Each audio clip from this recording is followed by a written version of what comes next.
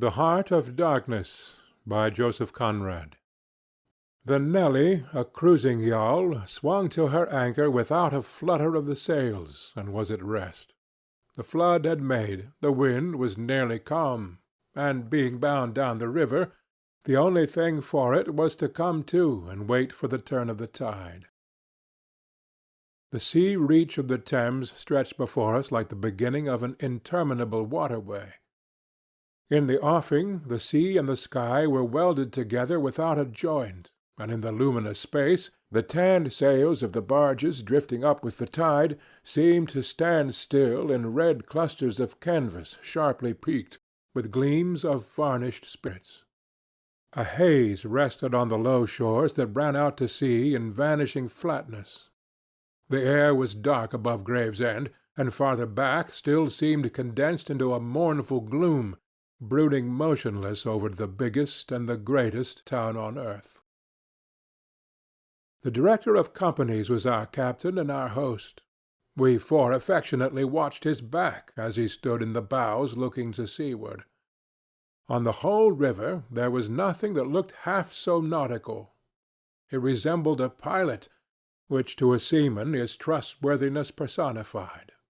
It was difficult to realize his work was not out there in the luminous estuary, but behind him within the brooding gloom. Between us there was, as I have already said somewhere, the bond of the sea. Besides holding our hearts together through long periods of separation, it had the effect of making us tolerant of each other's yarns, and even convictions. The lawyer, the best of old fellows, had, because of his many years and many virtues, the only cushion on deck, and was lying on the only rug. The accountant had brought out already a box of dominoes, and was toying architecturally with the bones. Marlow sat cross-legged, right aft, leaning against the mizzen-mast. He had sunken cheeks, a yellow complexion, a straight back, an ascetic aspect, and with his arms dropped, the palms of his hands outwards, resembled an idol. The director, satisfied the anchor had good hold, moved his way aft and sat down amongst us. We exchanged a few words lazily. Afterwards there was silence on board the yacht. For some reason or other we did not begin that game of dominoes. We felt meditative, and fit for nothing but placid staring. The day was ending in a serenity of still and exquisite brilliance. The water shone pacifically. The sky, without a speck, was a benign immensity of unstained light. The very mist on the Essex marsh was like a gauzy and radiant fabric hung from the wooded rises inland and draping the low shores in diaphanous folds. Only the gloom to the west, brooding over the upper reaches, became more sombre every minute, as if angered by the approach of the sun. And at last, in its curved and imperceptible fall, the sun sank low, and from glowing white changed to a dull red, without rays and without heat, as if about to go out suddenly, stricken to death by the touch of that gloom brooding over a crowd of men. Forthwith a change came over the waters, and the serenity became less brilliant but more profound. The old river in its broad reach rested unruffled at the decline of the day, after ages of good service done to the race that peopled its banks, spread out in the tranquil dignity of a waterway leading to the uttermost ends of the earth. We looked at the venerable stream not in the vivid flush of a short day that comes and departs forever, but in the august light of abiding memories. And indeed, nothing is easier for a man who has, as the phrase goes, followed the sea with reverence and affection, than to evoke the great spirit of the past upon the lower reaches of the Thames. The tidal current runs to and fro in its unceasing service, crowded with the memories of men and ships it had borne to the rest of home or to the battles of the sea. It had known and served all the men of whom the nation is proud, from Sir Francis Drake to Sir John Franklin, knights all, titled and untitled, the great knights-errant of the sea. It had borne all the ships whose names are like jewels flashing in the night of time, from the Golden Hind, returning with her rotund flanks full of treasure to be visited by the Queen's Highness and thus pass out of the gigantic tale, to the Erebus and Terror, bound on other conquests, and that never returned. It had known the ships and the men. They had sailed from Deptford, from Greenwich, from Erith, the adventurers and the settlers, king's ships and the ships of men on change, captains, admirals, the dark interlopers of the Eastern trade, and the commissioned generals of the East India fleet.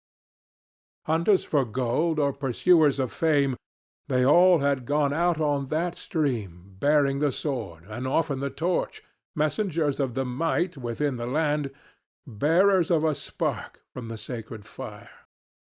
What greatness had not floated on the ebb of that river into the mystery of the unknown earth? The dreams of men, the seed of the commonwealths, the germs of empires. The sun set. The dusk fell on the stream, and lights began to appear along the shore. The Chapman lighthouse, a three-legged thing erect on a mud-flat, shone strongly. Lights of ships moved in the fairway, a great stir of lights going up and going down. And farther west, on the upper reaches, the place of the monstrous town was still marked ominously on the sky, a brooding gloom in sunshine, a lurid glare under the stars. "And this also," said Marlow suddenly, "has been one of the dark places of the earth." He was the only man of us who still followed the sea. The worst that could be said of him was that he did not represent his class. He was a seaman, but he was a wanderer too, while most seamen lead, if one may so express it, a sedentary life. Their minds are of the stay-at-home order, and their home is always with them, the ship, and so is their country, the sea. One ship is very much like another, and the sea is always the same.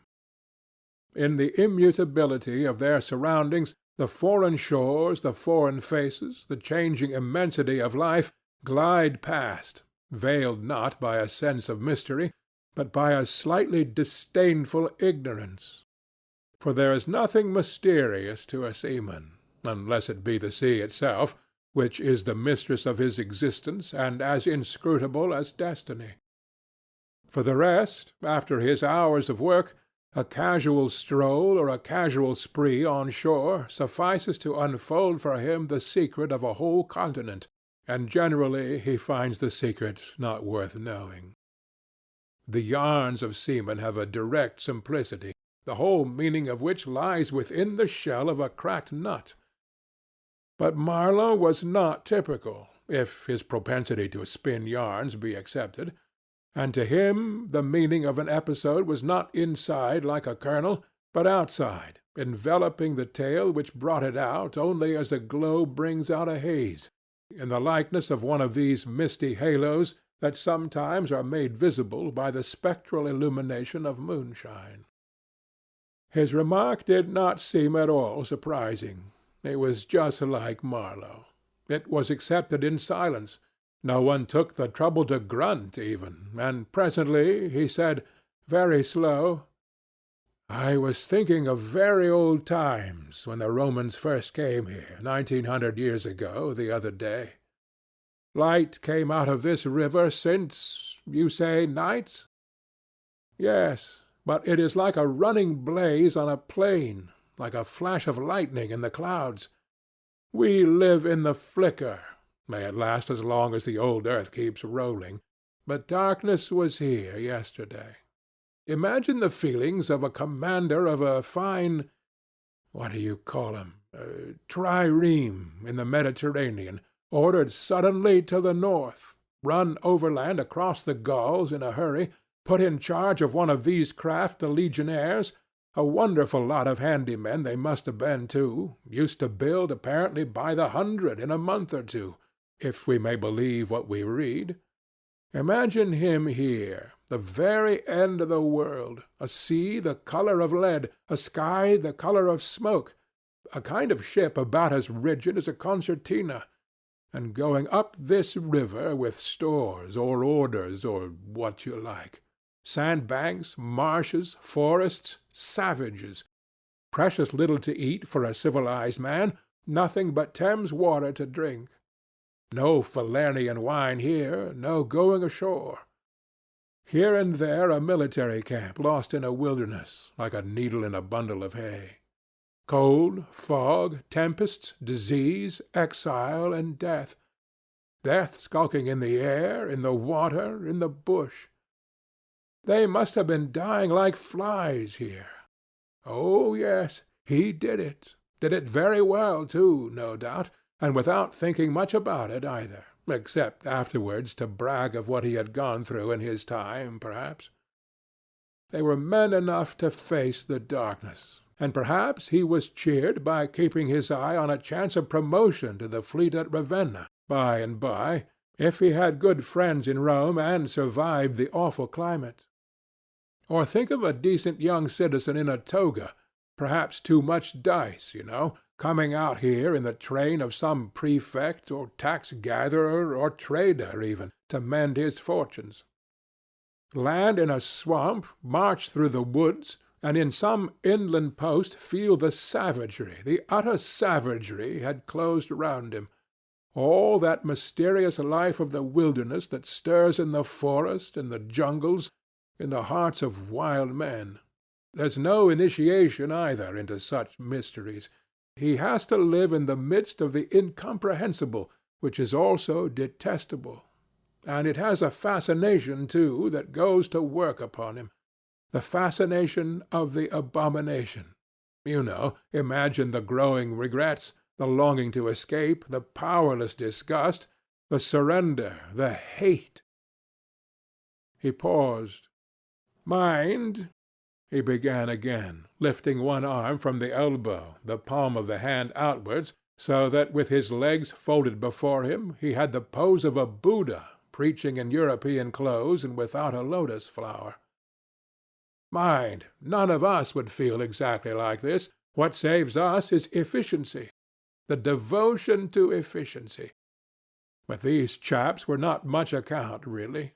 They were no colonists. Their administration was merely a squeeze and nothing more, I suspect. They were conquerors, and for that you want only brute force, nothing to boast of when you have it, since your strength is just an accident arising from the weakness of others. They grabbed what they could get for the sake of what was to be got. It was just robbery with violence, aggravated murder on a great scale, and men going at it blind, as is very proper for those who tackle a darkness. The conquest of the earth, which mostly means the taking it away from those who have a different complexion or slightly flatter noses than ourselves, is not a pretty thing when you look into it too much. What redeems it is the idea only, an idea at the back of it, not a sentimental pretense, but an idea, and an unselfish belief in the idea, something you can set up and bow down before and offer a sacrifice to.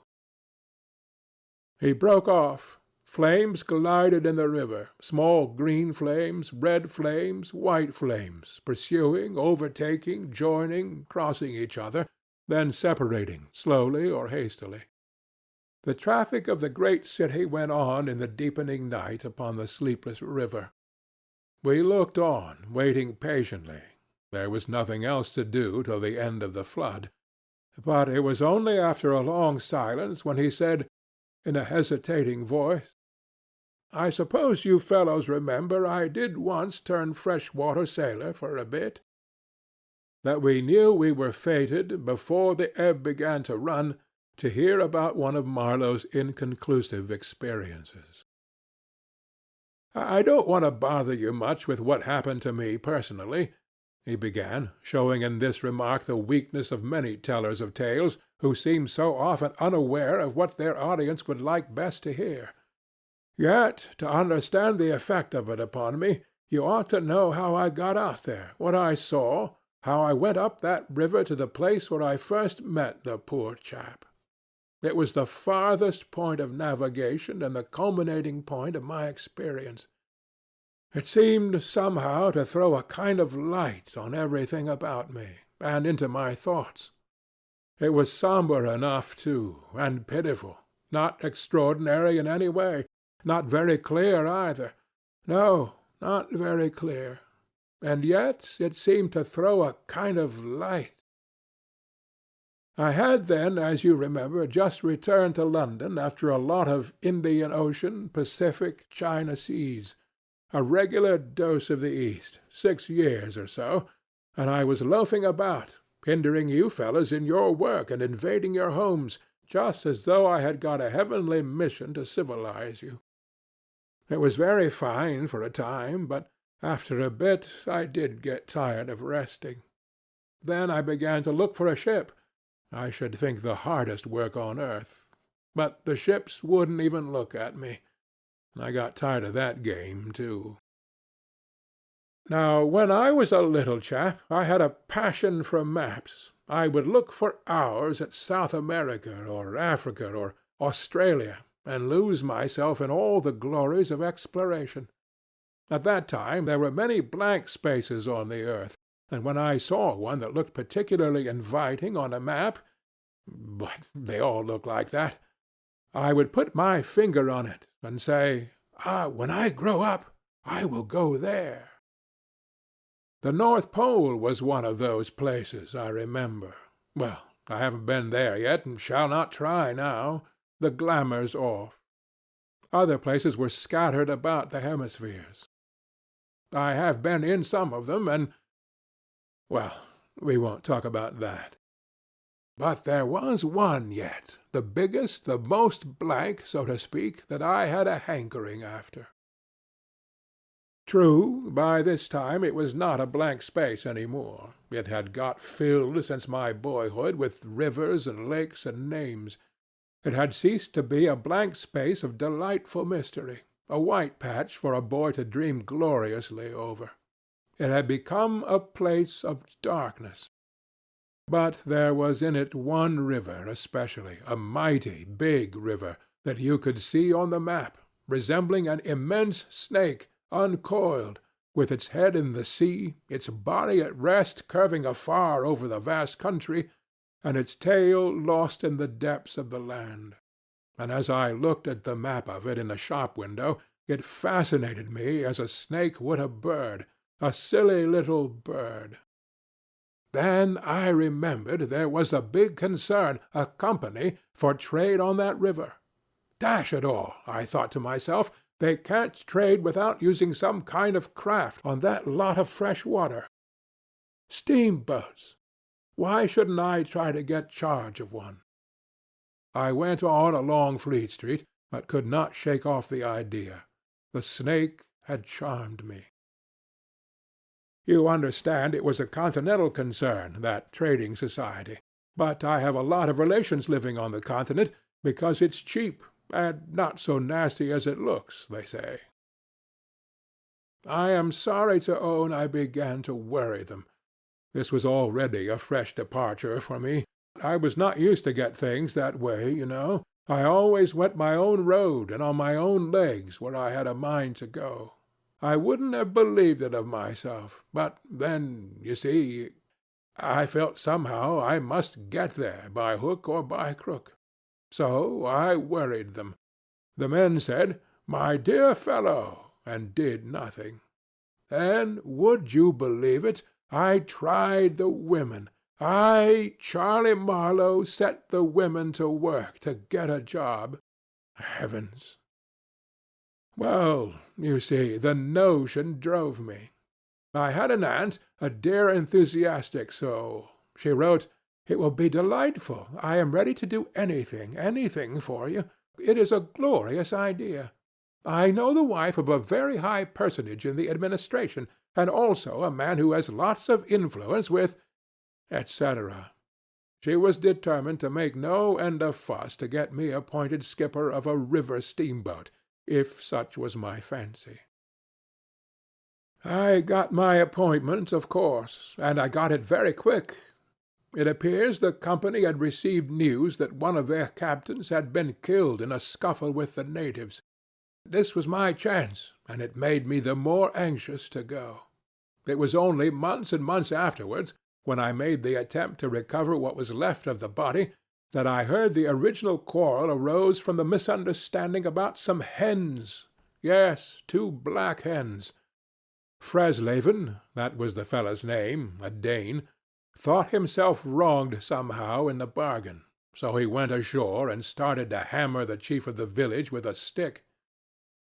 Oh, it didn't surprise me in the least to hear this, and at the same time to be told that Fresleven was the gentlest, quietest creature that ever walked on 2 legs.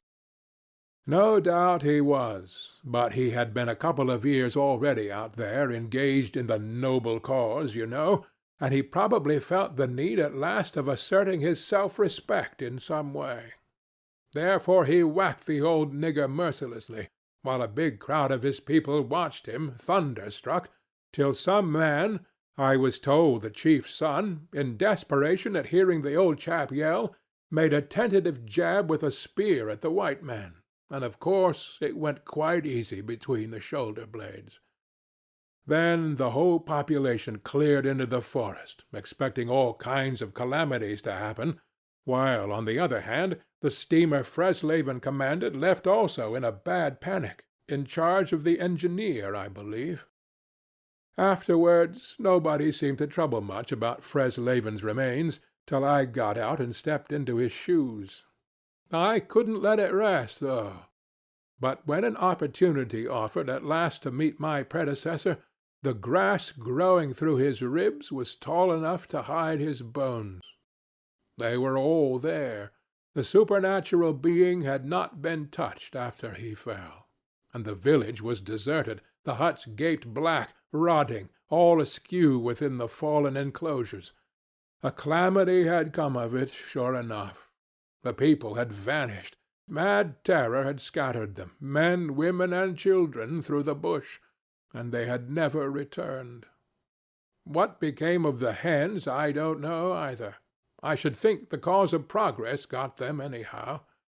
However, through this glorious affair I got my appointment, before I had fairly begun to hope for it. I flew around like mad to get ready, and before 48 hours I was crossing the Channel to show myself to my employers and sign the contract. In a very few hours I arrived in a city that always makes me think of a whited sepulchre. Prejudice, no doubt. I had no difficulty in finding the company's offices. It was the biggest thing in the town, and everybody I met was full of it. They were going to run an oversea empire and make no end of coin by trade. A narrow and deserted street in deep shadow, high houses, innumerable windows with Venetian blinds, a dead silence, grass sprouting right and left, immense double doors standing ponderously ajar. I slipped through one of these cracks, went up a swept and ungarnished staircase, as arid as a desert, and opened the first door I came to. 2 women, one fat and the other slim, sat on straw-bottomed chairs, knitting black wool. The slim one got up and walked straight at me, still knitting with downcast eyes, and only just as I began to think of getting out of her way, as you would for a somnambulist, stood still and looked up. Her dress was as plain as an umbrella cover, and she turned round without a word and preceded me into a waiting-room. I gave my name and looked about. Deal table in the middle, plain chairs all around the walls. On one end a large shining map, marked with all the colors of a rainbow. There was a vast amount of red, good to see at any time, because one knows that some real work is done in there. A deuce of a lot of blue, a little green, smears of orange, and on the east coast a purple patch, to show where the jolly pioneers of progress drink the jolly lager beer. However, I wasn't going into any of these. I was going into the yellow, dead in the center. and the river was there, fascinating, deadly, like a snake. Ah! A door opened. A white-haired secretarial head, but wearing a compassionate expression, appeared, and a skinny forefinger beckoned me into the sanctuary. Its light was dim, and a heavy writing-desk squatted in the middle. From behind that structure came out an impression of pale plumpness in a frock coat. The great man himself. He was 5 feet 6, I should judge, and had his grip on the handle end of ever so many millions. He shook hands, I fancy, murmured vaguely, was satisfied with my French, bon voyage. In about 45 seconds I found myself again in the waiting-room with the compassionate secretary, who, full of desolation and sympathy, made me sign some document. I believe I undertook, amongst other things, not to disclose any trade secrets. Well, I'm not going to. I began to feel slightly uneasy. You know, I am not used to such ceremonies, and there was something ominous in the atmosphere. It was just as though I had been let into some conspiracy. I don't know, something not quite right, and I was glad to get out. In the outer room, the two women knitted black wool feverishly. People were arriving, and the younger one was walking back and forth introducing them. The old one sat on her chair. Her flat cloth slippers were propped up on a foot-warmer, and a cat reposed on her lap. She wore a starched white affair on her head, had a wart on one cheek, and silver-rimmed spectacles hung on the tip of her nose. She glanced at me above the glasses. The swift and indifferent placidity of that look troubled me. Two youths with foolish and cheery countenances were being piloted over, and she threw at them the same quick glance of unconcerned wisdom. She seemed to know all about them, and about me too. An eerie feeling came over me. She seemed uncanny and fateful. Often far away there I thought of these two, guarding the door of darkness, knitting black wool as for a warm pall, one introducing continuously to the unknown, the other scrutinizing the cheery and foolish faces with unconcerned old eyes. Ave! Old knitter of black wool, morituri te salutant. Not many of those she looked at ever saw her again. Not half, by a long way. There was yet a visit to the doctor. A simple formality, assured me the secretary, with an air of taking an immense part in all my sorrows. Accordingly, a young chap wearing his hat over the left eyebrow, some clerk, I suppose, there must have been clerks in the business, though the house was as still as a house in a city of the dead, came from somewhere upstairs and led me forth. He was shabby and careless, with ink stains on the sleeves of his jacket, and his cravat was large and billowy, under a chin shaped like the toe of an old boot. It was a little too early for the doctor, so I proposed a drink, and thereupon he developed a vein of joviality. As we sat over our vermouths, he glorified the company's business, and by I expressed casually my surprise at him not going out there. He became very cool and collected all at once. "I am not such a fool as I look," quoth Plato to his disciples, he said sententiously, emptied his glass with great resolution, and we rose. The old doctor felt my pulse, evidently thinking of something else the while. "Good, good for there," he mumbled, and then with a certain eagerness asked me whether I would let him measure my head. Rather surprised, I said yes, when he produced a thing like calipers and got the dimensions back and front and every way, taking notes carefully. He was an unshaven little man in a threadbare coat like a gabardine, with his feet in slippers, and I thought him a harmless fool. "I always ask leave, in the interest of science, to measure the crania of those going out there," he said. "And when they come back, too?" I asked. "Oh, I never see them," he remarked. And, moreover, the changes take place inside, you know." He smiled, as if at some quiet joke. "So you are going out there. Famous. Interesting, too." He gave me a searching glance and made another note. "Ever any madness in your family?" he asked in a matter-of-fact tone. I felt very annoyed. Is that question in the interests of science, too?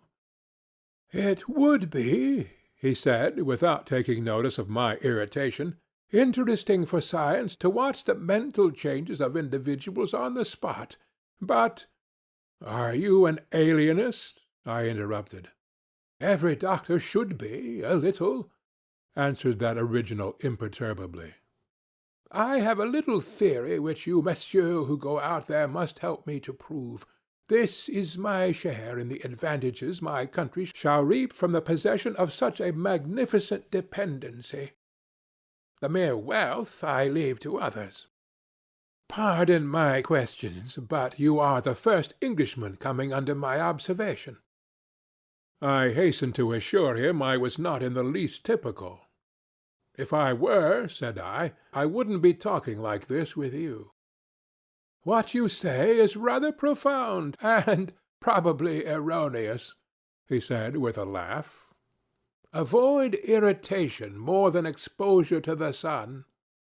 Adieu. How do you English say good-bye? Ah, good-bye. Adieu. In the tropics one must, before everything, keep calm."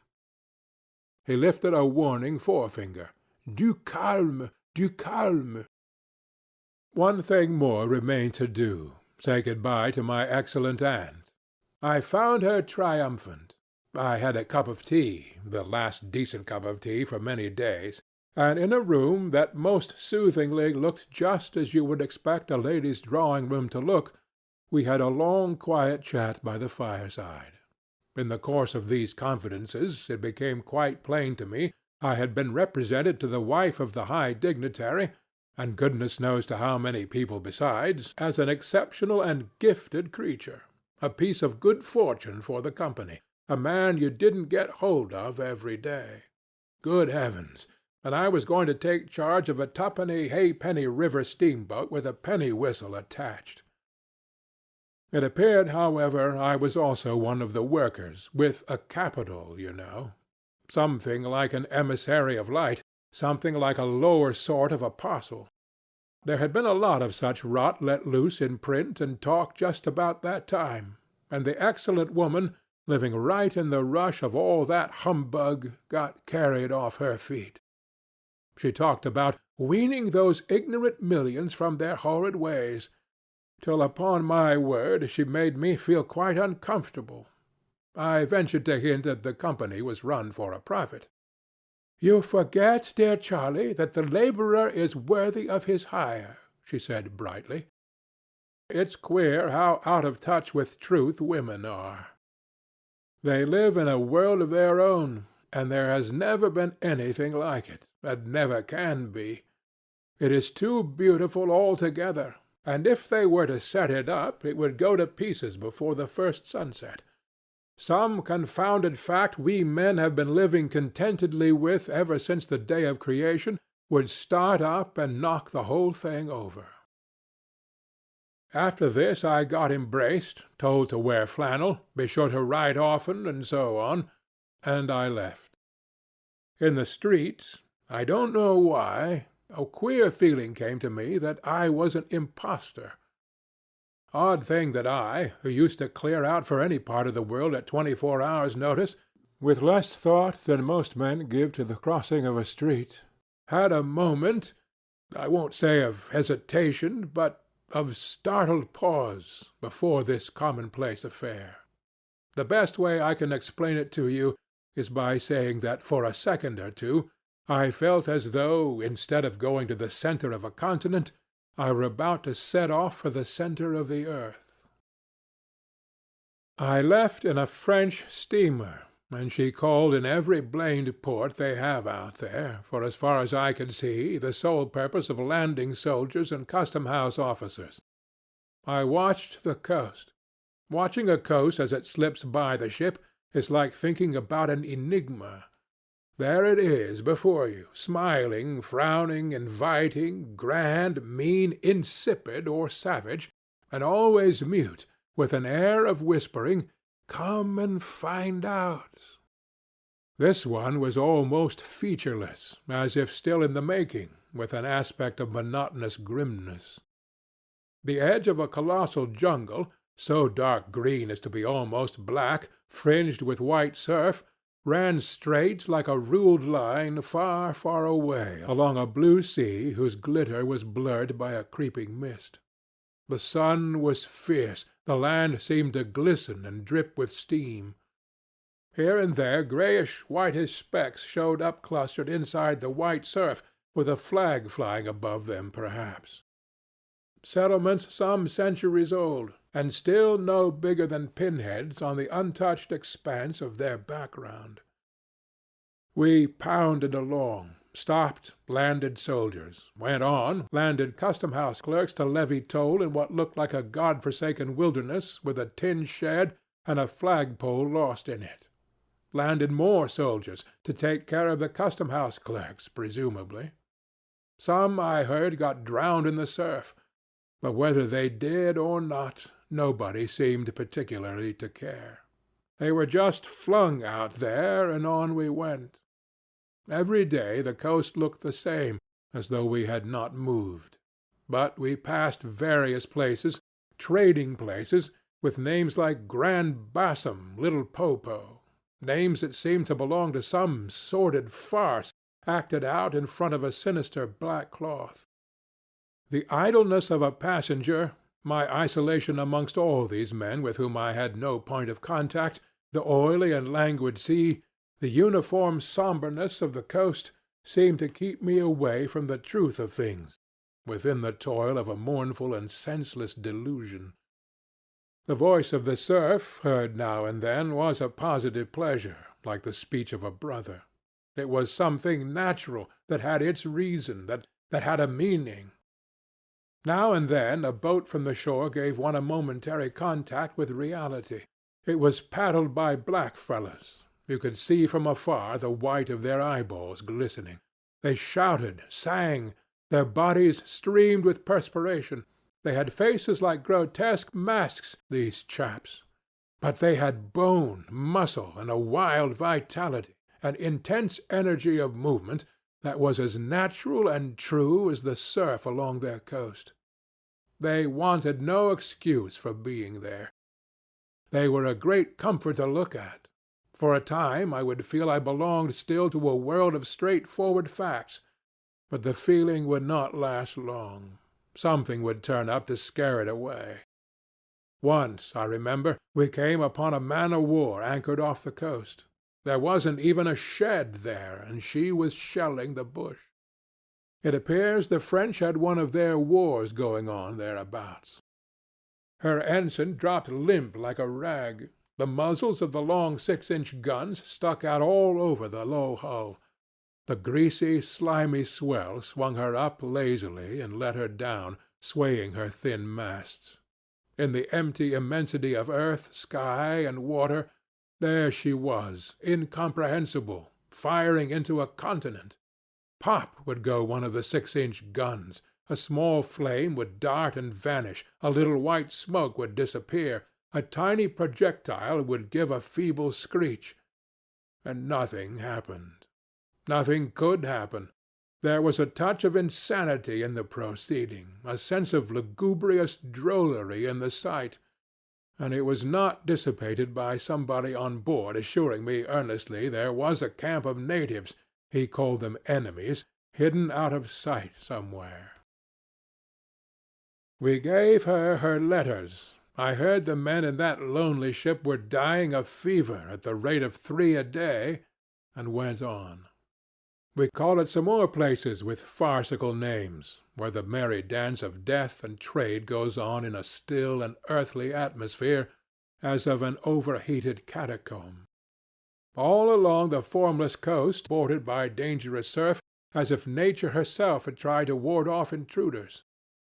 In and out of rivers, streams of death in life, whose banks were rotting into mud, whose waters, thickened into slime, invaded the contorted mangroves that seemed to writhe at us in the extremity of an impotent despair. Nowhere did we stop long enough to get a particularized impression, but the general sense of vague and oppressive wonder grew upon me. It was like a weary pilgrimage amongst hints for nightmares. It was upward of 30 days before I saw the mouth of the big river. We anchored off the seat of the government, but my work would not begin till some 200 miles further on, so as soon as I could I made a start for the place 30 miles higher up. I had my passage on a little sea-going steamer. Her captain was a Swede, and knowing me for a seaman, invited me on the bridge. He was a young man, lean, fair, and morose, with lanky hair and a shuffling gait. As we left the miserable little wharf, he tossed his head contemptuously at the shore. "Been living there?" he asked. I said yes. "Fine lot, those government chaps, are they not?" he went on, speaking English with great precision and considerable bitterness. "It is funny what some people will do for a few francs a month. I wonder what becomes of that kind when it goes up country." I said to him I expected to see that soon. "So!" he exclaimed. He shuffled athwart, keeping an eye ahead vigilantly. "Don't be too sure," he continued. "The other day I took up a man who hanged himself on the road. He was a Swede, too." "Hanged himself? Why, in God's name?" I cried. He kept on looking out watchfully. "Who knows? The sun too much for him. Or the country, perhaps." At last we opened a reach. A rocky cliff appeared, mounds of turned-up earth by the shore, houses on a hill, others with iron roofs, amongst a waste of excavations, or hanging to the declivity. A continuous noise of the rapids above hovered over this scene of inhabited devastation.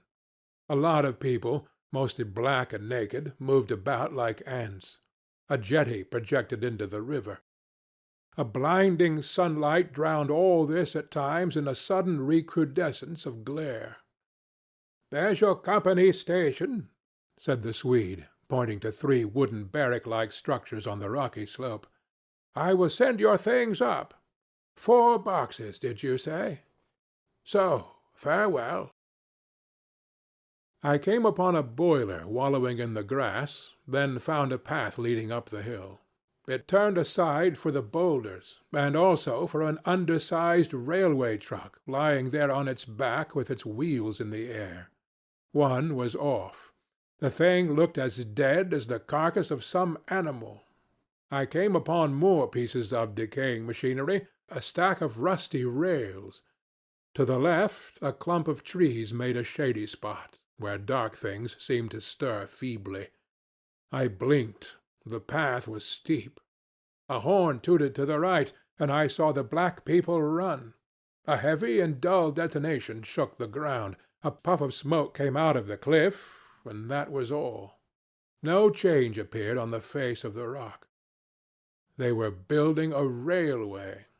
The cliff was not in the way or anything, but this objectless blasting was all the work going on. A slight clinking behind me made me turn my head. 6 black men advanced in a file, toiling up the path. They walked erect and slow, balancing small baskets full of earth on their heads, and the clink kept time with their footsteps. Black rags were wound round their loins, and the short ends behind waggled to and fro like tails. I could see every rib. The joints of their limbs were like knots in a rope.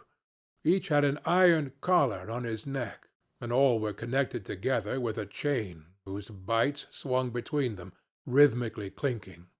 Another report from the cliff made me think suddenly of that ship of war I had seen firing into a continent. It was the same kind of ominous voice, but these men could by no stretch of imagination be called enemies.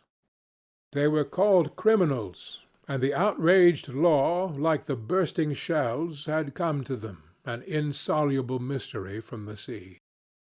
All their meagre breasts panted together, the violently dilated nostrils quivered, the eyes stared stonily uphill. They passed me within 6 inches without a glance, with that complete death-like indifference of unhappy savages.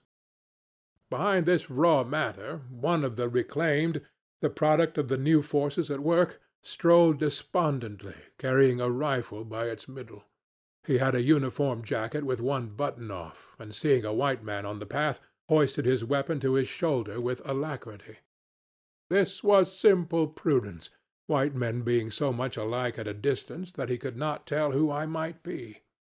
He was speedily reassured, and with a large white rascally grin and a glance at his charge, seemed to take me into partnership in his exalted trust. After all, I also was a part of the great cause of these high and just proceedings. Instead of going up, I turned and descended to the left. My idea was to let that chain-gang get out of sight before I climbed the hill. You know I am not particularly tender. I've had to strike and to fend off. I've had to resist and to attack sometimes. That's only one way of resisting, without counting the exact cost, according to the demands of such sort of life as I had blundered into. I've seen the devil of violence, and the devil of greed, and the devil of hot desire, but by all the stars, these were strong, lusty, red-eyed devils that swayed and drove men, I tell you. But as I stood on this hillside, I foresaw that in the blinding sunshine of that land I would become acquainted with a flabby, pretending, weak-eyed devil of a rapacious and pitiless folly. How insidious he could be, too, I was only to find out several months later, and 1,000 miles farther. For a moment I stood appalled, as though by a warning. Finally I descended the hill obliquely towards the trees I had seen. I avoided a vast artificial hole somebody had been digging on the slope, the purpose of which I found it impossible to divine. It wasn't a quarry or a sand-pit, anyhow. It was just a hole. It might have been connected with the philanthropic desire of giving the criminal something to do. I don't know. Then I nearly fell into a very narrow ravine, almost no more than a scar in the hillside. I discovered that a lot of imported drainage pipes for the settlement had been tumbled in there. There wasn't one that was not broken. It was a wanton smash-up. At last I got under the trees. My purpose was to stroll into the shade for a moment, but no sooner within than it seemed to me I had stepped into the gloomy circle of some inferno. The rapids were near, and an uninterrupted, uniform, headlong, rushing noise filled the mournful stillness of the grove, where not a breath stirred and not a leaf moved, with a mysterious sound, as though the tearing pace of the launched earth had suddenly become audible. Black shapes crouched, sat between the trees leaning against the trunks, clinging to the earth, half coming out, half effaced within the dim light, in all the attitudes of pain, abandonment, and despair. Another mine on the cliff went off, followed by a slight shudder of the soil under my feet. The work was going on. The work! And this was the place where some of the helpers had withdrawn to die. They were dying slowly, it was very clear. They were not enemies, they were not criminals, they were nothing earthly now. Nothing but black shadows of disease and starvation lying confusedly in the greenish gloom. Brought from all the recesses of the coast in all the legality of time contracts, lost in uncongenial surroundings, fed on unfamiliar food, they sickened, became inefficient, and were then allowed to crawl away and rest. These moribund shapes were free as air, and nearly as thin. I began to distinguish the gleam of the eyes under the trees. Then, glancing down, I saw a face near my hand. The black bones reclined at full length with one shoulder against the tree, and slowly the eyelids rose and the sunken eyes looked up at me, enormous and vacant, a kind of blind white flicker in the depths of the orbs, which died out slowly. The man seemed young, almost a boy, but you know with them it's hard to tell. I found nothing else to do but to offer him one of my good Swede's ship's biscuits I had in my pocket. The fingers closed slowly on it and held. There was no other movement and no other glance. He had tied a bit of white worsted round his neck. Why? Where did he get it? Was it a badge, an ornament, a charm, a propitiatory act? Was there any idea at all connected with it? It looked startling round his black neck, this bit of white thread from beyond the seas. Near the same tree, two more bundles of acute angles sat with their legs drawn up. One, with his chin propped on his knees, stared at nothing in an intolerable and appalling manner. His brother phantom rested its forehead, as if overcome with a great weariness. And all about others were scattered in every pose of contorted collapse, as in some picture of a massacre or a pestilence. While I stood horror-struck, one of these creatures rose to his hands and knees and went off on all fours towards the river to drink. He lapped out of his hand, then sat up in the sunlight, crossing his shins in front of him, and after a time let his woolly head fall on his breastbone. I didn't want any more loitering in the shade, and I made haste towards the station. When near the buildings I met a white man in such an unexpected elegance of get-up that in the first moment I took him for a sort of vision. I saw a high-starched collar, white cuffs, a light alpaca jacket, snowy trousers, a clean necktie, and varnished boots. No hat. Hair parted, brushed, oiled, under a green-lined parasol held in a big white hand. He was amazing, and had a penholder behind his ear. I shook hands with this miracle, and I learned he was the company's chief accountant, and that all the bookkeeping was done at this station. He had come out for a moment, he said, to get a breath of fresh air. The expression sounded wonderfully odd with its suggestion of sedentary desk life. I wouldn't have mentioned the fellow to you at all, only it was from his lips that I first heard the name of the man who is so indissolubly connected with the memories of that time. Moreover, I respected the fellow. Yes, I respected his collars, his vast cuffs, his brushed hair. His appearance was certainly that of a hairdresser's dummy, but in the great demoralization of the land he kept up his appearance. That's backbone. His starched collars and got-up shirt-fronts were achievements of character. He had been out nearly 3 years, and later I could not help asking him how he managed to sport such linen. He had just the faintest blush, and said modestly, "I've been teaching one of the native women about the station. It was difficult. She had a distaste for the work." Thus this man had verily accomplished something, and he was devoted to his books, which were in apple-pie order. Everything else in the station was in a muddle, heads, things, buildings. Strings of dusty niggers with splay feet arrived and departed. A stream of manufactured goods, rubbishy cottons, beads, and brass wire set into the depths of darkness, and in return came a precious trickle of ivory. I had to wait in the station for 10 days, an eternity. I lived in a hut in the yard, but to be out of the chaos I would sometimes get into the accountant's office.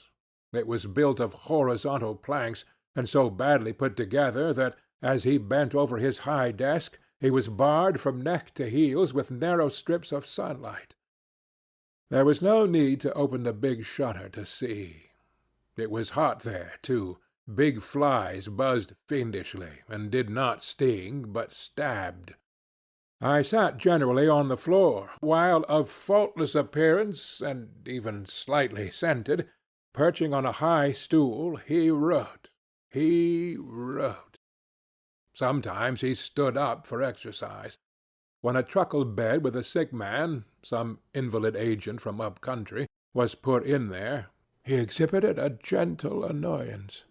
"The groans of this sick person," he said, "distract my attention, and without that it is extremely difficult to guard against clerical errors in this climate." One day he remarked, without lifting his head, "In the interior you will no doubt meet Mr. Kurtz." On my asking who Mr. Kurtz was, he said he was a first-class agent, and seeing my disappointment at this information, he added slowly, laying down his pen, "He is a very remarkable person." Further questions elicited from him that Mr. Kurtz was at present in charge of a trading post, a very important one, in the true ivory country, at the very bottom of there. Sends in as much ivory as all the others put together. He began to write again. The sick man was too ill to groan. The flies buzzed in a great peace.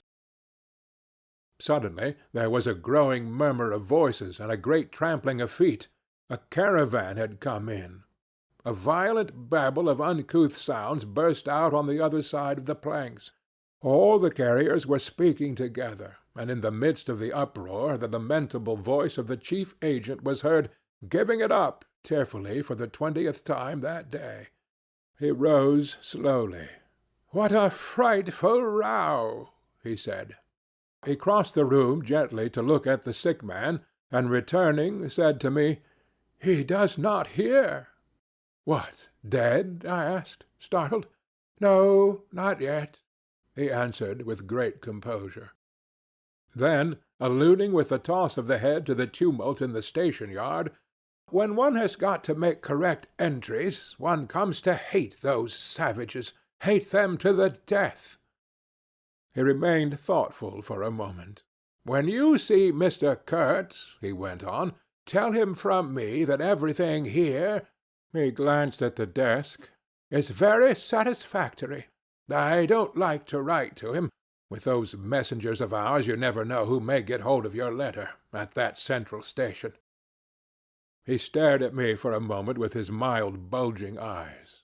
"Oh, he will go far, very far," he began again. "He will be a somebody in the administration before long. They above, the council in Europe, you know, mean him to be." He turned to his work. The noise outside had ceased, and presently, in going out, I stopped at the door. In the steady buzz of flies, the homeward-bound agent was lying finished and insensible. The other, bent over his books, was making correct entries of perfectly correct transactions, and 50 feet below the doorstep I could see the still tree-tops of the grove of death. Next day I left that station at last, with a caravan of 60 men, for a 200-mile tramp. No use telling you much about that. Paths, paths everywhere. A stamped-in network of paths spreading over the empty land, through the long grass, through burnt grass, through thickets, down and up chilly ravines, up and down stony hills ablaze with heat. And a solitude. A solitude. Nobody. Not a hut. The population had cleared out a long time ago. Well, if a lot of mysterious niggers, armed with all kinds of fearful weapons, suddenly took to travelling on the road between Deal and Gravesend, catching the yokels right and left to carry heavy loads for them, I fancy every farm and cottage thereabouts would get empty very soon. Only here the dwellings were gone too. Still, I passed through several abandoned villages. There's something pathetically childish in the ruins of grass walls. Day after day, with the stamp and shuffle of 60 pair of bare feet behind me, each pair under a 60-pound load. Camp, cook, sleep, strike camp, march. Now and then a carrier dead in harness, at rest in the long grass near the path, with an empty water-gourd and his long staff lying by his side. A great silence around and above. Perhaps on some quiet night the tremor of far-off drums, sinking, swelling, a tremor vast, faint.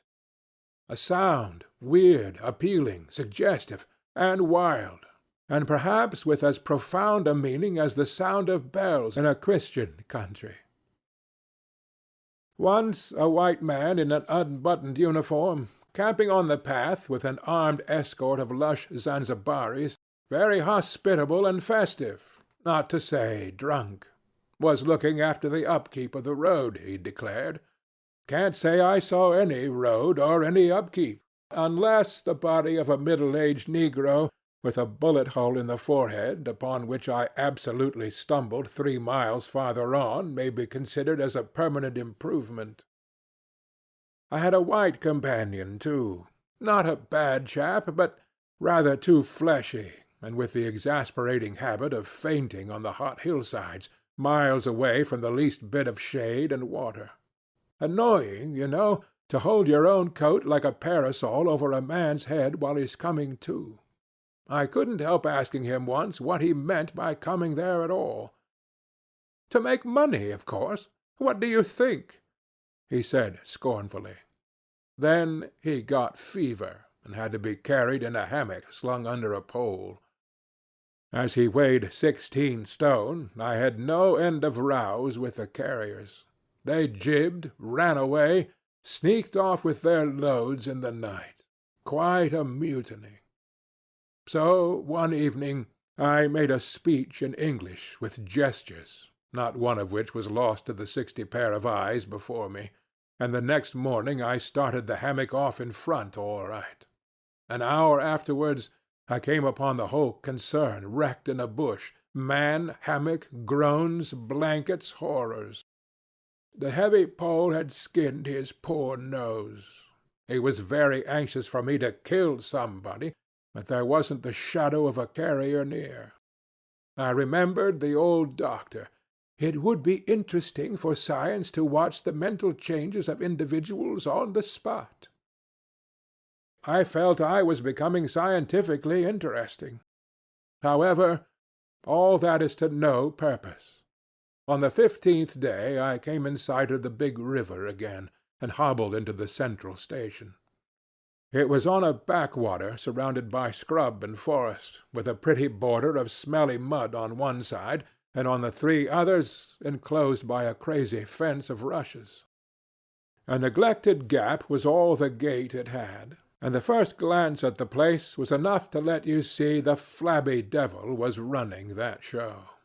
White men with long staves in their hands appeared languidly from amongst the buildings, strolling up to take a look at me, and then retired out of sight somewhere. One of them, a stout, excitable chap with black moustaches, informed me with great volubility and many digressions, as soon as I told him who I was, that my steamer was at the bottom of the river. I was thunderstruck. What? How? Why? Oh, it was all right. The manager himself was there. All quite correct. Everybody had behaved splendidly, splendidly. You must, he said in agitation, go and see the general manager at once. He is waiting. I did not see the real significance of that wreck at once. I fancy I see it now, but I am not sure, not at all. Certainly the affair was too stupid, when I think of it, to be altogether natural. Still, but at the moment it presented itself simply as a confounded nuisance. The steamer was sunk.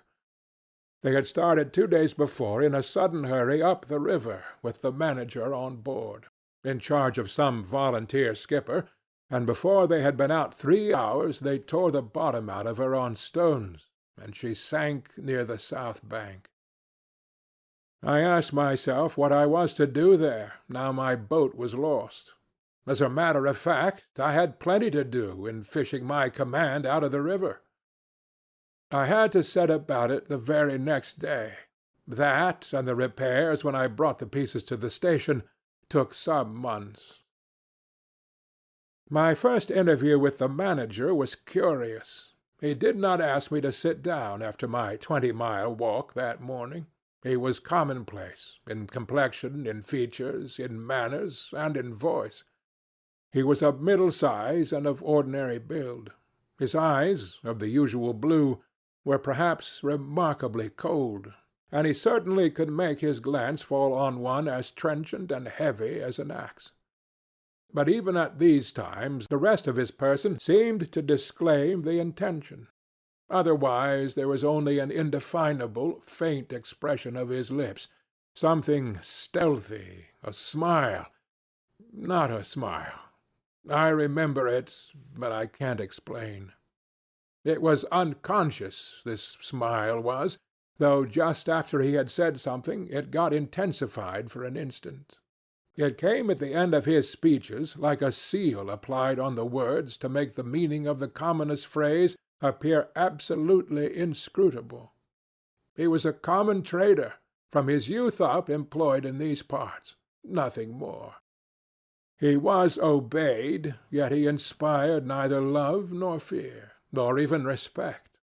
He inspired uneasiness. That was it. Uneasiness.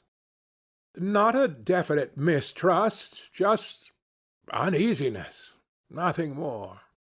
You have no idea how effective such a faculty can be. He had no genius for organizing, for initiative, or for order even. That was evident in such things as the deplorable state of the station.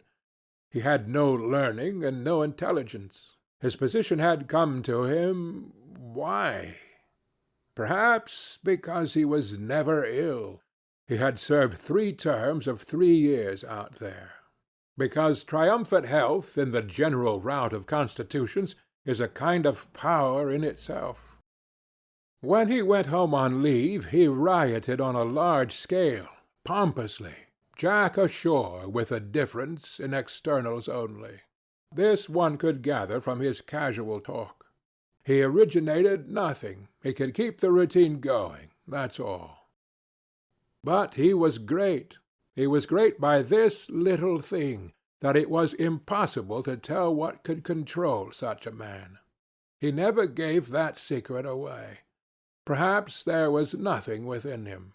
Such a suspicion made one pause, for out there were no external checks.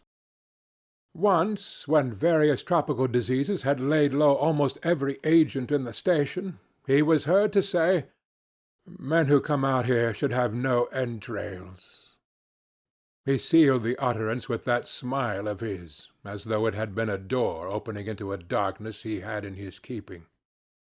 You fancied you had seen things, but the seal was on. When annoyed at mealtimes by the constant quarrels of the white men about precedence, he ordered an immense round table to be made, for which a special house had to be built. This was the station's mess-room. Where he sat was the first place. The rest were nowhere. One felt this to be his unalterable conviction. He was neither civil nor uncivil. He was quiet. He allowed his boy, an overfed young negro from the coast, to treat the white men under his very eyes with provoking insolence. He began to speak as soon as he saw me. I had been very long on the road. He could not wait, had to start without me. The up-river stations had to be relieved. There had been so many delays already that he did not know who was dead and who was alive, and how they got on, and so on and so on. He paid no attention to my explanations, and playing with a stick of sealing-wax, repeated several times that the situation was very grave, very grave. There were rumors that a very important station was in jeopardy, and its chief, Mr. Kurtz, was ill. Hoped it was not true.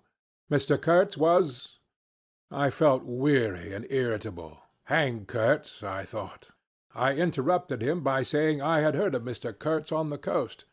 "Ah, so they talk of him down there," he murmured to himself. Then he began again, assuring me Mr. Kurtz was the best agent he had, an exceptional man, of the greatest importance to the company. Therefore I could understand his anxiety. He was, he said, very, very uneasy. Certainly he fidgeted on his chair a good deal, exclaimed, "Ah, Mr. Kurtz," broke the stick of sealing-wax, and seemed dumbfounded by the accident. Next thing he wanted to know how long it would take to— I interrupted him again, being hungry, you know, and kept on my feet too. I was getting savage. "How can I tell?" I said. "I haven't even seen the wreck yet. Some months, no doubt." All this talk seemed to me so futile. "Some months," he said. "Well, let us say 3 months before we can make a start. Yes, that ought to do the affair." I flung out of his hut. He lived all alone in a clay hut with a sort of veranda, muttering to myself my opinion of him. He was a chattering idiot. Afterwards I took it back, when it was borne in upon me startlingly with what extreme nicety he had estimated the time requisite for the affair. I went to work the next day, turning, so to speak, my back on that station. In that way only, it seemed to me, I could keep my hold on the redeeming facts of life. Still one must look about sometimes, and then I saw this station, these men strolling aimlessly about in the sunshine of the yard. I asked myself sometimes what it all meant. They wandered here and there with their absurd long staves in their hands, like a lot of faithless pilgrims bewitched inside a rotten fence. The word ivory rang in the air, was whispered, was sighed. You would think they were praying to it. A taint of imbecile rapacity blew through it all, like a whiff from some corpse. By Jove, I've never seen anything so unreal in my life. And outside, the silent wilderness surrounding this cleared speck on the earth struck me as something great and invincible, like evil or truth, waiting patiently for the passing away of this fantastic invasion. Oh, these months! Well, never mind. Various things happened. One evening a grass shed full of calico, cotton prints, bees, and I don't know what else, burst into a blaze so suddenly that you would have thought the earth had opened to let an avenging fire consume all that trash. I was smoking my pipe quietly by my dismantled steamer, and saw them all cutting capers in the light with their arms lifted high, when the stout man with moustaches came tearing down to the river, a tin pail in his hand, assured me that everybody was behaving splendidly, splendidly, dipped about a quart of water, and tore back again.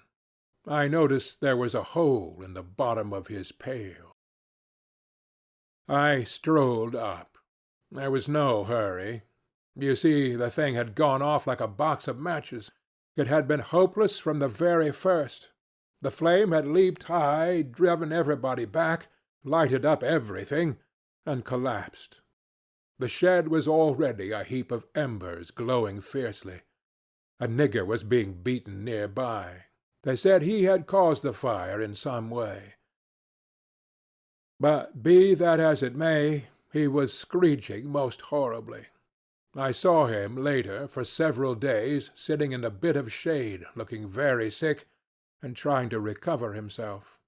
Afterwards he arose and went out, and the wilderness without a sound took him into its bosom again. As I approached the glow from the dark, I found myself at the back of 2 men, talking. I heard the name of Kurtz pronounced, then the words, "Take advantage of this unfortunate accident." One of the men was the manager. I wished him a good evening. "Did you ever see anything like it, eh? It was incredible," he said, and walked off. The other man remained. He was a first-class agent, young, gentlemanly, a bit reserved, with a forked little beard and a hooked nose. He was standoffish with the other agents, and they, on their side, said he was the manager's spy upon them. As to me, I had hardly ever spoken to him before. We got into talk, and by we strolled away from the hissing ruins. Then he asked me to his room, which was in the main building of the station. He struck a match, and I perceived that this young aristocrat had not only a silver-mounted dressing-case, but also a whole candle all to himself. Just at that time the manager was the only man supposed to have any right to candles. Native mats covered the clay walls. A collection of spears, assegais, shields, knives was hung up in trophies. The business entrusted to this fellow was the making of bricks. So I had been informed, but there wasn't a fragment of a brick anywhere in the station, and he had been there more than a year, waiting. It seems he could not make bricks without something. I don't know what. Straw, maybe. Anyway, it could not be found there, and as it was not likely to be sent from Europe, it did not appear clear to me what he was waiting for. An act of special creation, perhaps. However, they were all waiting, all the 16 or 20 pilgrims of them, for something. And upon my word, it did not seem an uncongenial occupation, from the way they took it, though the only thing that ever came to them was disease, as far as I could see. They beguiled the time by backbiting and intriguing against each other in a foolish kind of way. There was an air of plotting about that station, but nothing came of it, of course.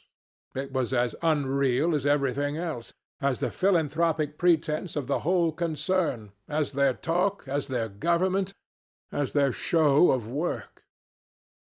The only real feeling was a desire to get appointed to a trading post where ivory was to be had, so that they could earn percentages.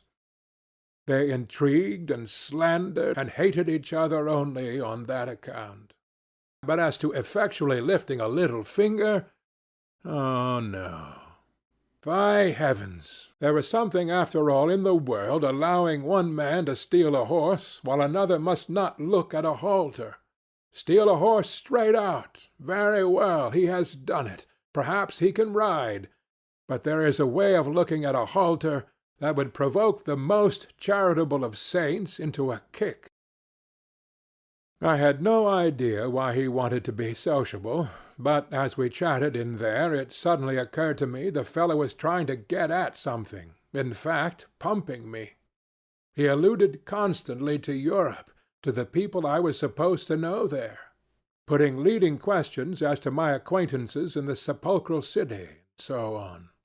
His little eyes glittered like mica discs with curiosity, though he tried to keep up a bit of superciliousness. At first I was astonished, but very soon I became awfully curious to see what he would find out from me. I couldn't possibly imagine what I had in me to make it worth his while. It was very pretty to see how he baffled himself, for in truth my body was full only of chills, and my head had nothing in it but that wretched steamboat business. It was evident he took me for a perfectly shameless prevaricator. At last he got angry, and to conceal a moment of furious annoyance, he yawned. I rose. Then I noticed a small sketch in oils on a panel, representing a woman draped and blindfolded, carrying a lighted torch. The background was sombre, almost black. The movement of the woman was stately, and the effect of the torchlight on the face was sinister. It arrested me, and he stood by civilly, holding an empty half-pint champagne bottle, medical comforts, with the candle stuck in it. To my question he said Mr. Kurtz had painted this, in this very station, more than a year ago, while waiting for means to go to his trading post. "Tell me, pray," said I, "who is this Mr. Kurtz?" "The chief of the inner station," he answered in a short tone, looking away. "Much obliged," I said, laughing. "And you are the brickmaker of the central station. Every one knows that." He was silent for a while. "He is a prodigy," he said at last. "He is an emissary of pity and science and progress, and devil knows what else. We want," he began to declaim suddenly, "for the guidance of the cause entrusted to us by Europe, so to speak, higher intelligence, wide sympathies, a singleness of purpose." "Who says that?" I asked. "Lots of them," he replied. "Some even write that. And so he comes here, a special being, as you ought to know." "Why ought I to know?" I interrupted, really surprised. He paid no attention. "Yes, to-day he is chief of the best station. Next year he will be assistant manager. 2 years more, and— But I dare say you know what he will be in 2 years' time. You are of the new gang, the gang of virtue. The same people who sent him specially also recommended you. Oh, don't say no. I've mine own eyes to trust." Light dawned upon me. My dear aunt's influential acquaintances were producing an unexpected effect upon that young man. I nearly burst into a laugh. "Do you read the company's confidential correspondence?" I asked. He hadn't a word to say. It was great fun. "When Mr. Kurtz," I continued severely, "is general manager, you won't have the opportunity." He blew the candle out suddenly, and we went outside. The moon had risen. Black figures strolled about listlessly, pouring water on the glow, whence proceeded a sound of hissing. Steam ascended in the moonlight. The beaten nigger groaned somewhere. "What a row the brute makes!" said the indefatigable man with the moustaches, appearing near us. "Serve him right. Transgression, punishment, bang. Pitiless, pitiless. That's the only way. This will prevent all conflagrations for the future. I was just telling the manager—" He noticed my companion and became crestfallen all at once. "Not in bed yet," he said, with a kind of servile heartiness. "It's so natural. Ah! Danger! Agitation!" He vanished. I went on to the riverside, and the other followed me. I heard a scathing murmur at my ear. "Heap of muffs, go to." The pilgrims could be seen in knots gesticulating, discussing. Several had still their staves in their hands. I verily believe they took these sticks to bed with them. Beyond the fence the forest stood up spectrally in the moonlight, and through that dim stir, through the faint sounds of that lamentable courtyard, the silence of the land went home to one's very heart, its mystery, its greatness, the amazing reality of its concealed life. The hurt nigger moaned feebly somewhere near by, and then fetched a deep sigh that made me mend my pace away from there. I felt a hand introducing itself under my arm. "My dear sir," said the fellow, "I don't want to be misunderstood, and especially by you, who will see Mr. Kurtz long before I can have that pleasure. I wouldn't like him to get a false idea of my disposition." I let him run on, this papier-mâché Mephistopheles, and it seemed to me that if I tried I could poke my forefinger through him, and would find nothing inside but a little loose dirt, maybe. He, don't you see, had been planning to be the assistant manager by and by under the present man, and I could see that the coming of that Kurtz had upset them both not a little. He talked precipitately, and I did not try to stop him. I had my shoulders against the wreck of my steamer, hauled up on the slope like a carcass of some big river animal. The smell of mud, of primeval mud, by Jove, was in my nostrils. The high stillness of primeval forest was before my eyes. There were shiny patches on the Black Creek. The moon had spread over everything a thin layer of silver, over the rank grass, over the mud, over the wall of matted vegetation standing higher than the wall of a temple. Over the great river I could see through a sombre gap, glittering, glittering, as it flowed broadly by without a murmur. All this was great, expectant, mute, while the man jabbered about himself. I wondered whether the stillness on the face of the immensity looking at us two were meant as an appeal or as a menace. What were we who had strayed in there? Could we handle that dumb thing, or would it handle us? I felt how big, how confoundedly big, was that thing that couldn't talk, and perhaps was deaf as well. What was in there? I could see a little ivory coming out from there, and I had heard Mr. Kurtz was in there. I had heard enough about it, too, God knows, yet somehow it didn't bring any image with it, no more than if I had been told an angel or a fiend was in there.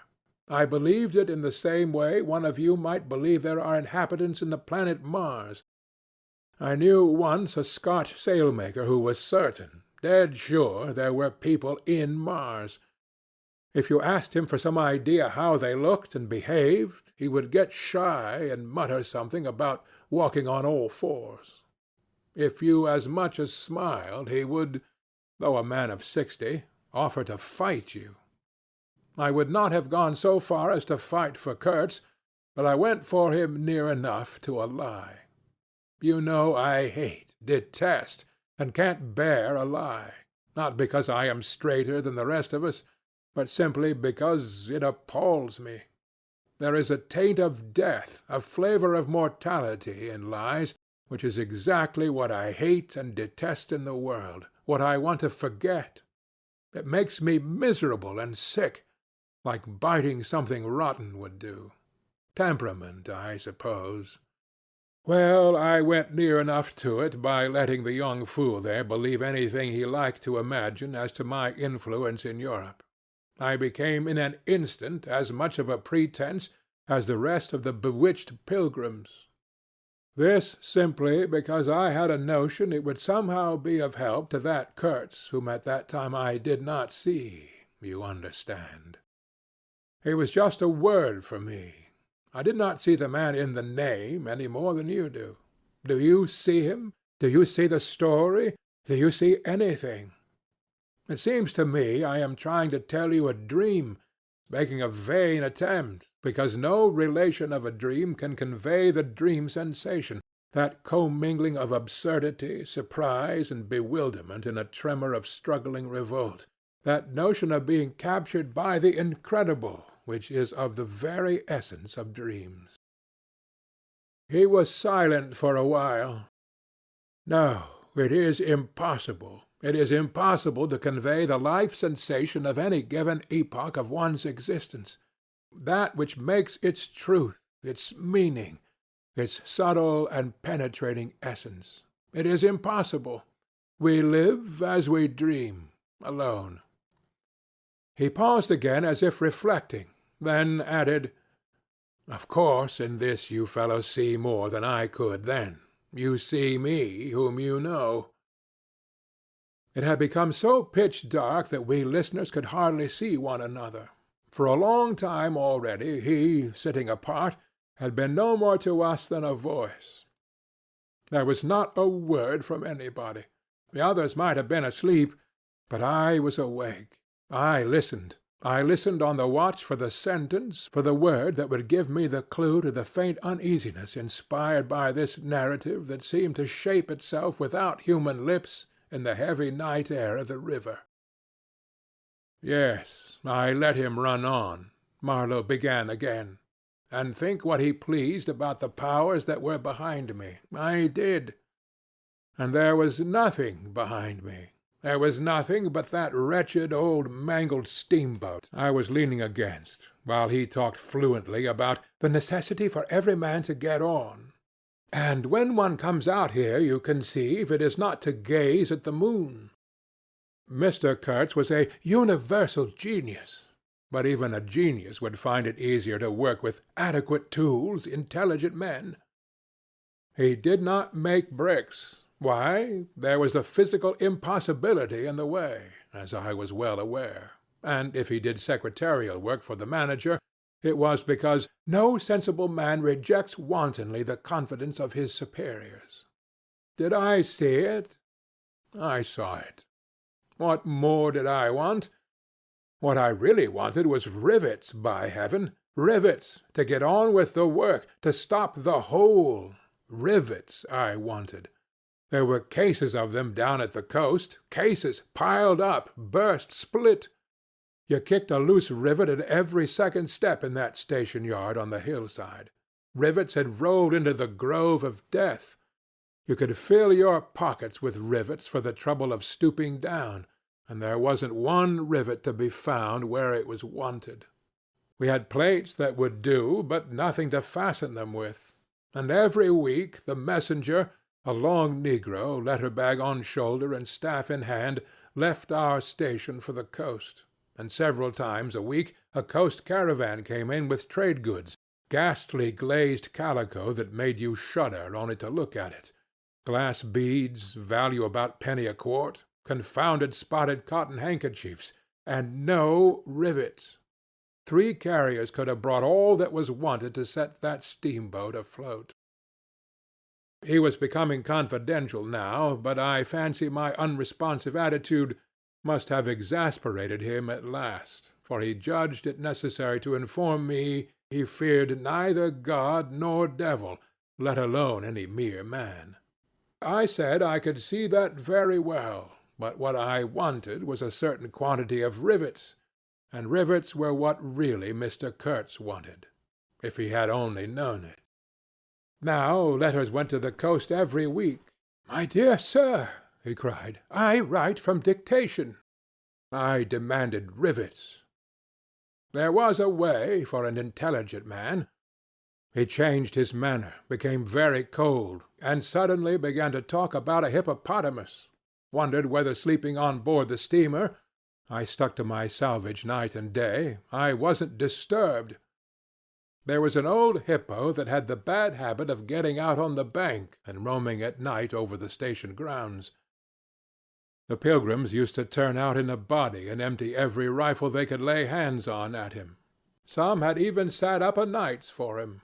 All this energy was wasted, though. "That animal has a charmed life," he said, "but you can say this only of brutes in this country. No man, you apprehend me, no man here bears a charmed life." He stood there for a moment in the moonlight with his delicate hooked nose set a little askew, and his mica eyes glittering without a wink. Then, with a curt good night, he strode off. I could see he was disturbed and considerably puzzled, which made me feel more hopeful than I had been for days. It was a great comfort to turn from that chap to my influential friend, the battered, twisted, ruined, tin-pot steamboat. I clambered on board. She rang under my feet like an empty Huntley and Palmer biscuit tin kicked along a gutter. She was nothing so solid in make, and rather less pretty in shape, but I had expended enough hard work on her to make me love her. No influential friend would have served me better. She had given me a chance to come out a bit, to find out what I could do. No, I didn't like work. I would rather laze about and think of all the fine things that can be done. I don't like work, no man does, but I like what is in the work, the chance to find yourself, your own reality, for yourself, not for others, what no other man can ever know. They can only see the mere show, and never can tell what it really means. I was not surprised to see somebody sitting aft on the deck with his legs dangling over the mud. You see, I rather chummed with the few mechanics there were in that station, whom the other pilgrims naturally despised, on account of their imperfect manners, I suppose. This was the foreman, a boiler-maker by trade, a good worker. He was a lank, bony, yellow-faced man, with big, intense eyes. His aspect was worried, and his head was as bald as the palm of my hand. But his hair, in falling, seemed to have stuck to his chin, and had prospered in the new locality, for his beard hung down to his waist. He was a widower with 6 young children. He had left them in charge of a sister of his to come out there, and the passion of his life was pigeon-flying. He was an enthusiast and a connoisseur. He would rave about pigeons. After work hours he used sometimes to come over from his hut for a little talk about his children and his pigeons. At work, when he had to crawl in the mud under the bottom of the steamboat, he would tie up that beard of his in a kind of white serviette he brought for the purpose. It had loops to go over his ears. In the evening he could be seen squatted on the bank, rinsing that wrapper in the creek with great care, then spreading it solemnly on a bush to dry. I slapped him on the back and shouted, "We shall have rivets!" He scrambled to his feet, exclaiming, "No, rivets!" as though he couldn't believe his ears. Then, in a low voice, "You, eh?" I don't know why we behaved like lunatics. I put my finger to the side of my nose and nodded mysteriously. "Good for you!" he cried, snapped his fingers above his head, lifting one foot. I tried a jig.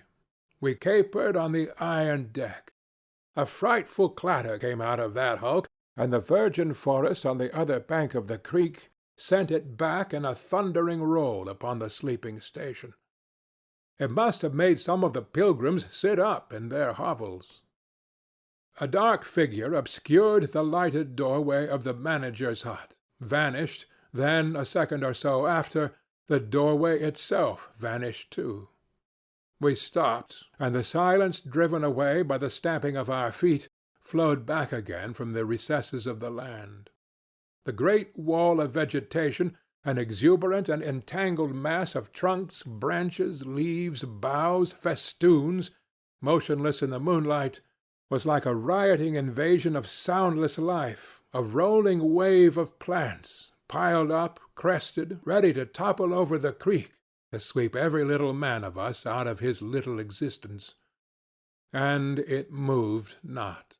A deadened burst of mighty splashes and snorts reached us from afar, as though an ichthyosaurus had been taking a bath of glitter in the great river.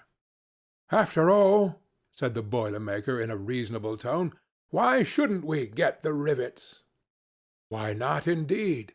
I did not know of any reason why we shouldn't. "They'll come in 3 weeks," I said confidently. But they didn't. Instead of rivets, there came an invasion, an infliction, a visitation. It came in sections during the next 3 weeks, each section headed by a donkey carrying a white man in new clothes and tan shoes, bowing from that elevation right and left to the impressed pilgrims. A quarrelsome band of footsore, sulky niggers trode on the heels of the donkey. A lot of tents, camp stools, tin boxes, white cases, brown bales would be shot down in the courtyard, and the air of mystery would deepen a little over the muddle of the station. 5 such installments came, with their absurd air of disorderly flight, with the loot of innumerable outfit shops and provision stores that one would think they were lugging, after a raid, into the wilderness for equitable division. It was an inextricable mess of things, decent in themselves, but that human folly made look like the spoils of thieving. This devoted band called itself the El Dorado Exploring Expedition, and I believe they were sworn to secrecy. Their talk, however, was the talk of sordid buccaneers. It was reckless without hardihood, greedy without audacity, and cruel without courage. There was not an atom of foresight or of serious intention in the whole batch of them, and they did not seem aware these things are wanted for the work of the world. To tear treasure out of the bowels of the land was their desire, with no more moral purpose at the back of it than there is in the burglars breaking into a safe. Who paid the expenses of the noble enterprise, I don't know, but the uncle of our manager was leader of that lot.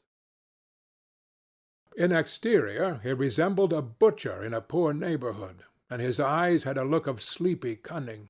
He carried his fat paunch with ostentation on his short legs, and during the time his gang infested the station, spoke to no one but his nephew.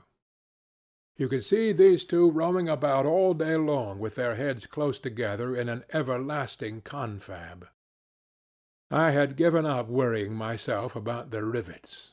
One's capacity for that kind of folly is more limited than you would suppose. I said, "Hang," and let things slide. I had plenty of time for meditation, and now and then I would give some thought to Kurtz. I wasn't very interested in him, no. Still, I was curious to see whether this man, who had come out equipped with moral ideas of some sort, would climb to the top after all, and how he would set about his work when there. One evening, as I was lying flat on the deck of my steamboat, I heard voices approaching, and there were the nephew and the uncle strolling along the bank. I laid my head on my arm again, and had nearly lost myself in a doze, when somebody said in my ear, as it were, "I am as harmless as a little child, but I don't like to be dictated to. Am I the manager, or am I not? I was ordered to send him there. It's incredible." I became aware that the two were standing on the shore alongside the forepart of the steamboat, just below my head.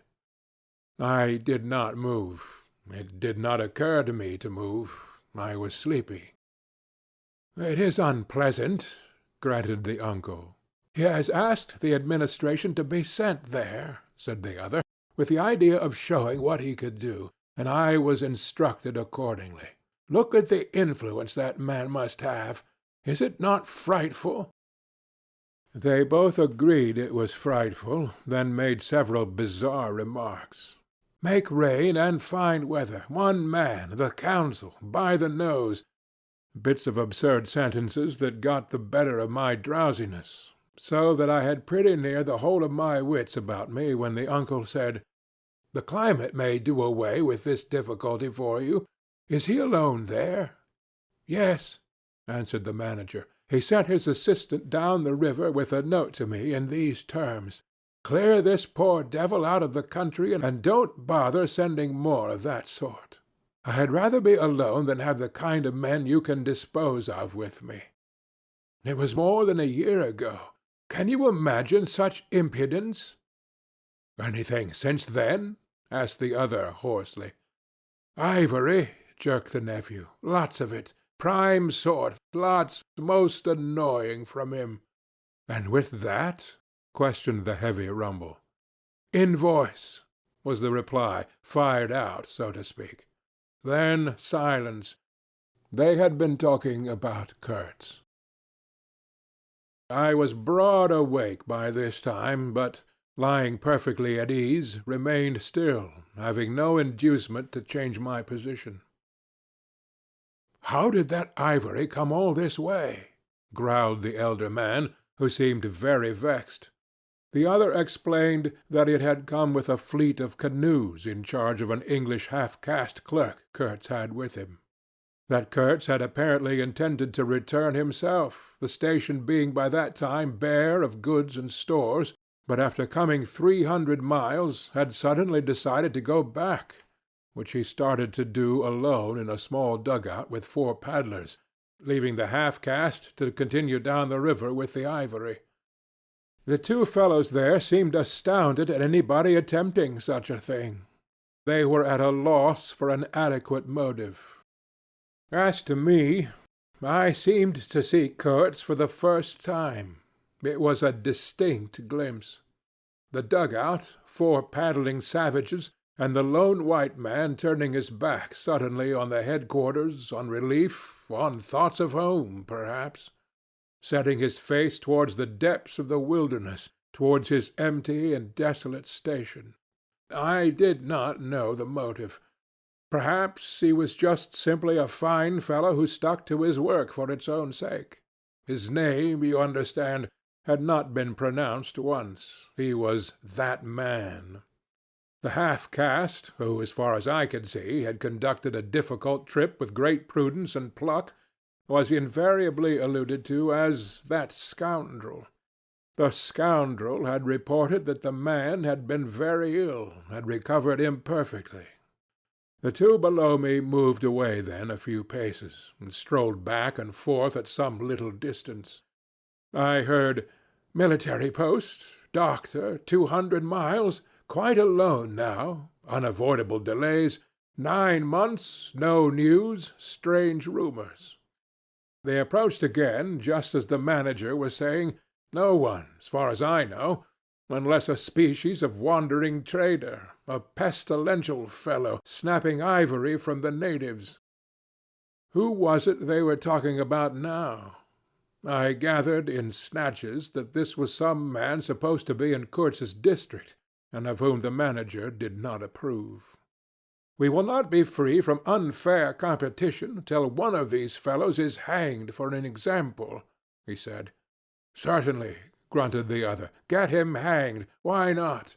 Anything can be done in this country. That's what I say. Nobody here, you understand, here, can endanger your position. And why? You stand the climate. You outlast them all. The danger is in Europe. But there, before I left, I took care to—" They moved off and whispered. Then their voices rose again. "The extraordinary series of delays is not my fault. I did my best." The fat man sighed. "Very sad."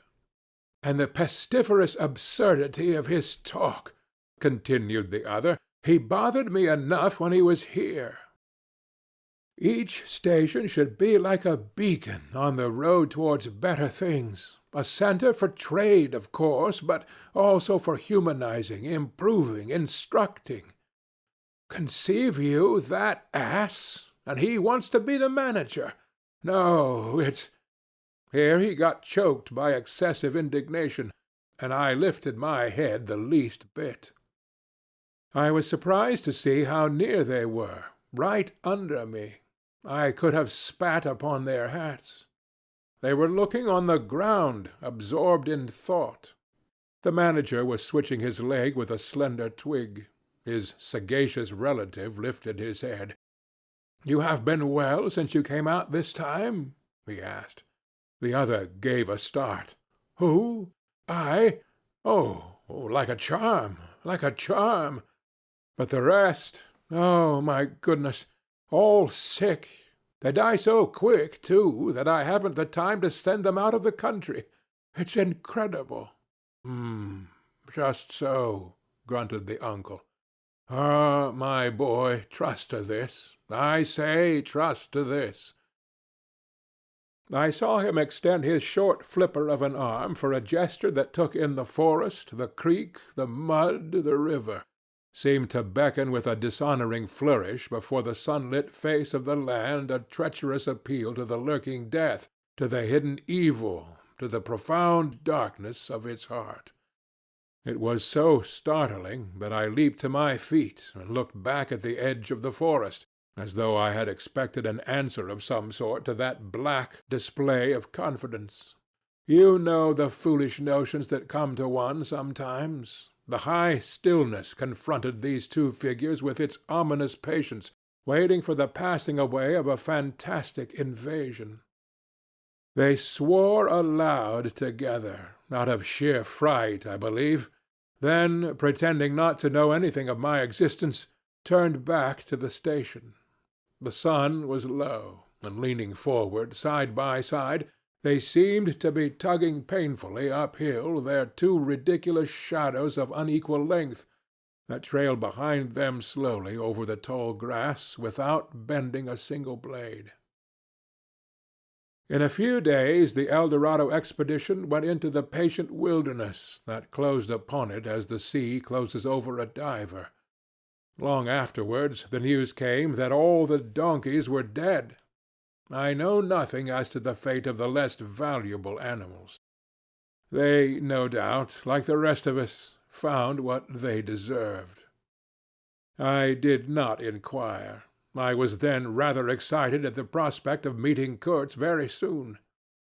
When I say very soon, I mean it comparatively. It was just 2 months from the day we left the creek when we came to the bank below Kurtz's station. Going up that river was like travelling back to the earliest beginnings of the world, when vegetation rioted on the earth and big trees were kings. An empty stream, a great silence, an impenetrable forest. The air was warm, thick, heavy, sluggish. There was no joy in the brilliance of sunshine. The long stretches of the waterway ran on, deserted, into the gloom of overshadowed distances. On silvery sandbanks hippos and alligators sunned themselves side by side. The broadening waters flowed through a mob of wooded islands. You lost your way on that river as you would in a desert, and butted all day long against shoals, trying to find the channel, till you thought yourself bewitched and cut off forever from everything you had known once, somewhere, far away, in another existence, perhaps. There were moments when one's past came back to one, as it will sometimes when you have not a moment to spare for yourself. But it came in the shape of an unrestful and noisy dream, remembered with wonder amongst the overwhelming realities of this strange world of plants and water and silence. And this stillness of life did not in the least resemble a peace. It was the stillness of an implacable force brooding over an inscrutable intention. It looked at you with a vengeful aspect. I got used to it afterwards. I did not see it any more. I had no time. I had to keep guessing at the channel. I had to discern, mostly by inspiration, the signs of hidden banks. I watched for sunken stones. I was learning to clap my teeth smartly before my heart flew out, when I shaved by a fluke some infernal sly old snag that would have ripped the life out of the tin-pot steamboat and drowned all the pilgrims. I had to keep a lookout for the signs of dead wood we could cut up in the night for next day's steaming. When you have to attend to things of that sort, to the mere incidents of the surface, the reality, I tell you, fades. The inner truth is hidden, luckily. But I felt it all the same. I felt often its mysterious stillness watching me at my monkey tricks, just as it watches you fellows performing on your respective tight-ropes for, what is it, half a crown a tumble? "Try to be civil, Marlow," growled a voice, and I knew there was at least one listener awake besides myself. "I beg your pardon. I forgot the heartache which makes up the rest of the price. And indeed, what does the price matter, if the trick be well done? You do your tricks very well, and I didn't do badly either, since I managed not to sink that steamboat on my first trip. It's a wonder to me yet. Imagine a blindfolded man set to drive a van over a bad road. I sweated and shivered over that business considerably, I can tell you. After all, for a seaman, to scrape the bottom of the thing that's supposed to float all the time under his care is the unpardonable sin. No one may know of it, but you never forget the thump, eh? A blow on the very heart. You remember it, you dream of it, you wake up at night and think of it years after, and go hot and cold all over. I don't pretend to say that steamboat floated all the time. More than once she had to wade for a bit, with 20 cannibals splashing around and pushing. We had enlisted some of these chaps on the way for a crew. Fine fellows, cannibals, in their place. They were men one could work with, and I am grateful to them. And after all, they did not eat each other before my face. They had brought along a provision of hippo meat, which went rotten and made the mystery of the wilderness stink in my nostrils. Phew! I can sniff it now. I had the manager on board and 3 or 4 pilgrims with their staves, all complete. Sometimes we came upon a station close by the bank, clinging to the skirts of the unknown, and the white men rushing out of a tumble-down hovel, with great gestures of joy and surprise and welcome, seemed very strange, had the appearance of being held there captive by a spell. The word ivory would ring in the air for a while, and on we went again into the silence, along empty reaches, round the still bends, between the high walls of our winding way, reverberating in hollow claps the ponderous beat of the stern wheel. Trees, trees, millions of trees, massive, immense, running up high, and at their foot, hugging the bank against the stream, crept the little begrimed steamboat, like a sluggish beetle crawling on the floor of a lofty portico. It made you feel very small, very lost, and yet it was not altogether depressing, that feeling. After all, if you were small, the grimy beetle crawled on, which was just what you wanted it to do. Where the pilgrims imagined it crawled to, I don't know. To some place where they expected to get something, I bet. For me, it crawled towards Kurtz exclusively. But when the steam pipe started leaking, we crawled very slow. The reaches opened before us and closed behind, as if the forest had stepped leisurely across the water to bar the way for our return. We penetrated deeper and deeper into the heart of darkness. It was very quiet there. At night, sometimes, the roll of drums behind the curtain of trees would run up the river, and remain sustained faintly, as if hovering in the air high over our heads, till the first break of day. Whether it meant war, peace, or prayer, we could not tell. The dawns were heralded by the descent of a chill stillness. The woodcutters slept, their fires burned low. The snapping of a twig would make you start. We were wanderers on a prehistoric earth, on an earth that wore the aspect of an unknown planet. We could have fancied ourselves the first of men taking possession of an accursed inheritance, to be subdued at the cost of profound anguish and of excessive toil. But suddenly, as we struggled round a bend, there would be a glimpse of rush walls, of peaked grass roofs, a burst of yells, a whirl of black limbs, a mass of hands clapping, of feet stamping, of bodies swaying, of eyes rolling, under the droop of heavy and motionless foliage. The steamer toiled along slowly on the edge of a black and incomprehensible frenzy. The prehistoric man was cursing us, praying to us, welcoming us, who could tell? We were cut off from the comprehension of our surroundings. We glided past like phantoms, wondering and secretly appalled, as sane men would be before an enthusiastic outbreak in a madhouse. We could not understand because we were too far, and could not remember because we were travelling in the night of first ages, of those ages that are gone, leaving hardly a sign and no memories. The earth seemed unearthly. We were accustomed to look upon the shackled form of a conquered monster, but there you could look at a thing monstrous and free. It was unearthly, and the men were— no, they were not inhuman. Well, you know, that was the worst of it, the suspicion of their not being inhuman. It could come slowly to one. They howled and leaped and spun and made horrid faces. But what thrilled you was just the thought of their humanity, like yours, the thought of your remote kinship with this wild and passionate uproar. Ugly. Yes, it was ugly enough.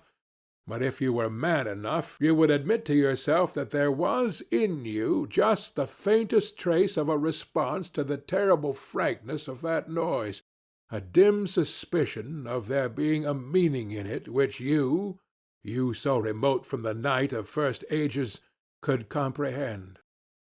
And why not? The mind of man is capable of anything, because everything is in it, all the past as well as all the future. What was there after all?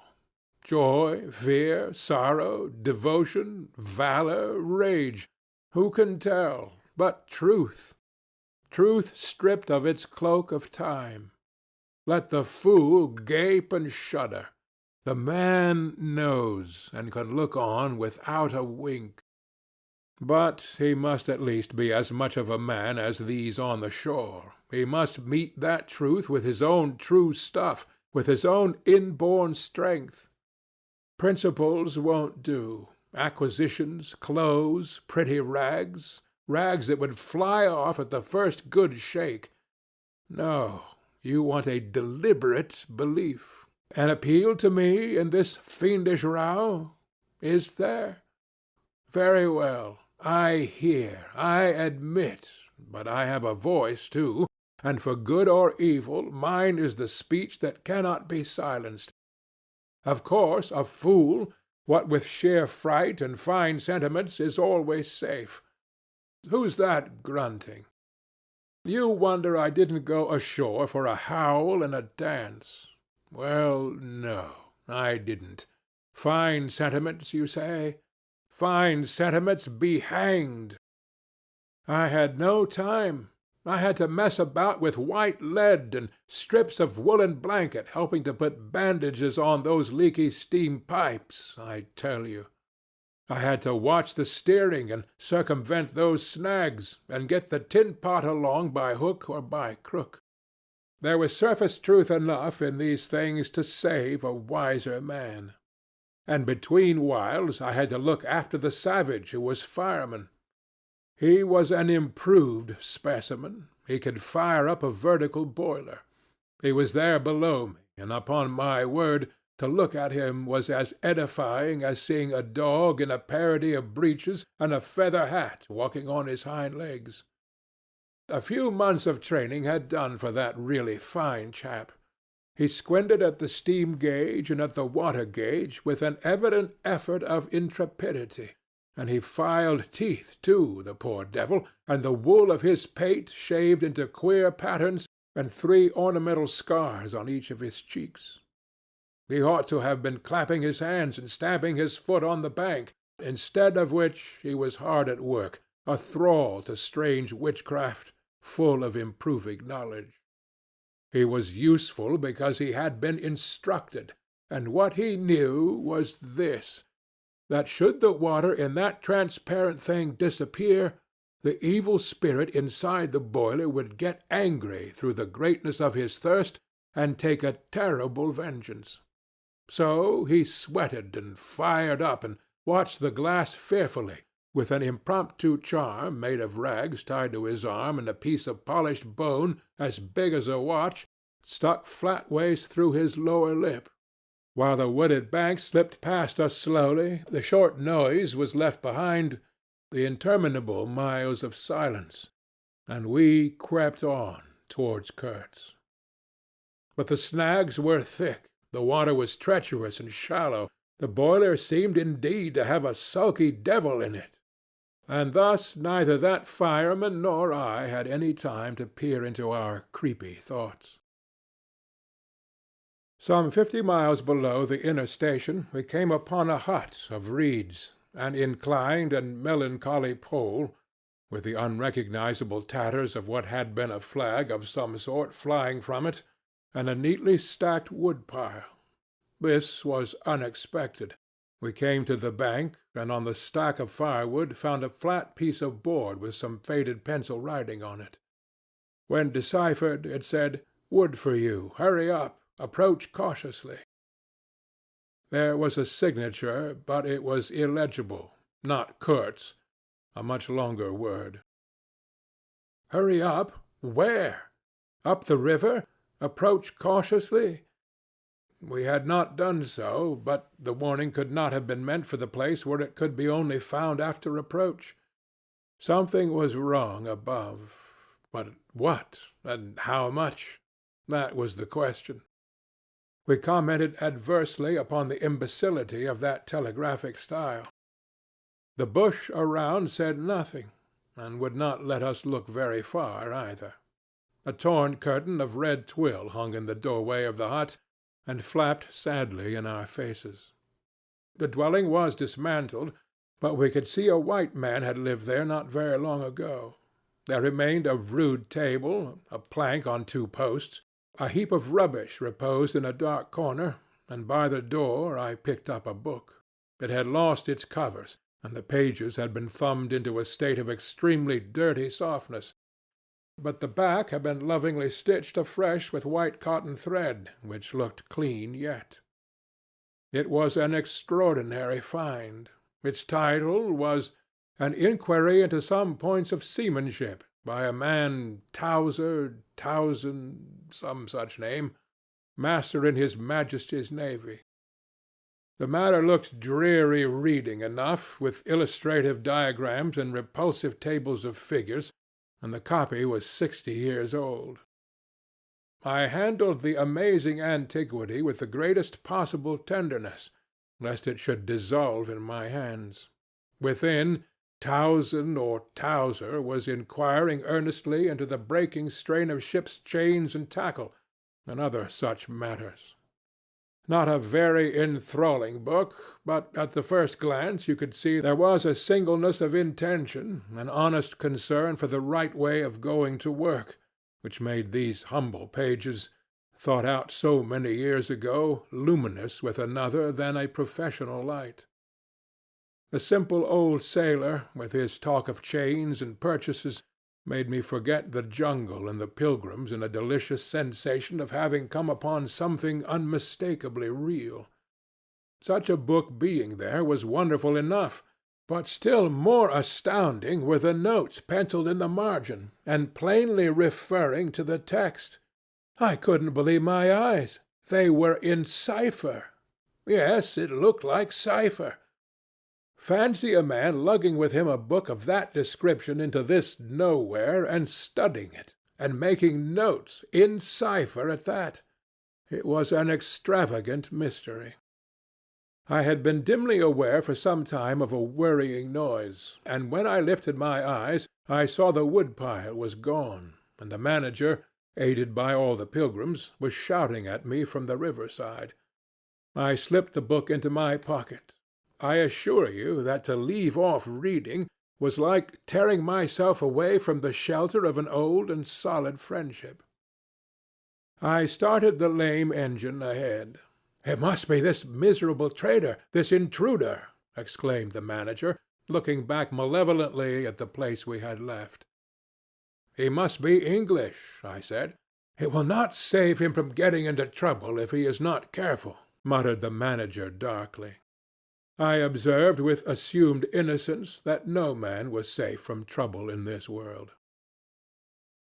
The current was more rapid now. The steamer seemed at her last gasp. The stern wheel flopped languidly, and I caught myself listening on tiptoe for the next beat of the boat, for in sober truth I expected the wretched thing to give up every moment. It was like watching the last flickers of a life. But still we crawled. Sometimes I would pick out a tree a little way ahead to measure our progress towards Kurtz by, but I lost it invariably before we got abreast. To keep the eye so long on one thing was too much for human patience. The manager displayed a beautiful resignation. I fretted and fumed, and took to arguing with myself whether or no I would talk openly with Kurtz. But before I could come to any conclusion, it occurred to me that my speech or my silence, indeed any action of mine, would be a mere futility. What did it matter what any one knew or ignored? What did it matter who was manager? One gets sometimes such a flash of insight. The essentials of this affair lay deep under the surface, beyond my reach and beyond my power of meddling. Towards the evening of the second day we judged ourselves about 8 miles from Kurtz's station. I wanted to push on, but the manager looked grave, and told me the navigation up there was so dangerous that it would be advisable, the sun being very low already, to wait where we were till next morning. Moreover, he pointed out that if the warning to approach cautiously were to be followed, we must approach in daylight, not at dusk or in the dark. This was sensible enough. 8 miles meant nearly 3 hours of steaming for us, and I could also see suspicious ripples at the upper end of the reach. Nevertheless, I was annoyed beyond expression at the delay, and most unreasonably too, since one night more could not matter much after so many months. As we had plenty of wood, and caution was the word, I brought up in the middle of the stream. The reach was narrow, straight, with high sides like a railway cutting. The dusk came gliding into it long before the sun had set.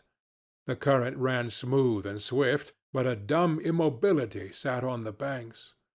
The living trees, lashed together by the creepers, and every living bush of the undergrowth, might have been changed into stone, even to the slenderest twig, to the lightest leaf.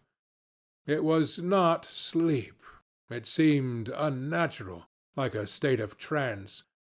Not the faintest sound of any kind could be heard.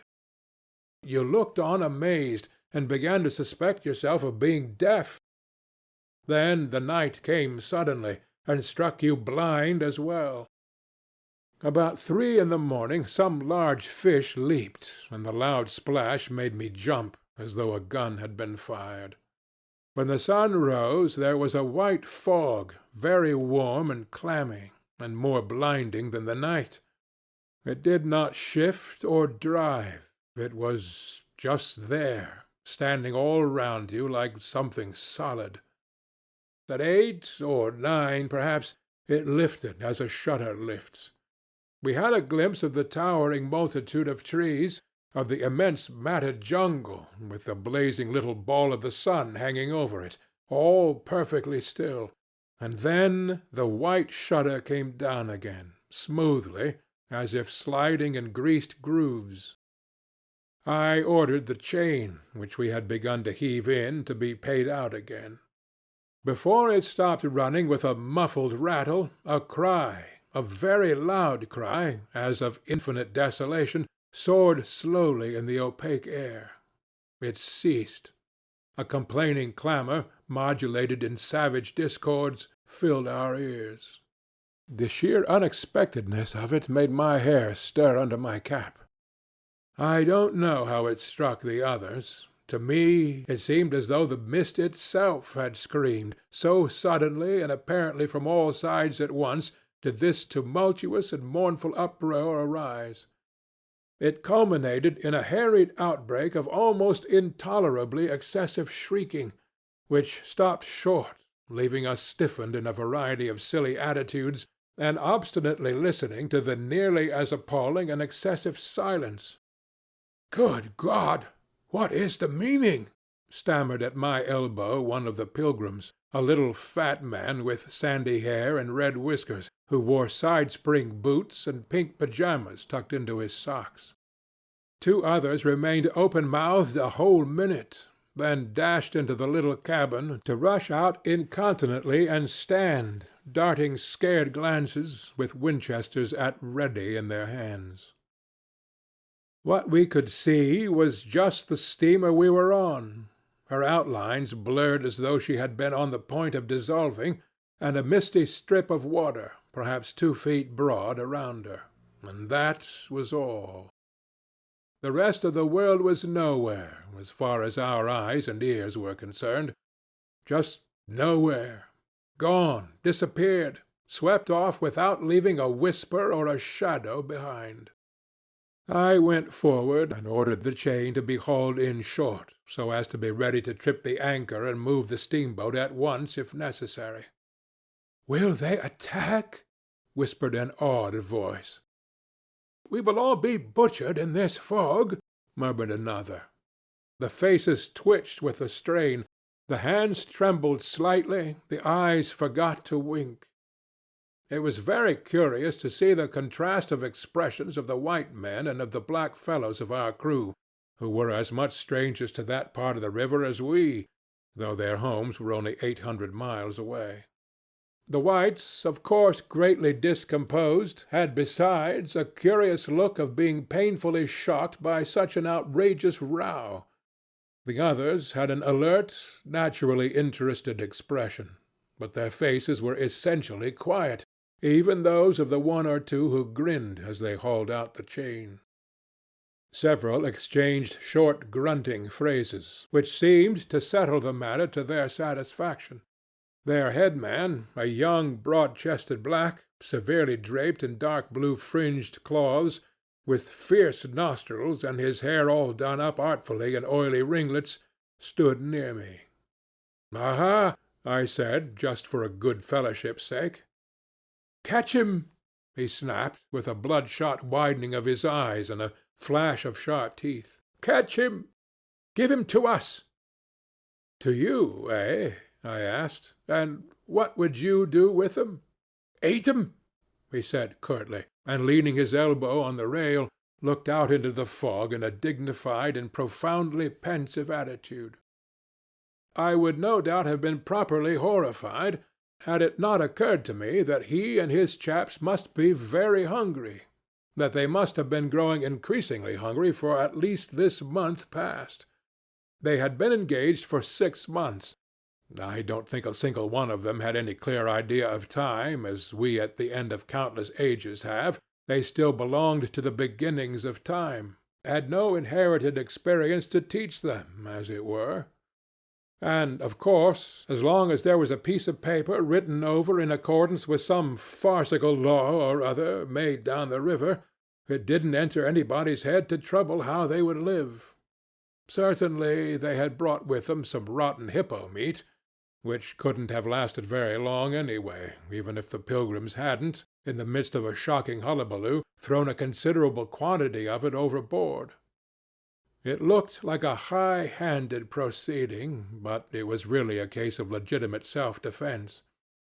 You can't breathe dead hippo waking, sleeping, and eating, and at the same time keep your precarious grip on existence. Besides that, they had given them every week 3 pieces of brass wire, each about 9 inches long, and the theory was they were to buy their provisions with that currency in riverside villages. You can see how that worked.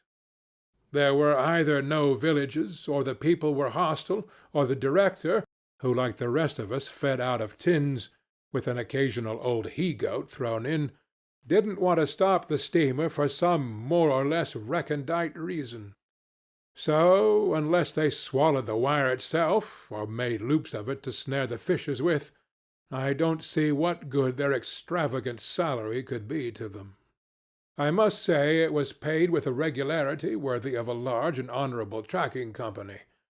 For the rest, the only thing to eat, though it didn't look eatable in the least, I saw in their possession, were a few lumps of some stuff like half-cooked dough, of a dirty lavender color, they kept wrapped in leaves, and now and then swallowed a piece of, but so small that it seemed done more for the looks of the thing than for any serious purpose of sustenance.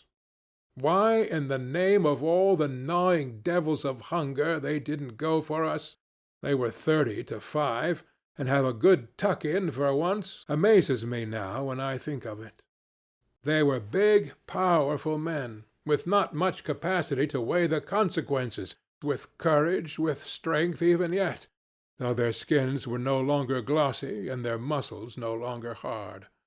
And I saw that something restraining, one of those human secrets that baffle probability, had come into play there. I looked at them with a swift quickening of interest, not because it occurred to me I might be eaten by them before very long, though I own to you that just then I perceived, in a new light, as it were, how unwholesome the pilgrims looked, and I hoped, yes, I positively hoped, that my aspect was not so, what shall I say, so unappetizing, a touch of fantastic vanity which fitted well with the dream sensation that pervaded all my days at the time. Perhaps I had a little fever, too. One can't live with one's finger everlastingly on one's pulse. I had often a little fever, or a little touch of other things, the playful paw-strokes of the wilderness, the preliminary trifling before the more serious onslaught which came in due course. Yes, I looked at them as you would on any human being, with a curiosity of their impulses, motives, capacities, weaknesses, when brought to the test of an inexorable physical necessity. Restraint. What possible restraint? Was it superstition, disgust, patience, fear, or some kind of primitive honor? No fear can stand up to hunger. No patience can wear it out. Disgust simply does not exist where hunger is. And as to superstition, beliefs, and what you may call principles, they are less than chaff in a breeze. Don't you know the devilry of lingering starvation, its exasperating torment, its black thoughts, its sombre and brooding ferocity? Well, I do. It takes a man all his inborn strength to fight hunger properly. It's really easier to face bereavement, dishonor, and the perdition of one's soul than this kind of prolonged hunger. Sad, but true. And these chaps, too, had no earthly reason for any kind of scruple. Restraint? I would just as soon have expected restraint from a hyena prowling amongst the corpses of a battlefield. But there was the fact facing me, the fact dazzling to be seen, like the foam on the depths of a sea, like a ripple on the unfathomable enigma, a mystery greater, when I thought of it, than the curious, inexplicable note of desperate grief in this savage clamor that had swept by us on the river bank, behind the blind whiteness of the fog. Two pilgrims were quarreling in hurried whispers as to which bank. Left? No, no. How can you? Right, right, of course. It is very serious, said the manager's voice behind me. I would be desolated if anything should happen to Mr. Kurtz before we came up. I looked at him, and had not the slightest doubt he was sincere. He was just the kind of man who would wish to preserve appearances. That was his restraint. But when he muttered something about going on at once, I did not even take the trouble to answer him. I knew, and he knew, that it was impossible. Were we to let go our hold of the bottom, we would be absolutely in the air, in space. We wouldn't be able to tell where we were going to, whether up or downstream, or across, till we fetched against one bank or the other, and then we wouldn't know at first which it was. Of course, I had no move. I had no mind for a smash-up. You couldn't imagine a more deadly place for a shipwreck. Whether we drowned at once or not, we were sure to perish speedily in one way or another. I authorize you to take all the risks, he said after a short silence. I refuse to take any, I said shortly, which was just the answer he expected, though its tone might have surprised him. Well, I must defer to your judgment. You are captain, he said, with a marked civility. I turned my shoulder to him in a sign of my appreciation and looked into the fog. How long would it last? It was the most hopeless lookout. The approach to this Kurtz grubbing for ivory in the wretched bush was beset by as many dangers as though he had been an enchanted princess sleeping in a fabulous castle. Will they attack, do you think? Asked the manager in a confidential tone. I did not think they would attack for several obvious reasons. The thick fog was one. If they left the bank in their canoes, they would get lost in it, as we would be if we attempted to move. Still, I had also judged the jungle of both banks quite impenetrable, and yet eyes were in it, eyes that had seen us. The riverside bushes were certainly very thick, but the undergrowth behind was evidently penetrable. However, during the short lift I had seen no canoes anywhere in the reach, certainly not abreast of the steamer. But what made the idea of attack inconceivable to me was the nature of the noise, of the cries we had heard. They had not the fierce character boding immediate hostile intention. Unexpected, wild, and violent as they had been, they had given me an irresistible impression of sorrow. The glimpse of the steamboats had for some reason filled those savages with unrestrained grief. The danger, if any, I expounded, was from the proximity to a great human passion let loose. Even extreme grief may ultimately vent itself in violence, but more generally takes the form of apathy. You should have seen the pilgrims stare. They had no heart to grin or even to revile me, but I believe they thought me gone mad, with fright, maybe. I delivered a regular lecture. My dear boys, it was no good bothering. Keep a lookout? Well, you may guess I watched the fog for the signs of lifting as a cat watches a mouse. But for anything else, our eyes were of no more use to us than if we had been buried miles deep in a heap of cotton wool. I felt like it, too, choking, warm, stifling. Besides, all I said, though it sounded extravagant, was absolutely true to fact. What we afterwards alluded to as an attack was really an attempt to repulse. The action was very far from being aggressive. It was not even defensive in the usual sense. It was undertaken under the stress of desperation, and in its essence was purely protective. It developed itself, I should say, 2 hours after the fog lifted, and its commencement was at a spot, roughly speaking, about 1.5 miles below Kurtz's station. We had just floundered and flopped round a bend when I saw an islet, a mere grassy hummock of bright green in the middle of the stream. It was the only thing of the kind, but as we opened the reach more, I perceived it was the head of a long sandbank, or rather of a chain of shallow patches stretching down the middle of the river. They were discolored, just awash, and the whole lot was seen just under the water, exactly as a man's backbone is seen running down the middle of his back under the skin. Now, as far as I did see, I could go to the right or to the left of this. I didn't know either channel, of course. The banks looked pretty well alike. The depth appeared the same. But as I had been informed the station was on the west side, I naturally headed for the western passage. No sooner had we fairly entered it than I became aware it was much narrower than I had supposed.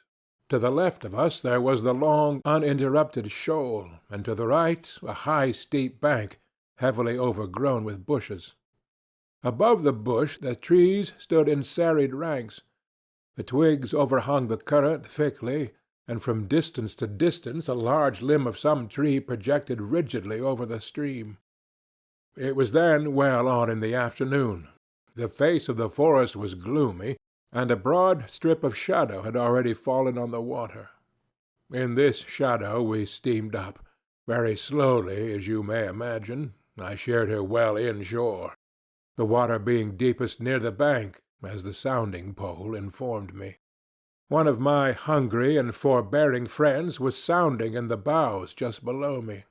This steamboat was exactly like a decked scow. On one deck there were 2 little teak-wood houses, with doors and windows. The boiler was in the fore end, and the machinery right astern. Over the whole there was a light roof, supported on stanchions. The funnel projected through that roof, and in front of the funnel a small cabin built of light planks served for a pilot-house. It contained a couch, 2 camp-stools, a loaded Martini Henry leaning in one corner, a tiny table, and the steering-wheel. It had a wide door in front and a broad shutter at each side. All these were always thrown open, of course. I spent my days perched up there on the extreme fore end of the roof, before the door. At night I slept, or tried to, on the couch. An athletic black belonging to some coast tribe and educated by my poor predecessor was the helmsman. He sported a pair of brass earrings, wore a blue cloth wrapper from the waist to the ankles, and thought all the world of himself.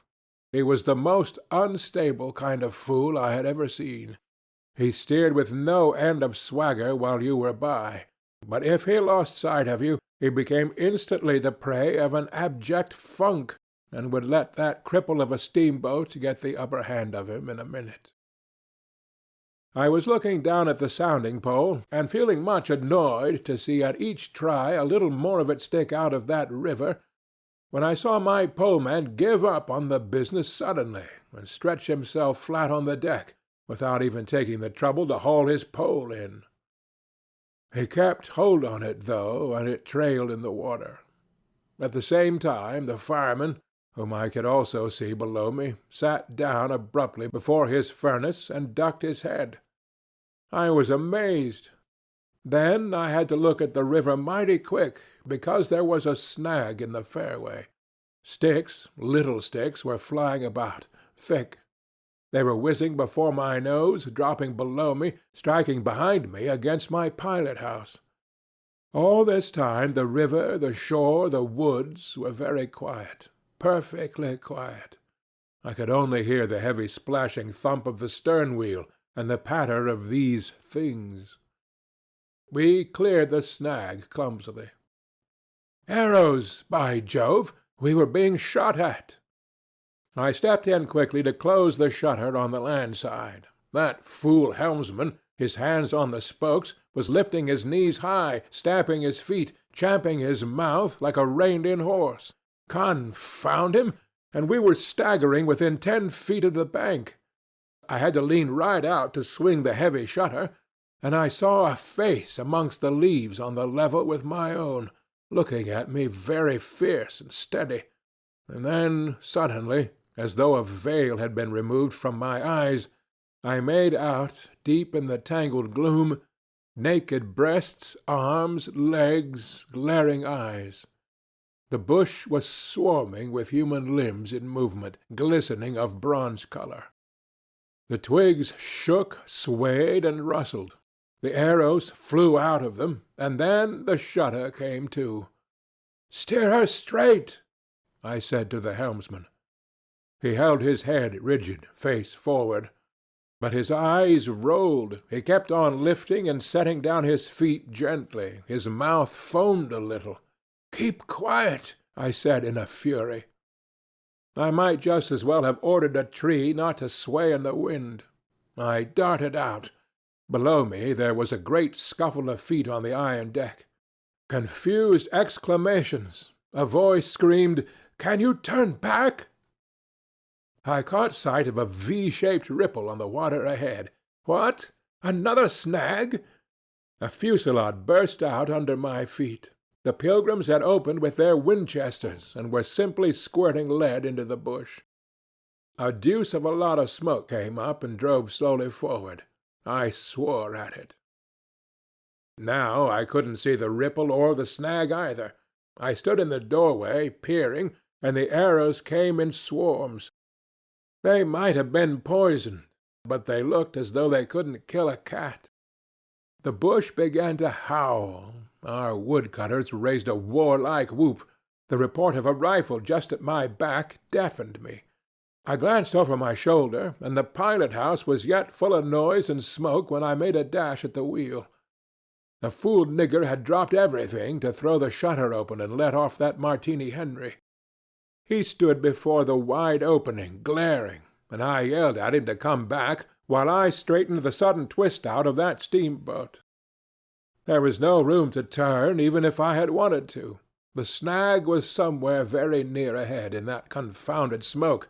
There was no time to lose, so I just crowded her into the bank, right into the bank, where I knew the water was deep. We tore slowly along the overhanging bushes in a whirl of broken twigs and flying leaves. The fusillade below stopped short, as I had foreseen it would when the squirts got empty.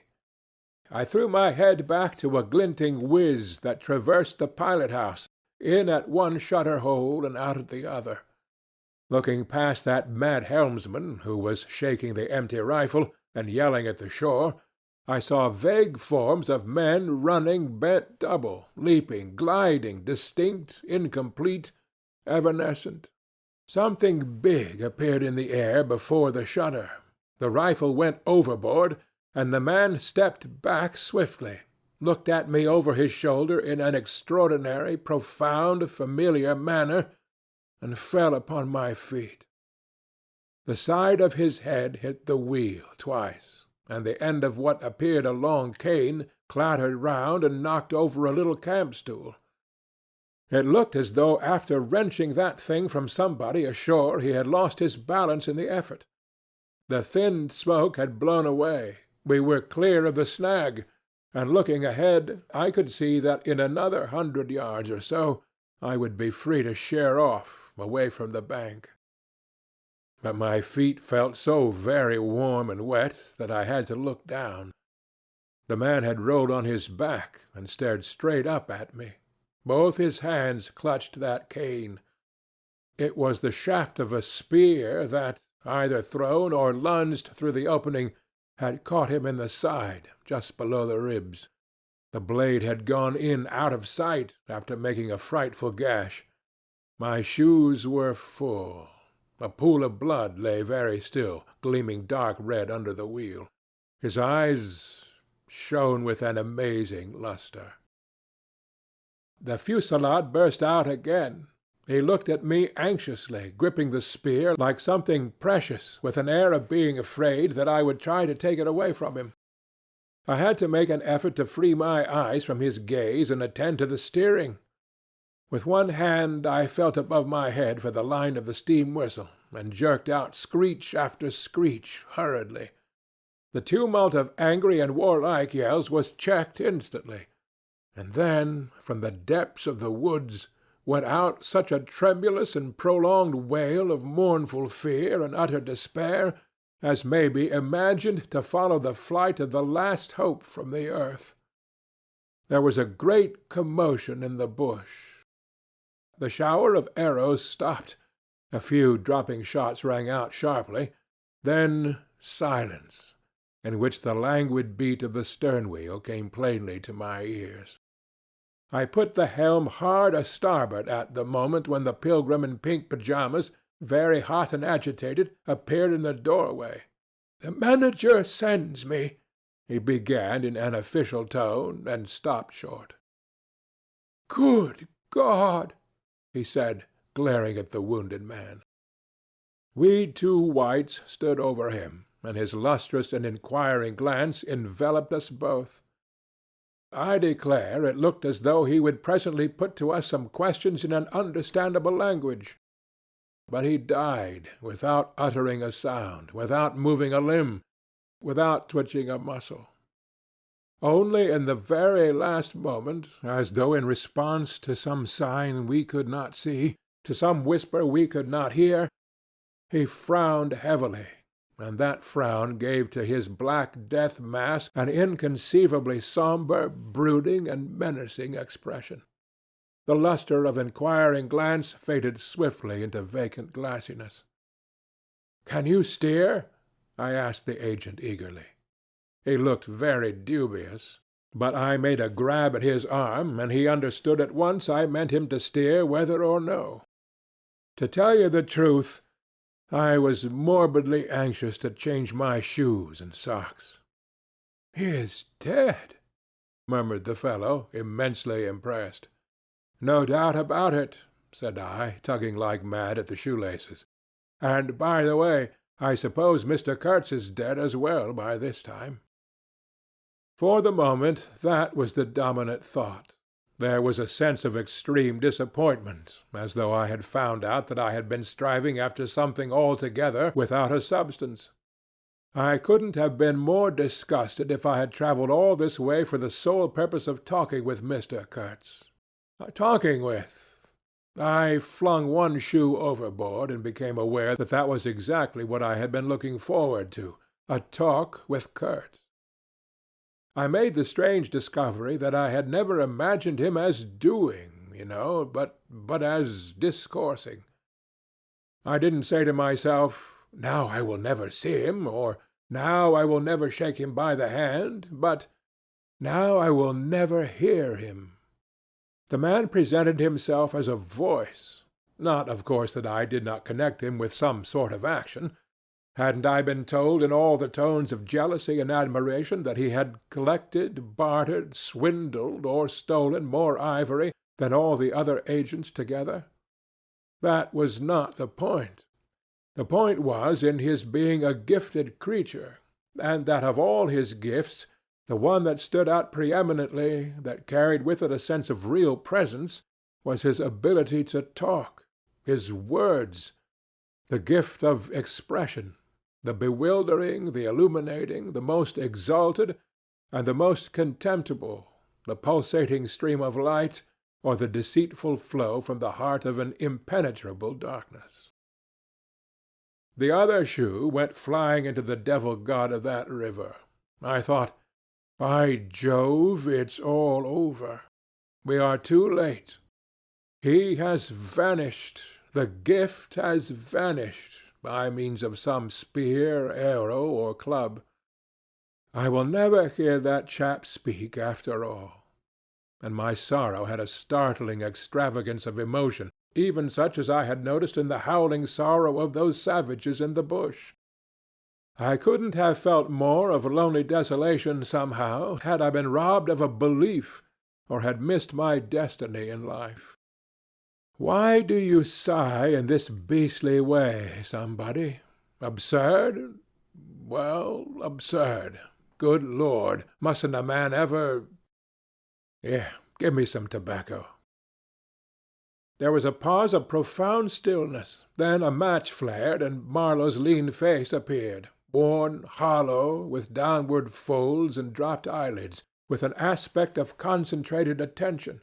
And as he took vigorous draws at his pipe, it seemed to retreat and advance out of the night in the regular flicker of tiny flame. The match went out. "Absurd!" he cried. "This is the worst of trying to tell you. Here you all are, each moored with two good addresses, like a hulk with two anchors, a butcher round one corner, a policeman round another, excellent appetites, and temperature normal. You hear? Normal from year's end to year's end. And you say absurd? Absurd be exploded. Absurd. My dear boys, what can you expect from a man who out of sheer nervousness had just flung overboard a pair of new shoes? Now I think of it, it is amazing I did not shed tears. I am, upon the whole, proud of my fortitude. I was cut to the quick at the idea of having lost the inestimable privilege of listening to the gifted Kurtz. Of course I was wrong. The privilege was waiting for me. Oh, yes, I heard more than enough. And I was right, too. A voice. He was very little more than a voice. And I heard him, this voice, other voices. All of them were so little more than voices, and the memory of that time itself lingers upon me, impalpably, like a dying vibration of one immense jabber, silly, atrocious, sordid, savage, or simply mean, without any kind of sense. Voices, voices, even the girl herself. Now— He was silent for a long time. I laid the ghost of his gifts at last with a lie. He began suddenly. Girl! What? Did I mention a girl? Oh, she is out of it completely.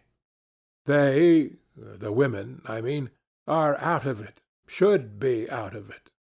We must help them stay in that beautiful world of their own, lest ours gets worse. Oh, she had to be out of it. You should have heard the disinterred body of Mr. Kurtz saying, "My intended." You would have perceived directly then how completely she was out of it. And the lofty frontal bone of Mr. Kurtz. They say the hair goes on growing sometimes, but this specimen was impressively bald. The wilderness had patted him on the head, and behold, it was like a ball, an ivory ball. It had caressed him, and lo, he had withered. It had taken him, loved him, embraced him, got into his veins, consumed his flesh, and sealed his soul to its own by the inconceivable ceremonies of some devilish initiation. He was its spoiled and pampered favorite. Ivory? I should think so. Heaps of it, stacks of it. The old mud shanty was bursting with it. You would think there was not a single tusk left either above or below the ground in the whole country. Mostly fossil, the manager had remarked disparagingly. It was no more fossil than I am, but they call it fossil when it is dug up. It appears these niggers do bury the tusks sometimes, but evidently they couldn't bury this parcel deep enough to save the gifted Mr. Kurtz from his fate. We filled the steamboat with it, and had to pile a lot on the deck. Thus he could see and enjoy as long as he could see, because the appreciation of this favor had remained with him to the last. You should have heard him say, "My ivory." Oh, yes, I heard him.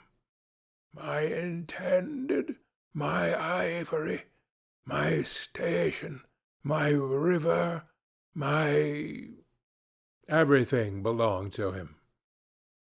It made me hold my breath, in expectation of hearing the wilderness burst into a prodigious peal of laughter that would shake the fixed stars in their places. Everything belonged to him. But that was a trifle. The thing was to know what he belonged to.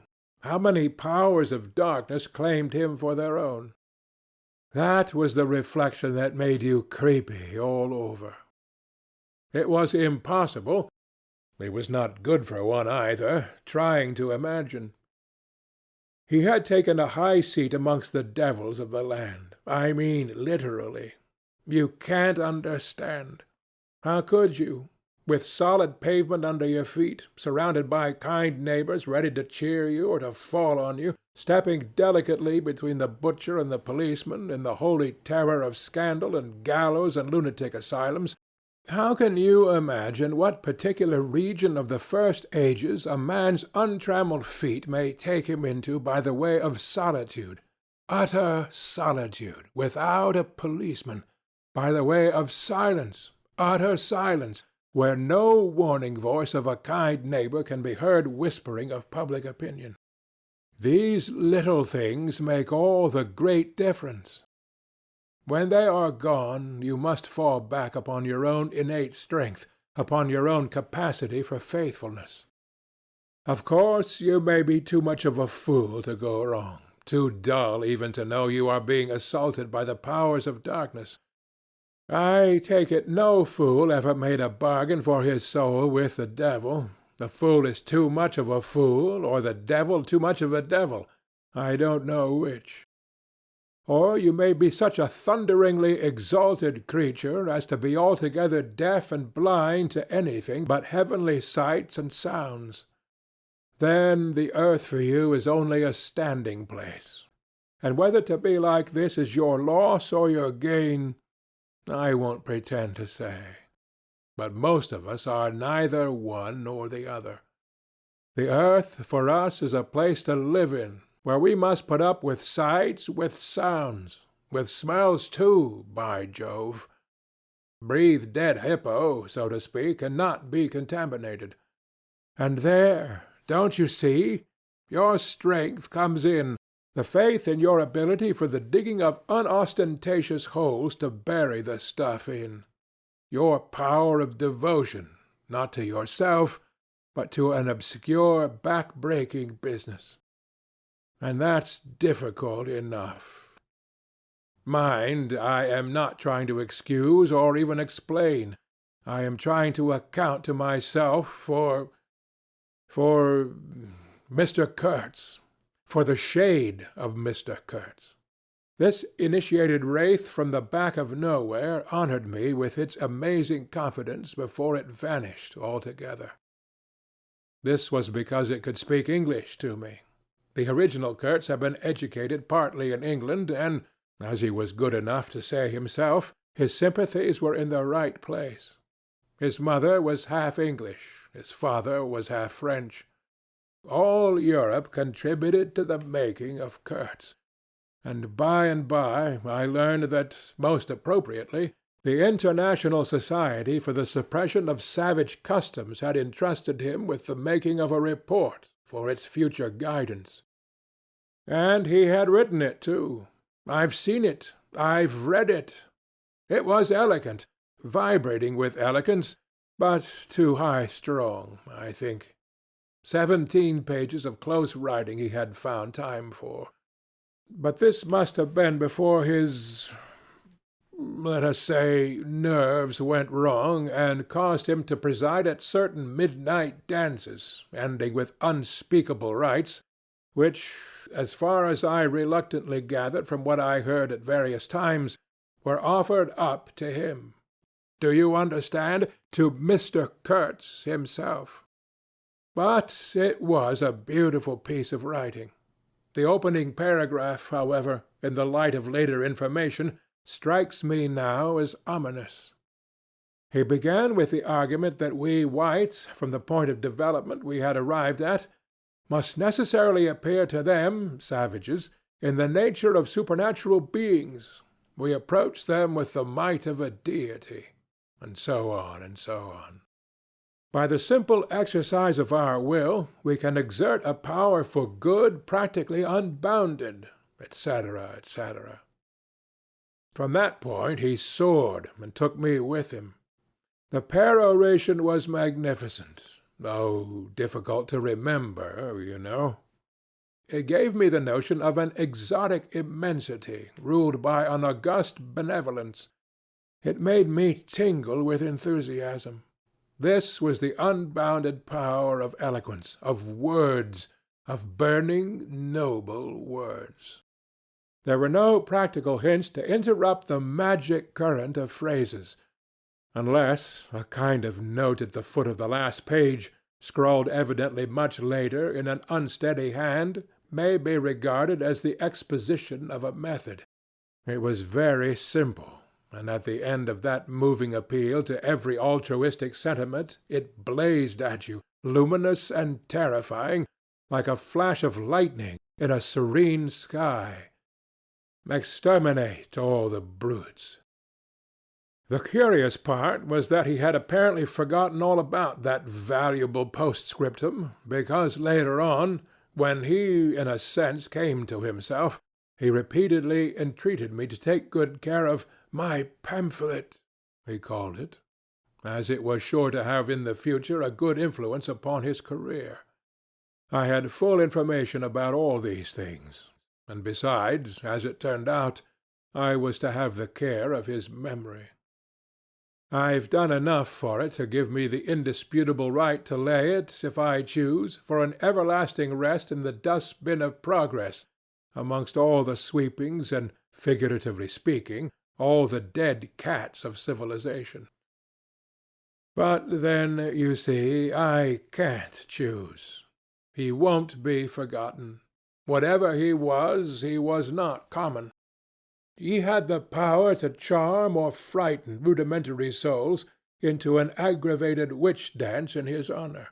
He could also fill the small souls of the pilgrims with bitter misgivings.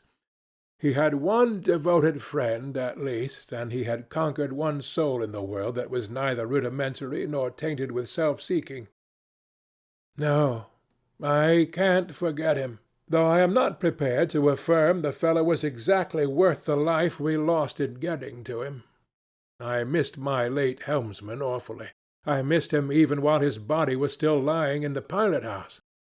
Perhaps you will think it passing strange, this regret for a savage who was no more account than a grain of sand in a black Sahara. Well, don't you see, he had done something. He had steered. For months I had him at my back, a help, an instrument. It was a kind of partnership. He steered for me. I had to look after him. I worried about his deficiencies, and thus a subtle bond had been created of which I only became aware when it was suddenly broken. and the intimate profundity of that look he gave me when he received his hurt remains to this day in my memory, like a claim of distant kinship affirmed in a supreme moment. Poor fool! If he had only left that shutter alone! He had no restraint, just like Kurtz, a tree swayed by the wind. As soon as I had put on a dry pair of slippers, I dragged him out, after first jerking the spear out of his side, which operation, I confess, I performed with my eyes shut tight. His heels leaped together over the little doorstep. His shoulders were pressed to my breast. I hugged him from behind, desperately. Oh, he was heavy, heavier than any man on earth, I should imagine. Then, without more ado, I tipped him overboard. The current snatched him as though he had been a wisp of grass, and I saw the body roll over twice before I lost sight of it forever. All the pilgrims and the manager were then congregated on the awning deck about the pilot-house, chattering at each other like a flock of excited magpies, and there was a scandalized murmur at my heartless promptitude. What they wanted to keep that body hanging about for, I can't guess. Embalm it, maybe? But I had also heard another and a very ominous murmur on the deck below. My friends, the woodcutters, were likewise scandalized, and with a better show of reason, though I admit that the reason itself was quite inadmissible. Oh, quite. I had made up my mind that if my late helmsman was to be eaten, the fishes alone should have him. He had been a very second-rate helmsman while alive, but now he was dead, he might have become a first-class temptation, and possibly cause some startling trouble. Besides, I was anxious to take the wheel, the man in pink pyjamas showing himself a hopeless duffer at the business. This I did directly the simple funeral was over. We were going half-speed, keeping right in the middle of the stream, and I listened to the talk about me. They had given up Kurtz. They had given up the station.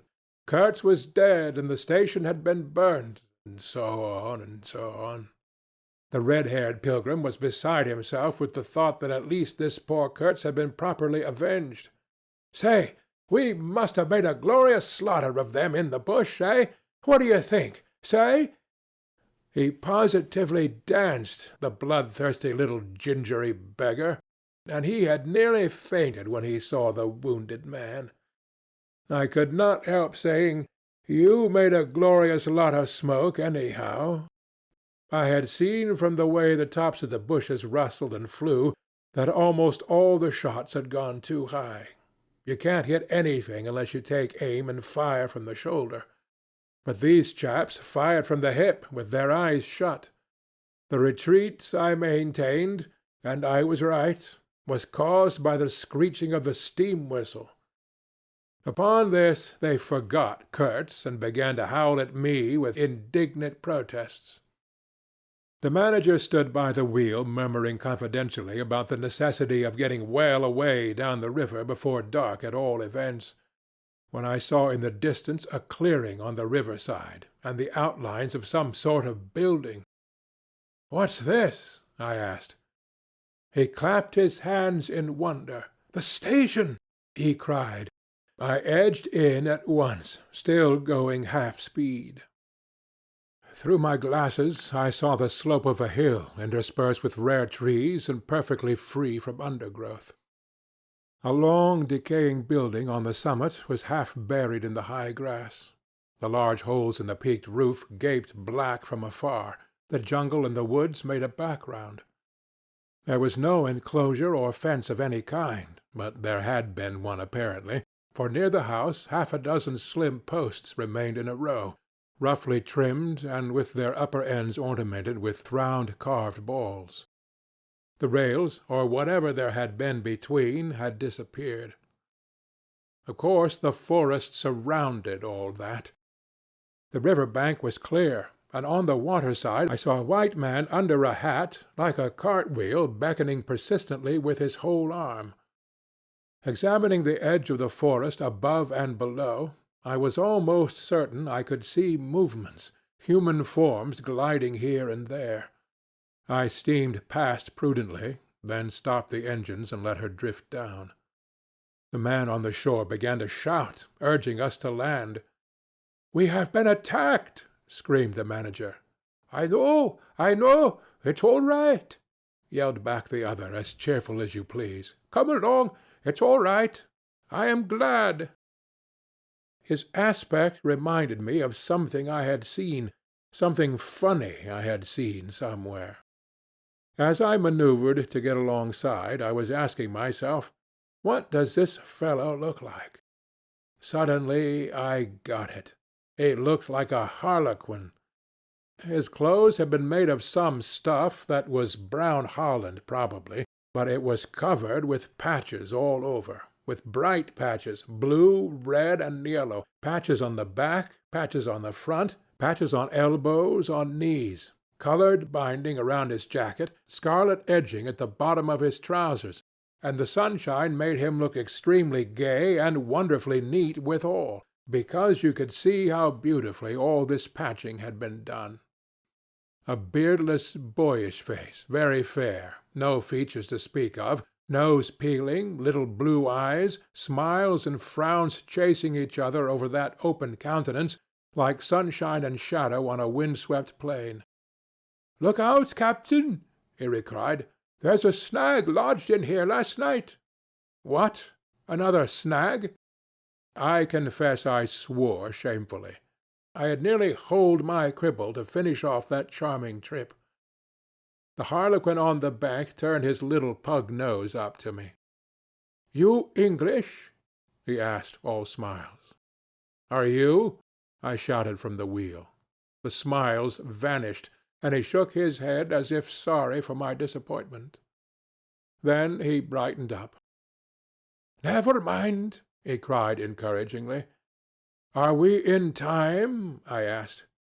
"He is up there," he replied, with a toss of the head up the hill and becoming gloomy all of a sudden. His face was like the autumn sky, overcast one moment and bright the next. When the manager, escorted by the pilgrims, all of them armed to the teeth, had gone to the house, this chap came on board. "I say, I don't like this. The natives are in the bush," I said. He assured me earnestly it was all right. "They are simple people," he added. "Well, I am glad you came. It took me all my time to keep them off."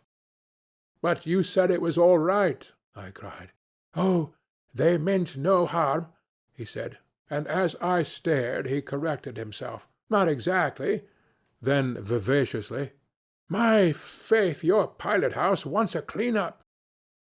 In the next breath he advised me to keep enough steam on the boiler to blow the whistle in case of trouble.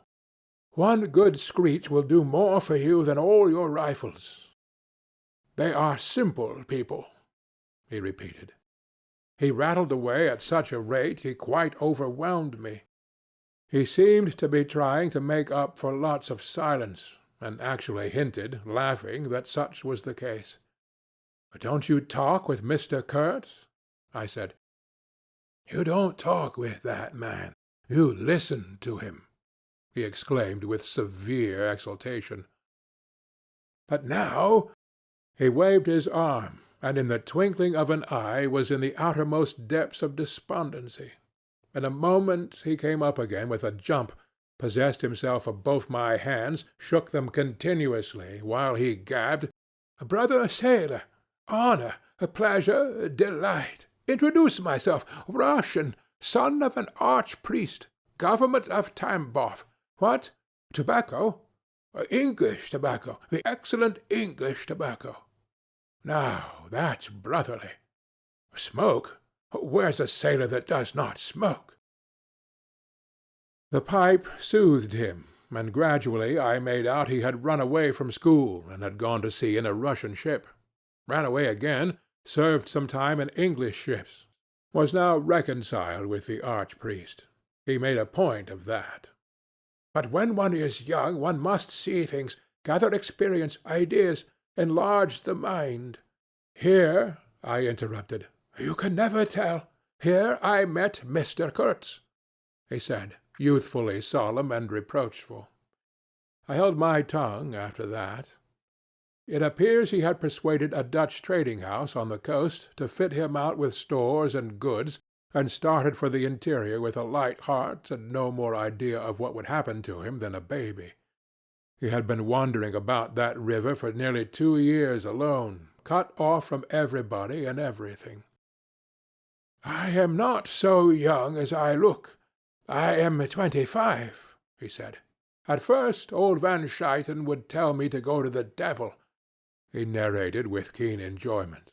But I stuck to him and talked, till at last he got afraid I would talk the hind leg off his favorite dog, so he gave me some cheap things and a few guns, and told me he hoped he would never see my face again. Good old Dutchman, Van Schaiten. I've sent him one small lot of ivory a year ago, so that he can't call me a little thief when I get back. I hope he got it, and for the rest, I don't care. I had some wood stacked for you. That was my old house. Did you see? I gave him Towson's book. He made as though he would kiss me, but restrained himself. The only book I had left, and I thought I had lost it, he said, looking at it ecstatically. So many accidents happen to a man about alone, you know. Canoes get upset sometimes, and sometimes you've got to clear out so quick when the people get angry. He thumbed the pages. You made notes in Russian? I asked. He nodded. I thought they were written in cipher, I said. He laughed, then became serious. I had lots of trouble to keep these people off, he said. Did they want to kill you? I asked. Oh, no, he cried, and checked himself. Why did they attack us? I pursued. He hesitated, then said shamefacedly, They don't want him to go.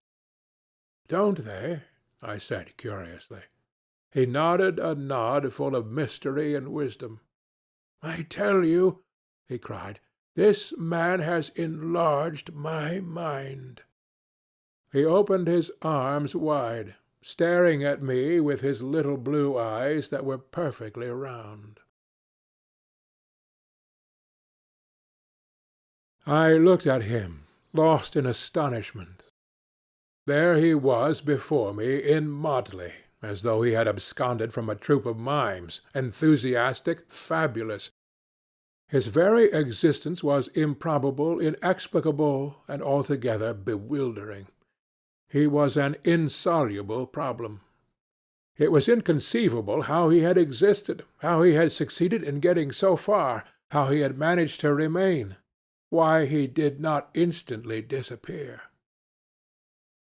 I went a little farther, he said, then still a little farther, till I had gone so far that I don't know how I ever got back. Never mind. Plenty time. I can manage. You take Kurtz away, quick. Quick, I tell you. The glamour of youth enveloped his partly colored rags, his destitution, his loneliness, the essential desolation of his futile wanderings. For months, for years, his life hadn't been worth a day's purchase, and there he was, gallantly, thoughtlessly alive, to all appearances indestructible solely by the virtue of his few years and of his unreflecting audacity. I was seduced into something like admiration, like envy. Glamour urged him on. Glamour kept him unscathed. He surely wanted nothing from the wilderness but space to breathe in and to push on through.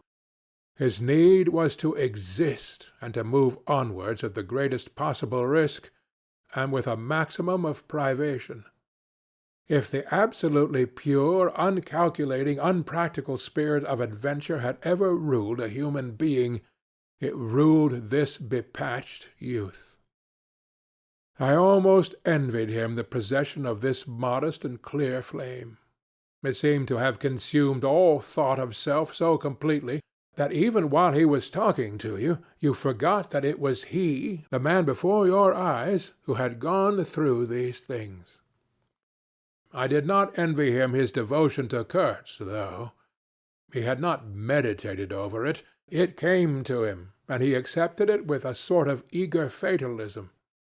I must say that to me it appeared about the most dangerous thing in every way he had come upon so far.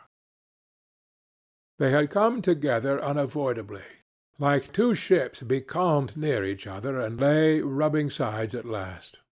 I suppose Kurtz wanted an audience, because on a certain occasion, when encamped in the forest, they had talked all night, or more probably Kurtz had talked. "We talked of everything," he said, quite transported at the recollection. "I forgot there was such a thing as sleep. The nights did not seem to last an hour. Everything, everything. Of love, too." "Ah, he talked to you of love," I said, much amused. "It isn't what you think," he cried, almost passionately. "It was in general. He made me see things. He threw his arms up.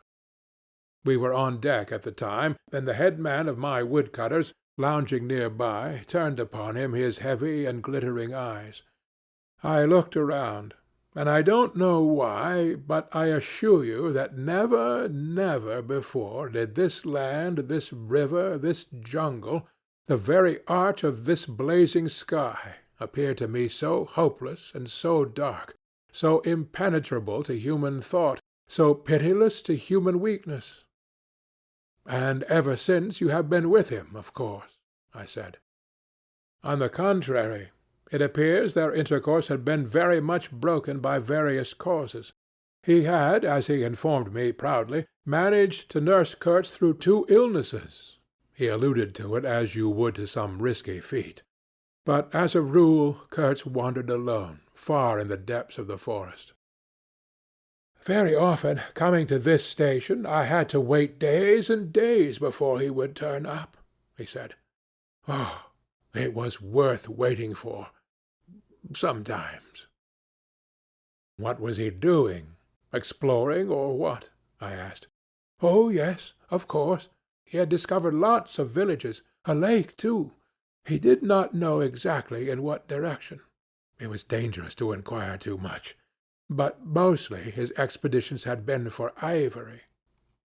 "But he had no goods to trade with by that time," I objected. "There's a good lot of cartridges left even yet," he answered, looking away. "To speak plainly, he raided the country," I said. He nodded. "Not alone, surely." He muttered something about the villages round that lake. "Kurtz got the tribe to follow him, did he?" I suggested. He fidgeted a little. "They adored him," he said. The tone of these words was so extraordinary that I looked at him searchingly. It was curious to see his mingled eagerness and the reluctance to speak of Kurtz. The man filled his life, occupied his thoughts, swayed his emotions. "What can you expect?"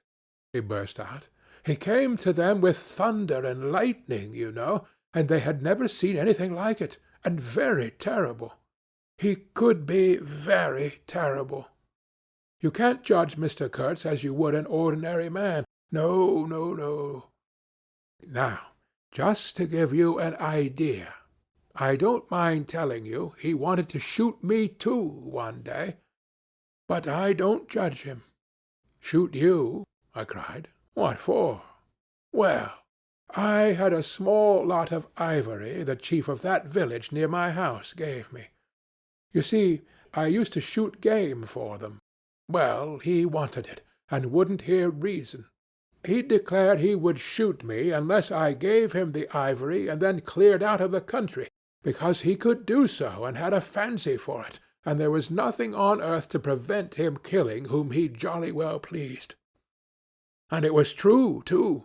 I gave him the ivory. What did I care? But I didn't clear out. No, no. I couldn't leave him.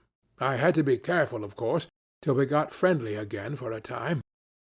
He had his second illness then. Afterwards I had to keep out of the way, but I didn't mind. He was living for the most part in those villages on the lake. When he came down to the river, sometimes he would take to me, and sometimes it was better for me to be careful. This man suffered too much. He hated all this, and somehow he couldn't get away. When I had a chance, I begged him to try and leave while there was time. I offered to go back with him, and he would say yes, and then he would remain, go off on another ivory hunt, disappear for weeks, forgot himself amongst these people, forgot himself, you know. Why, he's mad, I said. He protested indignantly. Mr. Kurtz couldn't be mad. If I had heard him talk only 2 days ago, I wouldn't dare hint at such a thing. I had taken up my binoculars while we talked, and was looking at the shore, sweeping the limit of the forest at each side and at the back of the house. The consciousness of there being people in that bush, so silent, so quiet, as silent and quiet as the ruined house on the hill, made me uneasy. There was no sign on the face of nature of this amazing tale that was not so much told as suggested to me in desolate exclamations, completed by shrugs, in interrupted phrases, in hints ending in deep sighs. The woods were unmoved, like a mask, heavy, like the closed door of a prison. They looked with their air of hidden knowledge, of patient expectation, of unapproachable silence. The Russian was explaining to me that it was only lately that Mr. Kurtz had come down to the river, bringing along with him all the fighting men of that lake tribe.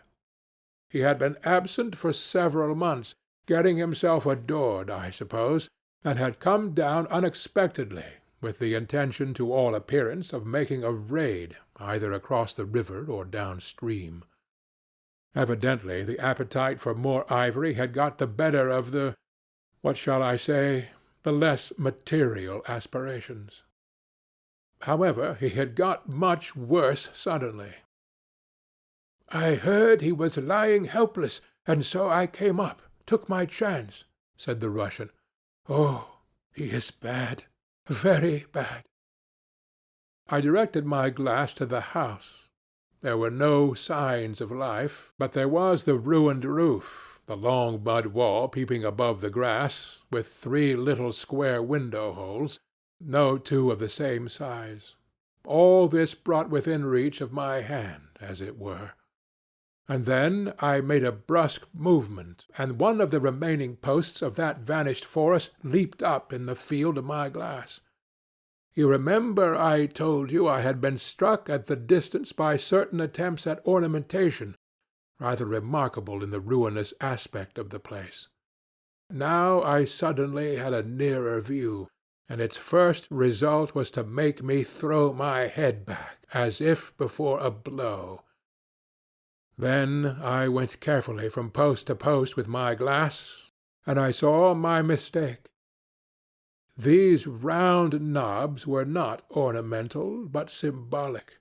They were expressive and puzzling, striking and disturbing, food for thought, and also for vultures, if there had been any looking down from the sky. But at all events, for such ants as were industrious enough to ascend the pole. They would have been even more impressive, these heads on the stakes, if their faces had not been turned to the house. Only one, the first I had made out, was facing my way. I was not so shocked as you may think. The start back I had given was really nothing but a movement of surprise. I had expected to see a knob of wood there, you know. I returned deliberately to the first I had seen, and there it was, black, dried, sunken, with closed eyelids. A head that seemed to sleep at the top of that pole, and with the shrunken dry lips, showing a narrow white line of the teeth, was smiling too, smiling continuously at some endless and jocose dream of that eternal slumber. I am not disclosing any trade secrets. In fact, the manager said afterwards that Mr. Kurtz's methods had ruined the district. I have no opinion on that point, but I want you clearly to understand that there was nothing exactly profitable in these heads being there. They only showed that Mr. Kurtz lacked restraint in the gratification of his various lusts, that there was something wanting in him, some small matter which, when the pressing need arose, could not be found under his magnificent eloquence. Whether he knew of this deficiency himself, I can't say. I think the knowledge came to him at last, only at the very last. But the wilderness had found him out early, and had taken on him a terrible vengeance for the fantastic invasion. I think it had whispered to him things about himself which he did not know, things of which he had no conception till he took counsel with this great solitude, and the whisper had proved irresistibly fascinating. It echoed loudly within him because he was hollow at the core. I put down the glass, and the head that had appeared near enough to be spoken to seemed at once to have leaped away from me into inaccessible distance. The admirer of Mr. Kurtz was a bit crestfallen. In a hurried, indistinct voice he began to assure me he had not dared to take these, say, symbols down. He was not afraid of the natives. They would not stir till Mr. Kurtz gave the word. His ascendancy was extraordinary. The camps of these people surrounded the place, and the chiefs came every day to see him. They would crawl. I don't want to know anything of the ceremonies used when approaching Mr. Kurtz, I shouted. Curious, this feeling that came over me that such details would be more intolerable than those heads drying on the stakes under Mr. Kurtz's windows. After all, that was only a savage sight, while I seemed at one bound to have been transported into some lightless region of subtle horrors, where pure uncomplicated savagery was a positive relief, being something that had a right to exist obviously in the sunshine. The young man looked at me with surprise. I suppose it did not occur to him that Mr. Kurtz was no idol of mine. He forgot I hadn't heard any of these splendid monologues on, what was it, on love, justice, conduct of life, or what not. If it had come to crawling before Mr. Kurtz, he crawled as much as the veriest savage of them all. I had no idea of the conditions, he said. These heads were the heads of rebels. I shocked him excessively by laughing. Rebels! What would be the next definition I was to hear? There had been enemies, criminals, workers, and these were rebels. These rebellious heads looked very subdued to me on their sticks. "You don't know how such a life tries a man like Kurtz," cried Kurtz's last disciple. "Well, and you?" I said. I am a simple man. I have no great thoughts. I want nothing from anybody.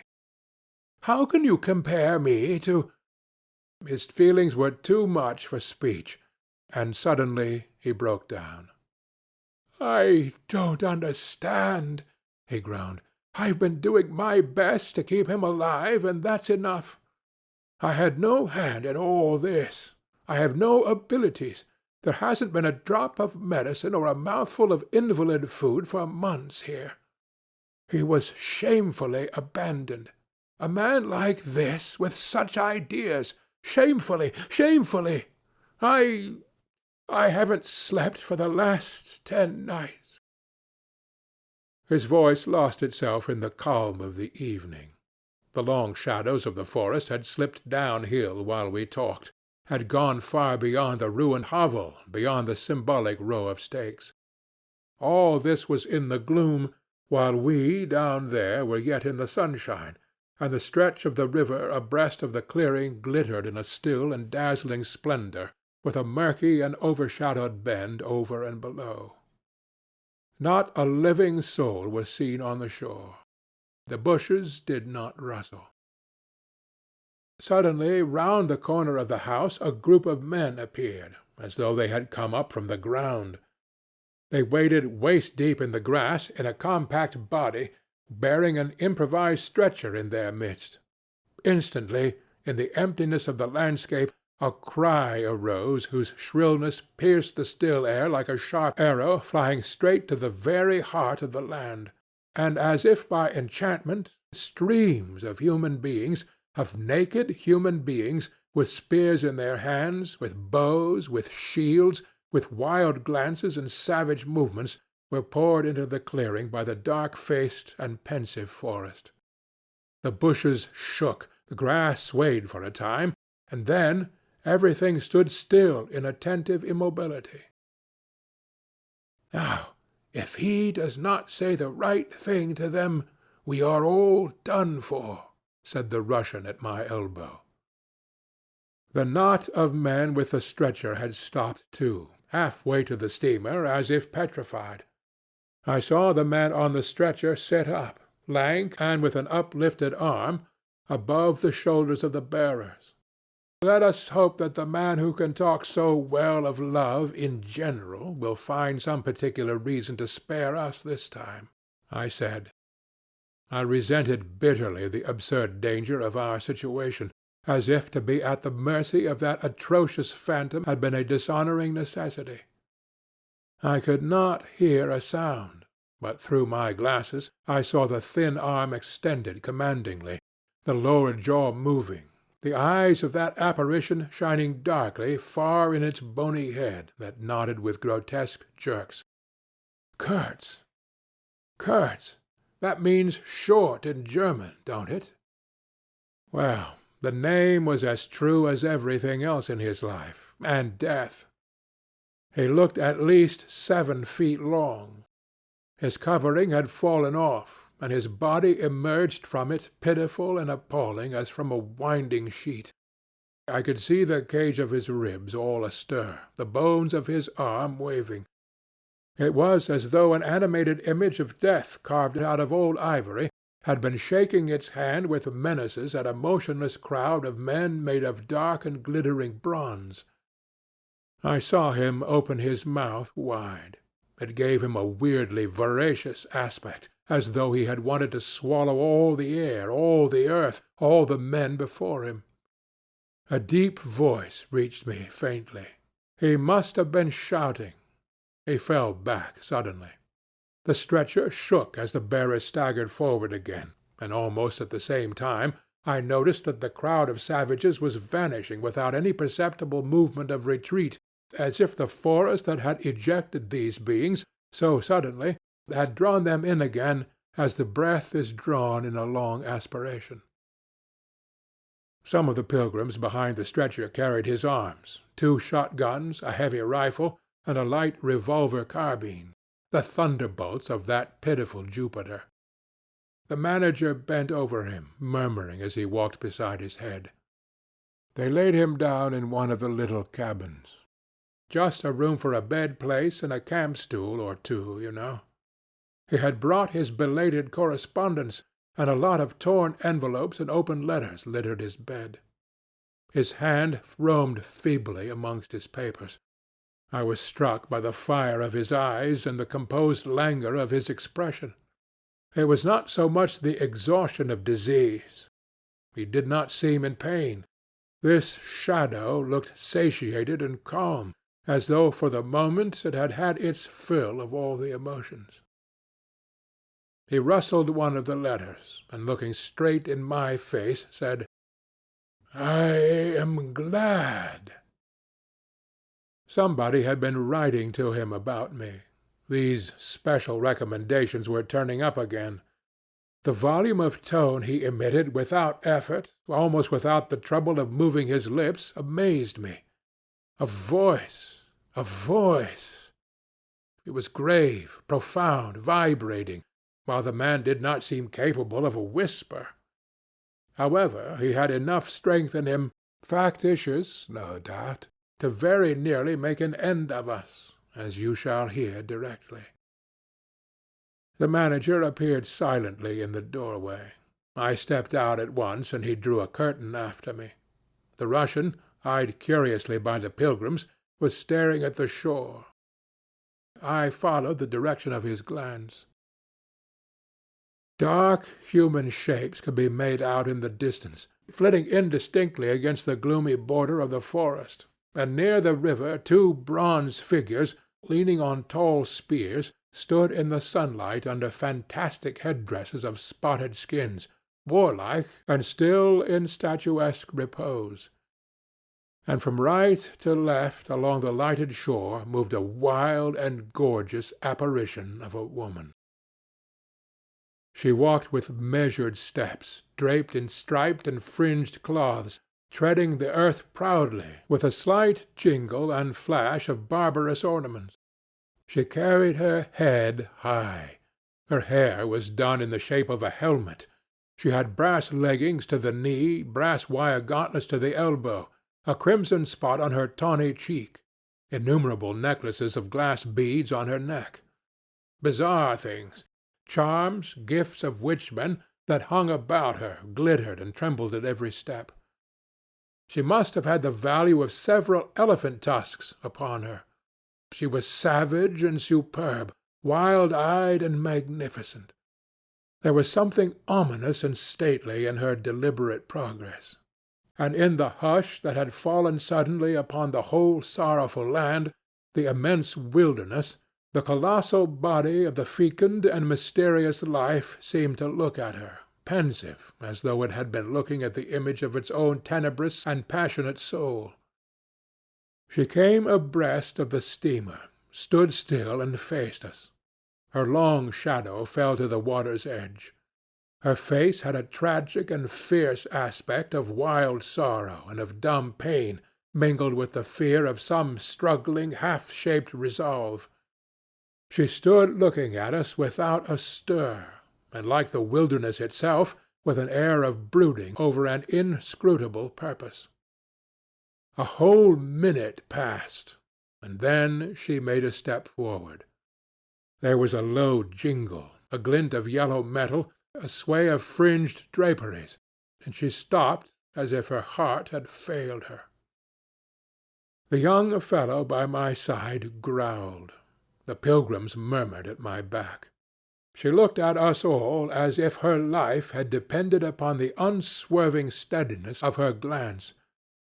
Suddenly she opened her bared arms and threw them up rigid above her head, as though in an uncontrollable desire to touch the sky, and at the same time the swift shadows darted out on the earth, swept around on the river, gathering the steamer into a shadowy embrace.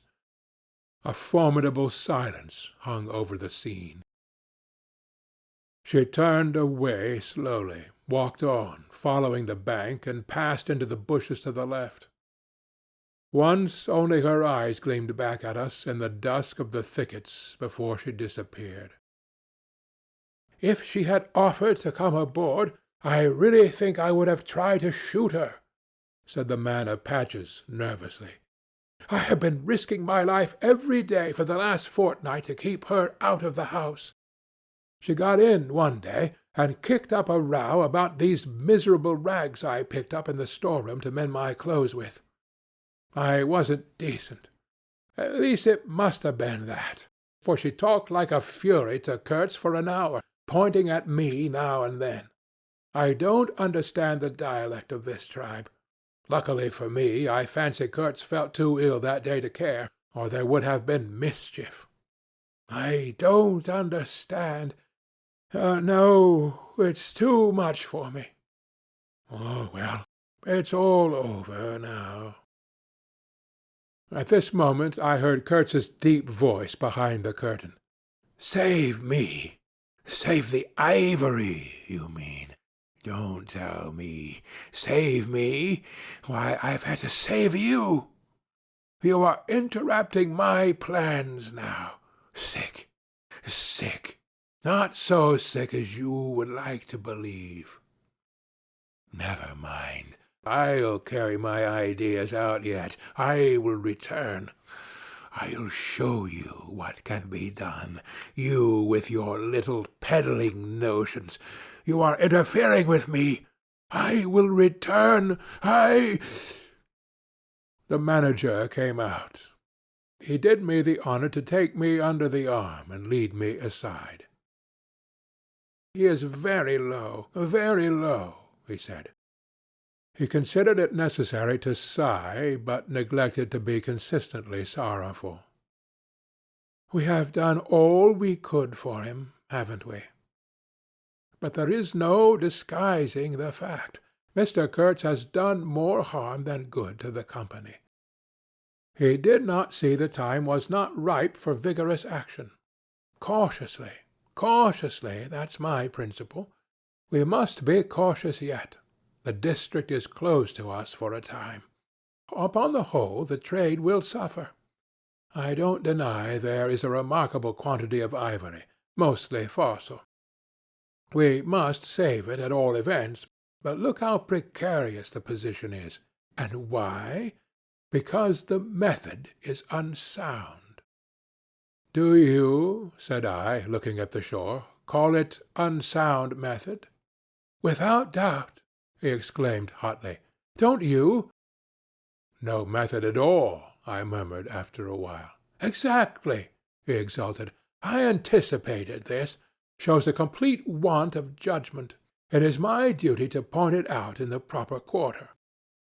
Oh, said I, that fellow, what's his name? The brickmaker will make a readable report for you. He appeared confounded for a moment. It seemed to me I had never breathed an atmosphere so vile, and I turned mentally to Kurtz for relief, positively for relief. Nevertheless, I think Kurtz is a remarkable man, I said with emphasis. He started, dropped on me a heavy glance, said very quietly, "He was," and turned his back on me. My hour of favor was over. I found myself lumped along with Kurtz as a partisan of methods for which the time was not ripe. I was unsound. But it was something to have at least a choice of nightmares. I had turned to the wilderness, really, not to Mr. Kurtz, who I was ready to admit was as good as buried. And for a moment it seemed to me as if I also were buried in a vast grave full of unspeakable secrets. I felt an intolerable weight oppressing my breast, the smell of the damp earth, the unseen presence of victorious corruption, the darkness of an impenetrable night. The Russian tapped me on the shoulder. I heard him mumbling and stammering something about brother Seaman couldn't conceal knowledge of matters that would affect Mr. Kurtz's reputation. I waited. For him, evidently, Mr. Kurtz was not in his grave. I suspect that for him, Mr. Kurtz was one of the immortals. Well, said I at last, speak out. As it happens, I am Mr. Kurtz's friend, in a way. He stated, with a good deal of formality, that had we not been of the same profession, he would have kept the matter to himself without regard to consequences. He suspected there was an active ill will towards him on the part of these white men that— You are right, I said, remembering a certain conversation I had overheard. The manager thinks you ought to be hanged. He showed a concern at this intelligence which amused me at first. I had better get out of the way quietly, he said earnestly. I can do no more for Kurtz now, and they would soon find some excuse. What's to stop them? There's a military post 300 miles from here. Well, upon my word, said I, perhaps you had better go if you have any friends amongst the savages near by. Oh, plenty, he said. They are simple people, and I want nothing, you know. He stood biting his lip then. I don't want any harm to happen to these whites here, but of course I was thinking of Mr. Kurtz's reputation. But you are a brother seaman, and— All right, said I, after a time. Mr. Kurtz's reputation is safe with me. I did not know how truly I spoke. He informed me, lowering his voice, that it was Kurtz who had ordered the attack to be made on the steamer. He hated sometimes the idea of being taken away, and then again. But I don't understand these matters. I am a simple man. He thought it would scare you away, that you would give it up, thinking him dead. I could not stop him. Oh, I had an awful time of it this last month. Very well, I said. He is all right now. Yes, he muttered, not very convinced apparently. Thanks, said I. I shall keep my eyes open. Won't get quiet, eh? He urged anxiously. It would be awful for his reputation if anybody here. I promised a complete discretion with great gravity. I have a canoe and 3 blackfellows waiting not very far off. I am off. Could you give me a few Martini Henry cartridges? I could and did with proper secrecy. He helped himself, with a wink at me, to a handful of my tobacco. Between sailors, you know. Good English tobacco. At the door of the pilot-house he turned round. I say, haven't you a pair of shoes you could spare? He raised one leg. Look. The soles were tied with knotted strings, sandal-wise, under his bare feet. I rooted out an old pair, at which he looked with admiration before tucking it under his left arm. One of his pockets, bright red, was bulging with cartridges. From the other, dark blue, peeped Towson's inquiry, etc., etc. He seemed to think himself excellently well equipped for a renewed encounter with the wilderness. Ah! I'll never, never meet such a man again. You ought to have heard him recite poetry. His own, too, it was, he told me. Poetry! He rolled his eyes at the recollection of these delights. Oh, he enlarged my mind. Good-bye, said I. He shook hands and vanished in the night. Sometimes I asked myself whether I had ever really seen him, whether it was possible to meet such a phenomenon. When I woke up, shortly after midnight, his warning came to my mind with its hint of danger that seemed, in the starred darkness, real enough to make me get up for the purpose of having a look round. On the hill a big fire burned, illuminating fitfully a crooked corner of the station-house. One of the agents, with a picket of a few of our blacks, armed for the purpose, was keeping guard over the ivory. But deep within the forest, red gleams that wavered, that seemed to sink and rise from the ground amongst confused columnar shapes of intense blackness, showed the exact position of the camp where Mr. Kurtz's adorers were keeping their uneasy vigil. The monotonous beating of a big drum filled the air with muffled shocks and a lingering vibration. A steady droning sound of many men chanting each to himself some weird incantation came out from the black flat wall of the woods as the humming of bees comes out of a hive, and had a strange narcotic effect upon my half-awake senses.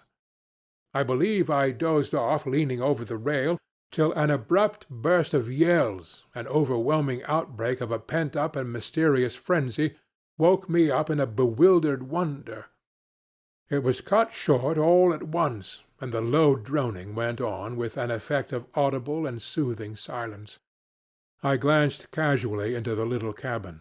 A light was burning within, but Mr. Kurtz was not there.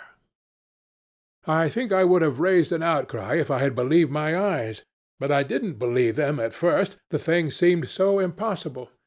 The fact is, I was completely unnerved by a sheer blank fright, pure abstract terror, unconnected with any distinct shape of physical danger. What made this emotion so overpowering was, how shall I define it? The moral shock I received, as if something altogether monstrous, intolerable to thought and odious to the soul, had been thrust upon me unexpectedly. This lasted, of course, the merest fraction of a second, and then the usual sense of commonplace, deadly danger, the possibility of a sudden onslaught and massacre, or something of the kind, which I saw impending, was positively welcome and composing. It pacified me, in fact, so much that I did not raise an alarm. There was an agent buttoned up inside an ulster and sleeping on a chair on deck within 3 feet of me. The yells had not awakened him. He snored very slightly. I left him to his slumbers and leaped ashore. I did not betray Mr. Kurtz. It was ordered I should never betray him. It was written I should be loyal to the nightmare of my choice. I was anxious to deal with this shadow by myself alone, and to this day I don't know why I was so jealous of sharing with any one the peculiar blackness of that experience. As soon as I got on the bank, I saw a trail, a broad trail through the grass. I remember the exultation with which I said to myself, "He can't walk. He is crawling on all fours. I've got him." The grass was wet with dew. I strode rapidly with clenched fists. I fancy I had some vague notion of falling upon him and giving him a drubbing. I don't know. I had some imbecile thoughts. The knitting old woman with the cat obtruded herself upon my memory as a most improper person to be sitting at the other end of such an affair. I saw a row of pilgrims squirting lead in the air out of Winchesters held to the ship. I thought I would never get back to the steamer, and imagined myself living alone and unarmed in the woods to an advanced age. Such silly things, you know. And I remember I confounded the beat of the drum with the beating of my heart, and was pleased at its calm regularity. I kept to the track, though, then stopped to listen. The night was very clear, a dark blue space, sparkling with dew and starlight, in which black things stood very still. I thought I could see a kind of motion ahead of me. I was strangely cocksure of everything that night. I actually left the track and ran in a great semicircle, I verily believe, chuckling to myself, so as to get in front of that stir, of that motion I had seen, if indeed I had seen anything. I was circumventing Kurtz as though it had been a boyish game. I came upon him, and if he had not heard me coming, I would have fallen over him too, but he got up in time. He rose, unsteady, long, pale, indistinct, like a vapor exhaled by the earth, and swayed slightly, misty and silent before me, while at my back the fires loomed between the trees, and the murmur of many voices issued from the forest. I had cut him off cleverly, but when actually confronting him I seemed to come to my senses. I saw the danger in its right proportion. It was by no means over yet. Suppose he began to shout. Though he could hardly stand, there was still plenty of vigor in his voice. "Go away. Hide yourself," he said, in that profound tone. It was very awful. I glanced back. We were within 30 yards from the nearest fire. A black figure stood up, strode on long black legs, waving long black arms across the glow. It had horns, antelope horns, I think, on its head. Some sorcerer, some witch-man, no doubt. It looked fiend-like enough. "Do you know what you are doing?" I whispered. "Perfectly," he answered, raising his voice for that single word. It sounded to me far off, and yet loud, like a hail through a speaking trumpet. If he makes a row, we are lost, I thought to myself. This clearly was not a case for fisticuffs, even apart from the very natural aversion I had to beat that shadow, this wandering and tormented thing. "You will be lost," I said, "utterly lost." One gets sometimes such a flash of inspiration, you know. I did say the right thing. though indeed he could not have been more irretrievably lost than he was at this very moment, when the foundations of our intimacy were being laid to endure, even to the end, even beyond. "I had immense plans," he muttered irresolutely. "Yes," said I, "but if you try to shout, I'll smash your head with—" There was not a stick or a stone near. "I will throttle you for good," I corrected myself. "I was on the threshold of great things," he pleaded, in a voice of longing, with a wistfulness of tone that made my blood run cold. "And now for this stupid scoundrel." "Your success in Europe is assured in any case," I affirmed steadily. "I did not want to have the throttling of him, you understand, and indeed it would have been very little use for any practical purpose. I tried to break the spell, the heavy, mute spell of the wilderness that seemed to draw him to its pitiless breast by the awakening of forgotten and brutal instincts, by the memory of gratified and monstrous passions. This alone, I was convinced, had driven him out to the edge of the forest, to the bush, towards the gleam of fires, the throb of drums, the drone of weird incantations. This alone had beguiled his unlawful soul beyond the bounds of permitted aspirations. And, don't you see, the terror of the position was not in being knocked on the head, though I had a very lively sense of that danger too, but in this, that I had to deal with a being to whom I could not appeal in the name of anything high or low. I had, even like the niggers, to invoke him, himself, his own exalted and incredible degradation. There was nothing either above or below him. I knew it. He had kicked himself loose of the earth. Confound the man! He had kicked the very earth to pieces. He was alone, and I before him did not know whether I stood on the ground or floated in the air. I've been telling you what we said, repeating the phrases we pronounced, but what's the good? They were common everyday words, the familiar, vague sounds exchanged on every waking day of life. But what of that? They had behind them, to my mind, the terrific suggestiveness of words heard in dreams, of phrases spoken in nightmares. Soul! If anybody ever struggled with a soul, I am the man. And I wasn't arguing with a lunatic either.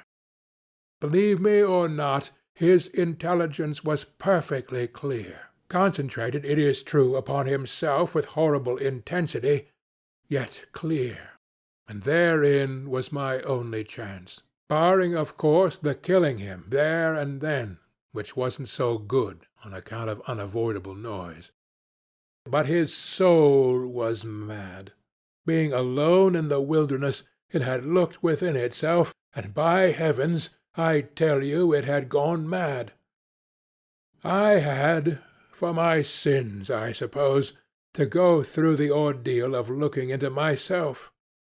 No eloquence could have been so withering to one's belief in mankind as his final burst of sincerity. He struggled with himself too. I saw it. I heard it. I saw the inconceivable mystery of a soul that knew no restraint, no faith, no fear, yet struggling blindly with itself. I kept my head pretty well, but when I had him at last stretched on the couch, I wiped my forehead, while my legs shook under me as though I had carried half a ton on my back down the hill. And yet I had only supported him, his bony arm clasped round my neck. He was not much heavier than a child. When next day we left at noon, the crowd, of whose presence behind the curtain of trees I had been acutely conscious all the time, flowed out of the woods again, filled the clearing, covered the slope with a mass of naked, breathing, quivering, bronze bodies.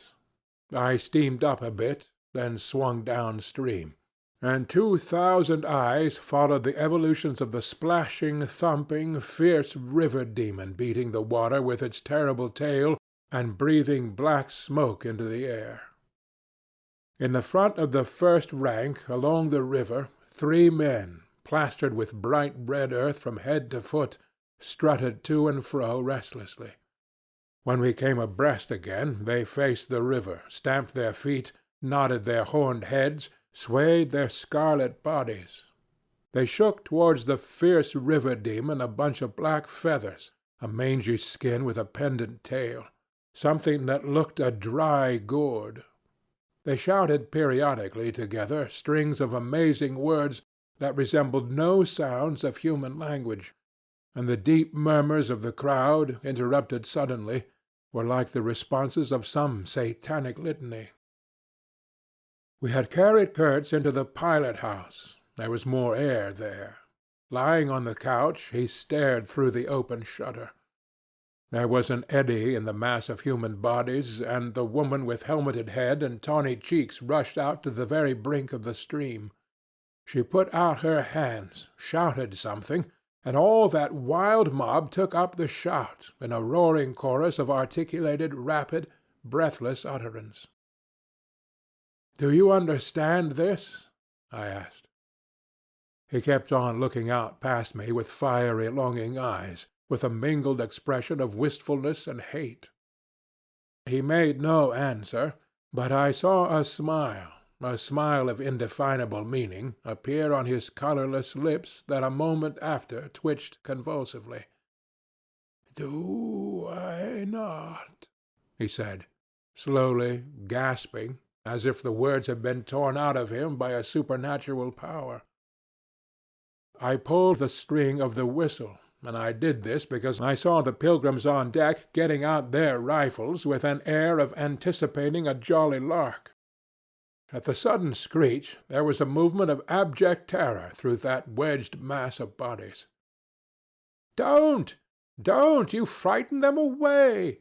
cried someone on deck disconsolately. I pulled the string time after time. They broke and ran, they leaped, they crouched, they swerved, they dodged the flying terror of the sound. The 3 red chaps had fallen flat, face down on the shore, as though they had been shot dead. Only the barbarous and superb woman did not so much as flinch, and stretched tragically her bare arms after us over the sombre and glittering river. And then that imbecile crowd down on the deck started their little fun, and I could see nothing more for smoke. The brown current ran swiftly out of the heart of darkness, bearing us down towards the sea with twice the speed of our upward progress, and Kurtz's life was running swiftly too, ebbing out of his heart into the sea of inexorable time. The manager was very placid. He had no vital anxieties now. He took us both in with a comprehensive and satisfied glance. The affair had come off as well as he could have wished. I saw the time approaching when I would be left alone of the party of unsound method. The pilgrims looked upon me with disfavor. I was, so to speak, numbered with the dead. It is strange how I accepted this unforeseen partnership, this choice of nightmares forced upon me in the tenebrous land invaded by these mean and greedy phantoms. Kurtz discoursed. A voice! It rang deep to the very last. It survived his strength to hide in the magnificent folds of eloquence the barren darkness of his heart. Oh, he struggled. The wastes of his weary brain were haunted by shadowy images now, images of wealth and fame revolving obsequiously around his unextinguishable gift of noble and lofty expression. My intended, my station, my career, my ideas, these were the subjects for the occasional utterances of elevated sentiments. The shade of the original Kurtz frequented the bedside of the hollow sham, whose fate it was to be buried presently in the mould of primeval earth. But both the diabolic love and the unearthly hate of the mysteries it had penetrated fought for the possession of that soul, satiated of primitive emotions, avid of lying fame, of sham distinction, of all the appearances of success and power. Sometimes he was contemptibly childish. He desired to have kings meet him at railway stations on his return from some ghastly nowhere, where he intended to accomplish great things. "You show them that you have in you something that is really profitable, and then there will be no limits to the recognition of your ability," he would say.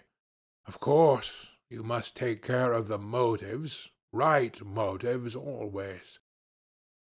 The long reaches that were like one and the same reach, monotonous bends that were exactly alike, slipped past the steamer with their multitude of secular trees looking patiently after this grimy fragment of another world, the forerunner of change, of conquest, of trade, of massacres, of blessings.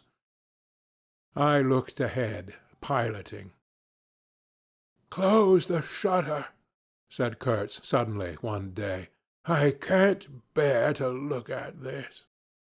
I did so. There was a silence.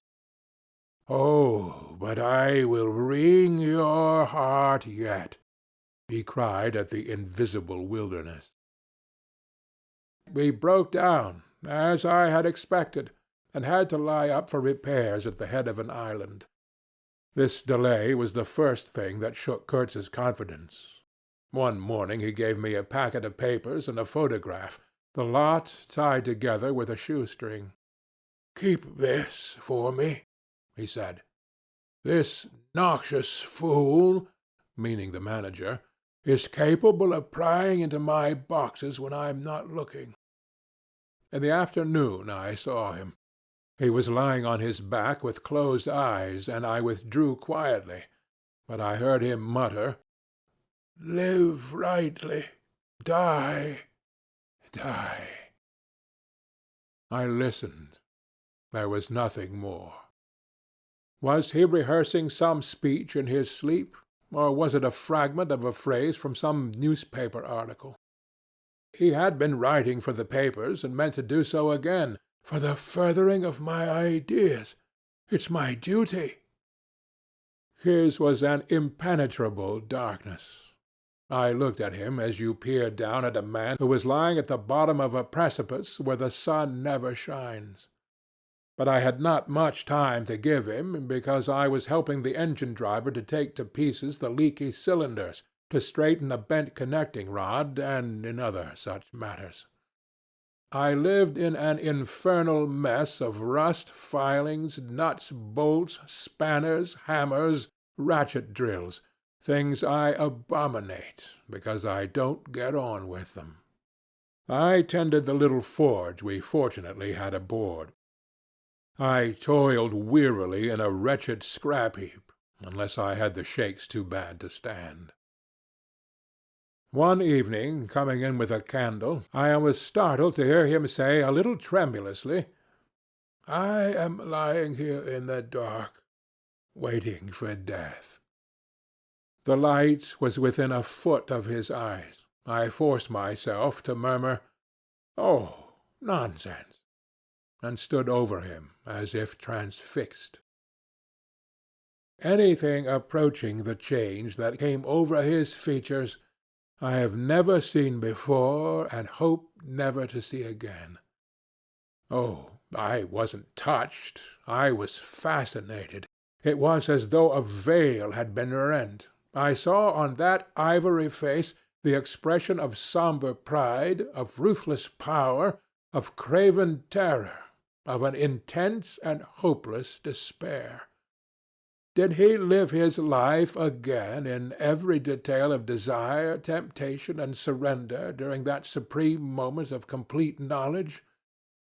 He cried in a whisper at some image, at some vision. He cried out twice, a cry that was no more than a breath.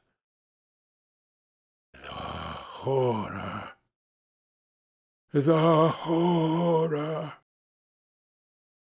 I blew the candle out and left the cabin. The pilgrims were dining in the mess-room, and I took my place opposite the manager, who lifted his eyes to give me a questioning glance, which I successfully ignored. He leaned back, serene, with that peculiar smile of his sealing the unexpressed depths of his meanness. A continuous shower of small flies streamed upon the lamp, upon the cloth, upon our hands and faces. Suddenly the manager's boy put his insolent black head in the doorway and said in a tone of scathing contempt, "Mr. Kurtz, he dead." All the pilgrims rushed out to see. I remained and went on with my dinner. I believe I was considered brutally callous. However, I did not eat much. There was a lamp in there, light, don't you know, and outside it was so beastly dark. I went no more near the remarkable man who had pronounced a judgment upon the adventures of his soul on this earth. The voice was gone. What else had been there? But I am, of course, aware that next day the pilgrims buried something in a muddy hole. And then they very nearly buried me. However, as you see, I did not go to join Kurtz there and then. I did not. I remained to dream the nightmare out to the end, and to show my loyalty to Kurtz once more. Destiny. My destiny. Droll thing life is, that mysterious arrangement of merciless logic for a futile purpose. The most you can hope from it is some knowledge of yourself. That comes too late, a crop of unextinguishable regrets. I have wrestled with death. It is the most unexciting contest you can imagine.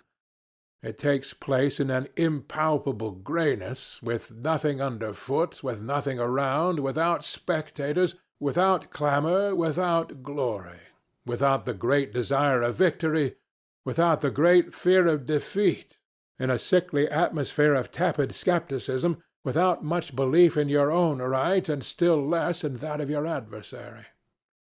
If such is the form of ultimate wisdom, then life is a greater riddle than some of us think it to be.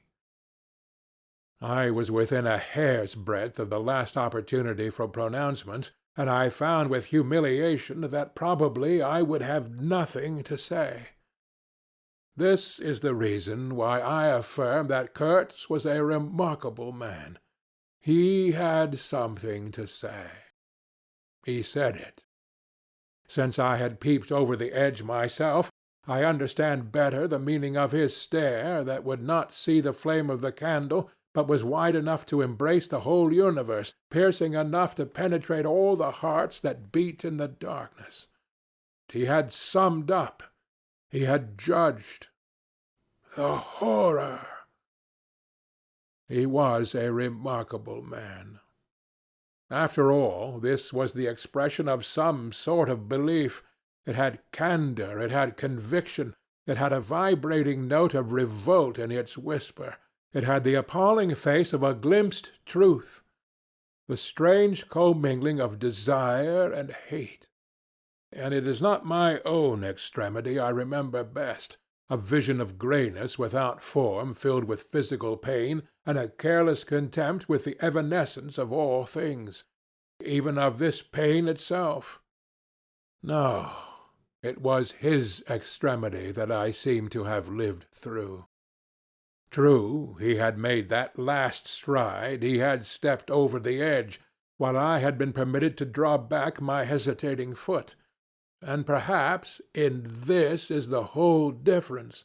Perhaps all the wisdom and all truth and all sincerity are just compressed into that inappreciable moment of time in which we step over the threshold of the invisible. Perhaps. I like to think my summing up would not have been a word of careless contempt. Better his cry, much better. It was an affirmation, a moral victory paid for by innumerable defeats, by abominable terrors, by abominable satisfactions. But it was a victory. That is why I have remained loyal to Kurtz to the last, and even beyond, when a long time after I heard once more, not his own voice, but the echo of his magnificent eloquence thrown to me from a soul as translucently pure as a cliff of crystal. No, they did not bury me, though there is a period of time which I remember mistily with a shuddering wonder, like a passage through some inconceivable world that had no hope in it and no desire. I found myself back in the sepulchral city, resenting the sight of people hurrying through the streets to filch a little money from each other, to devour their infamous cookery, to gulp their unwholesome beer, to dream their insignificant and silly dreams. They trespassed upon my thoughts. They were intruders, whose knowledge of life was to me an irritating pretense, because I felt so sure they could not possibly know the things I knew. Their bearing, which was simply the bearing of commonplace individuals going about their business in the assurance of perfect safety, was offensive to me like the outrageous flauntings of folly in the face of a danger it is unable to comprehend. I had no particular desire to enlighten them, but I had some difficulty in restraining myself from laughing in their faces, so full of stupid importance. I dare say I was not very well at that time. I tottered about the streets. There were various affairs to settle, grinning bitterly at perfectly respectable persons. I admit my behavior was inexcusable, but then my temperature was seldom normal in these days. My dear aunt's endeavors to nurse up my strength seemed altogether beside the mark. It was not my strength that wanted nursing, it was my imagination that wanted soothing. I kept the bundle of papers given me by Kurtz, not knowing exactly what to do with it. His mother had died lately, watched over, as I was told, by his intended.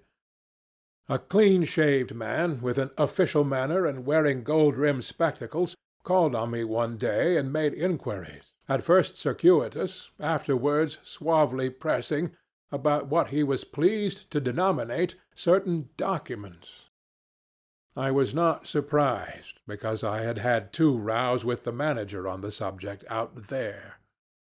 I had refused to give up the smallest scrap out of that package, and I took the same attitude with the spectacled man. He became darkly menacing at last, and with much heat argued that the company had the right to every bit of information about its territories.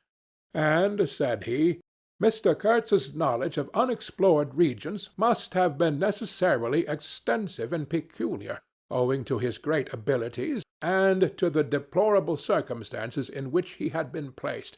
Therefore, I assured him Mr. Kurtz's knowledge, however extensive, did not bear upon the problems of commerce or administration. He invoked then the name of science. It would be an incalculable loss if, etc., etc. I offered him the report on the suppression of savage customs, with the postscriptum torn off. He took it up eagerly, but ended by sniffing at it with an air of contempt. "This is not what we had a right to expect," he remarked. "Expect nothing else," I said. "There are only private letters." He withdrew upon some threat of legal proceedings, and I saw him no more. But another fellow, calling himself Kurtz's cousin, appeared 2 days later, and was anxious to hear all the details about his dear relative's last moments. Incidentally, he gave me to understand that Kurtz had been essentially a great musician. "There was the making of an immense success," said the man, who was an organist, I believe, with lank gray hair flowing over a greasy coat-collar. I had no reason to doubt his statement, and to this day I was unable to say what was Kurtz's profession, whether he ever had any, which was the greatest of his talents. I had taken him for a painter who wrote for the papers, or else for a journalist who could paint, but even the cousin, who took snuff during the interview, could not tell me what he had been exactly. He was a universal genius.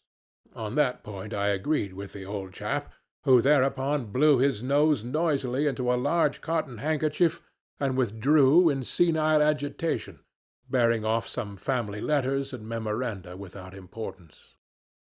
Ultimately, a journalist, anxious to know something of the fate of his dear colleague, turned up. This visitor informed me Kurtz's proper sphere ought to have been in politics, on the popular side.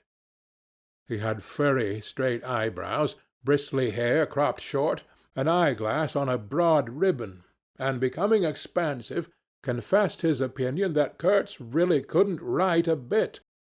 But heavens, how that man could talk!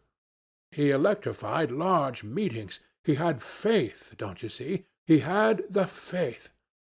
He could get himself to believe anything, anything. He would have been a splendid leader of an extreme party. What party? I asked. Any party, answered the other. He was an extremist. Did I not think so? I assented. Did I know, he asked, with a sudden flash of curiosity, what it was that had induced him to go out there? Yes, said I, and forthwith handed him the famous report for publication, if he thought fit. He glanced through it hurriedly, mumbling all the time, judged it would do, and took himself off with his plunder. Thus I was left at last with a slim packet of letters and the girl's portrait. She struck me as beautiful. I mean, she had a beautiful expression. I know that the sunlight can be made to lie, too, yet one felt that no manipulation of light and pose could have conveyed the delicate shade of truthfulness upon these features. She seemed ready to listen without mental reservation, without suspicion, without a thought for herself. I concluded I would go back and give her back her portrait and those letters myself. Curiosity? Yes, and some other feeling, perhaps. All that had been Kurtz's had passed out of my hands. His soul, his body, his station, his plans, his ivory, his career. There remained only his memory and his intended, and I wanted to give that up, too, to the past, in a way. To surrender personally all that remained of him with me to that oblivion which is the last word of our common fate. I don't defend myself. I had no clear perception of what it was I really wanted. Perhaps it was an impulse of unconscious loyalty, or the fulfillment of one of those ironic necessities that lurk in the facts of human existence. I don't know. I can't tell. But I went. I thought his memory was like the other memories of the dead that accumulate in every man's life, a vague impress on the brain of shadows that had fallen on it in their swift and final passage. But before the high and ponderous door, between the tall houses of a street as still and decorous as a well-kept alley in a cemetery, I had a vision of him on the stretcher, opening his mouth voraciously, as if to devour all the earth with all its mankind. He lived then before me. He lived as much as he had ever lived, a shadow insatiable of splendid appearances, of frightful realities, a shadow darker than the shadow of the night, and draped nobly in the folds of a gorgeous eloquence. The vision seemed to enter the house with me. The stretcher, the phantom bearers, the wild crowd of obedient worshippers, the gloom of the forests, the glitter of the reach between the murky bends, the beat of the drum, regular and muffled like the beating of a heart, the heart of a conquering darkness. It was a moment of triumph for the wilderness, an invading and vengeful rush which, it seemed to me, I would have to keep back alone for the salvation of another soul. And the memory of what I had heard him say afar there, with the horned shapes stirring at my back, in the glow of fires, within the patient woods, those broken phrases came back to me, were heard again in their ominous and terrifying simplicity. I remembered his abject pleading, his abject threats, the colossal scale of his vile desires, the meanness, the torment, the tempestuous anguish of his soul. And later on I seemed to see his collected languid manner when he said one day, "This lot of ivory now is really mine. The company did not pay for it. I collected it myself at a very great personal risk. I am afraid they will try to claim it as theirs, though. It's a difficult case. What do you think I ought to do? Resist? I want no more than justice." He wanted no more than justice, no more than justice. I rang the bell before a mahogany door on the first floor, and while I waited he seemed to stare at me out of the glassy panel, stare with that wide and immense stare, embracing, condemning, loathing all the universe. I seemed to hear the whispered cry, "The horror! The horror!" The dusk was falling. I had to wait in a lofty drawing-room with 3 long windows from floor to ceiling that were like 3 luminous and bedraped columns. The bent gilt legs and backs of the furniture shone in indistinct curves. The tall marble fireplace had a cold and monumental whiteness. A grand piano stood massively in a corner, with dark gleams on the flat surfaces like a sombre and polished sarcophagus. A high door opened, closed. I rose. She came forward, all in black, with a pale head floating towards me in the dusk. She was in mourning. It was more than a year since his death, more than a year since the news came. She seemed as though she would remember and mourn forever. She took both my hands in hers and murmured, "I had heard you were coming." I noticed she was not very young, I mean not girlish. She had a mature capacity for fidelity, for belief, for suffering. The room seemed to have grown darker, as if all the sad light of the cloudy evening had taken refuge on her forehead. This fair hair, this pale visage, this pure brow seemed surrounded by an ashy halo from which the dark eyes looked out at me. Their glance was guileless, profound, confident, and trustful. She carried her sorrowful head as though she were proud of that sorrow, as though she would say, I alone know how to mourn for him as he deserves."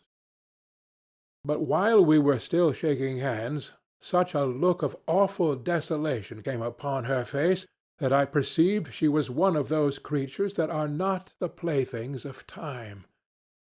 For her he had died only yesterday, and by Jove, the impression was so powerful that for me too he seemed to have died only yesterday, nay, this very minute. I saw her and him in the same instant of time, his death and her sorrow. I saw her sorrow in the very moment of his death. Do you understand? I saw them together. I heard them together. She had said, with a deep catch of the breath, "I have survived," while my strained ears seemed to hear distinctly, mingled with her tone of despairing regret, the summing up whisper of his eternal condemnation. I asked myself what I was doing there, with a sensation of panic in my heart, as though I had blundered into a place of cruel and absurd mysteries not fit for a human being to behold. She motioned me to a chair. We sat down. I laid the packet gently on the little table, and she put her hand over it. "You knew him well," she murmured, after a moment of mourning silence. "Intimacy grows quickly out there," I said. "I knew him as well as it is possible for one man to know another." "And you admired him," she said. "It was impossible to know him and not admire him, was it?" "He was a remarkable man," I said unsteadily. Then, before the appealing fixity of her gaze, that seemed to watch for more words on my lips, I went on. "It was impossible not to love him," she finished eagerly, silencing me into an appalled dumbness. "How true! How true! But when you think that no one knew him so well as I had all his noble confidence. I knew him best." "You knew him best," I repeated, and perhaps she did. But with every word spoken, the room was growing darker, and only her forehead, smooth and white, remained illumined by the inextinguishable light of belief and love. "You were his friend," she went on. "His friend," she repeated a little louder. "You must have been, if he had given you this and sent you to me. I feel I can speak to you, and, oh, I must speak. I want you have heard his last words, to know I have been worthy of him. It is not pride. Yes, I am proud to know I understood him better than anyone on earth. He told me so himself. And since his mother died, I have had no one to. I listened. The darkness deepened. I was not even sure whether he had given me the right bundle. I rather suspect he wanted me to take care of another batch of his papers, which, after his death, I saw the manager examining under the lamp. And the girl talked, easing her pain in the certitude of my sympathy. She talked as thirsty men drink.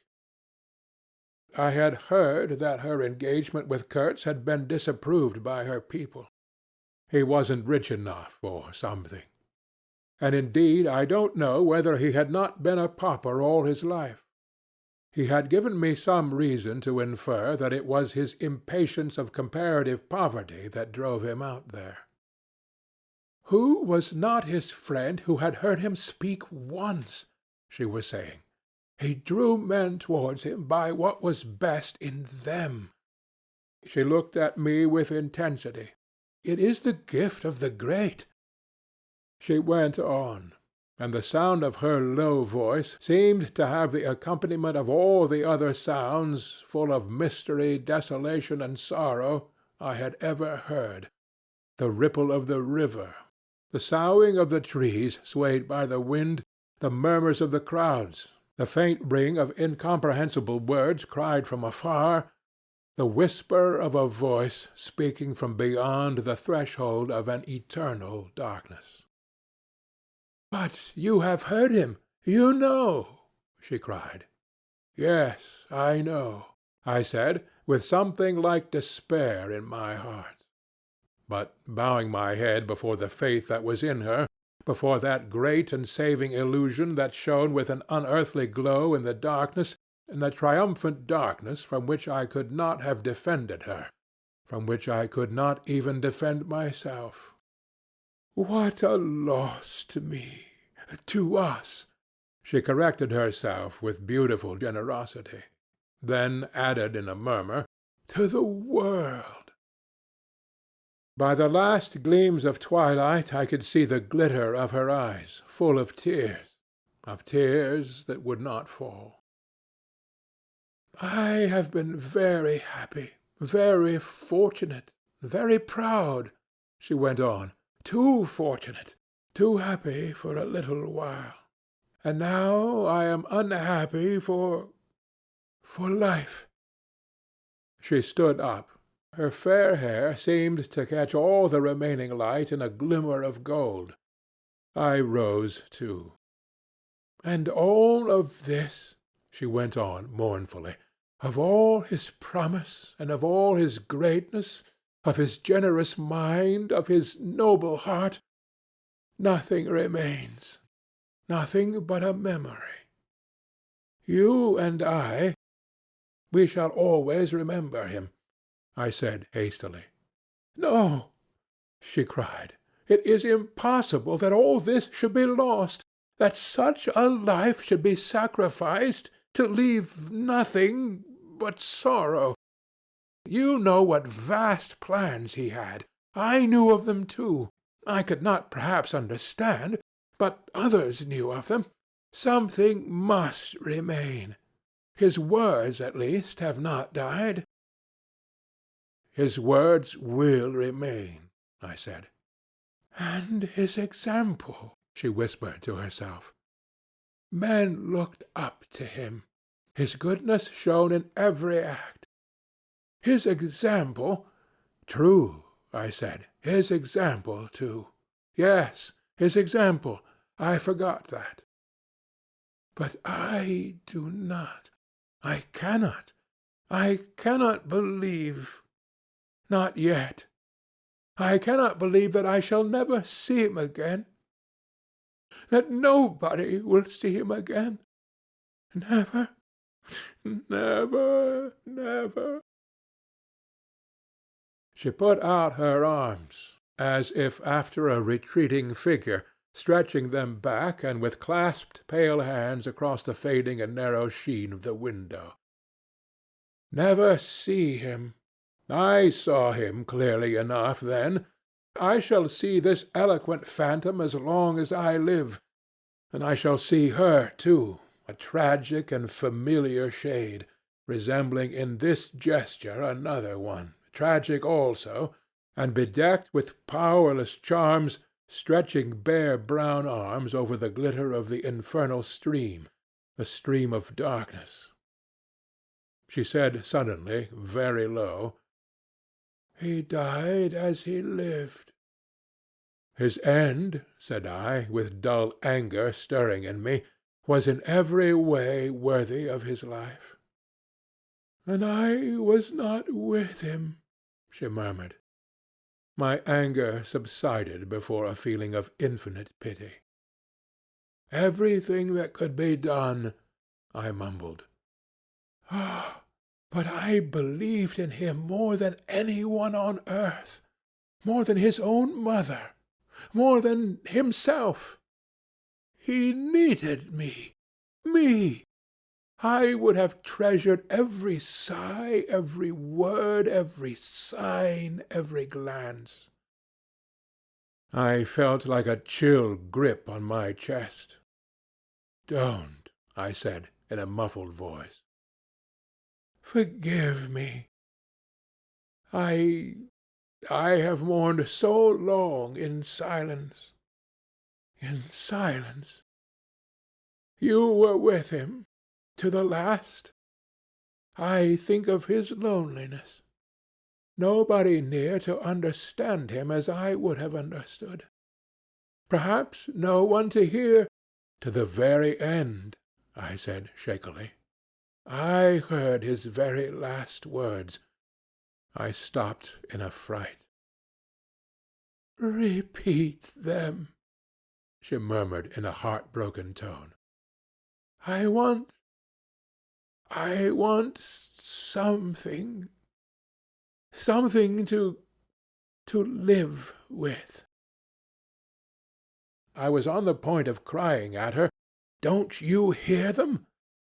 The dusk was repeating them in a persistent whisper all around us, in a whisper that seemed to swell menacingly like the first whisper of a rising wind.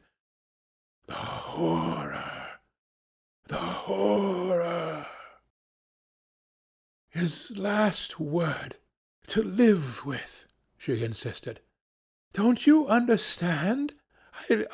I loved him. I loved him. I loved him. I pulled myself together and spoke slowly.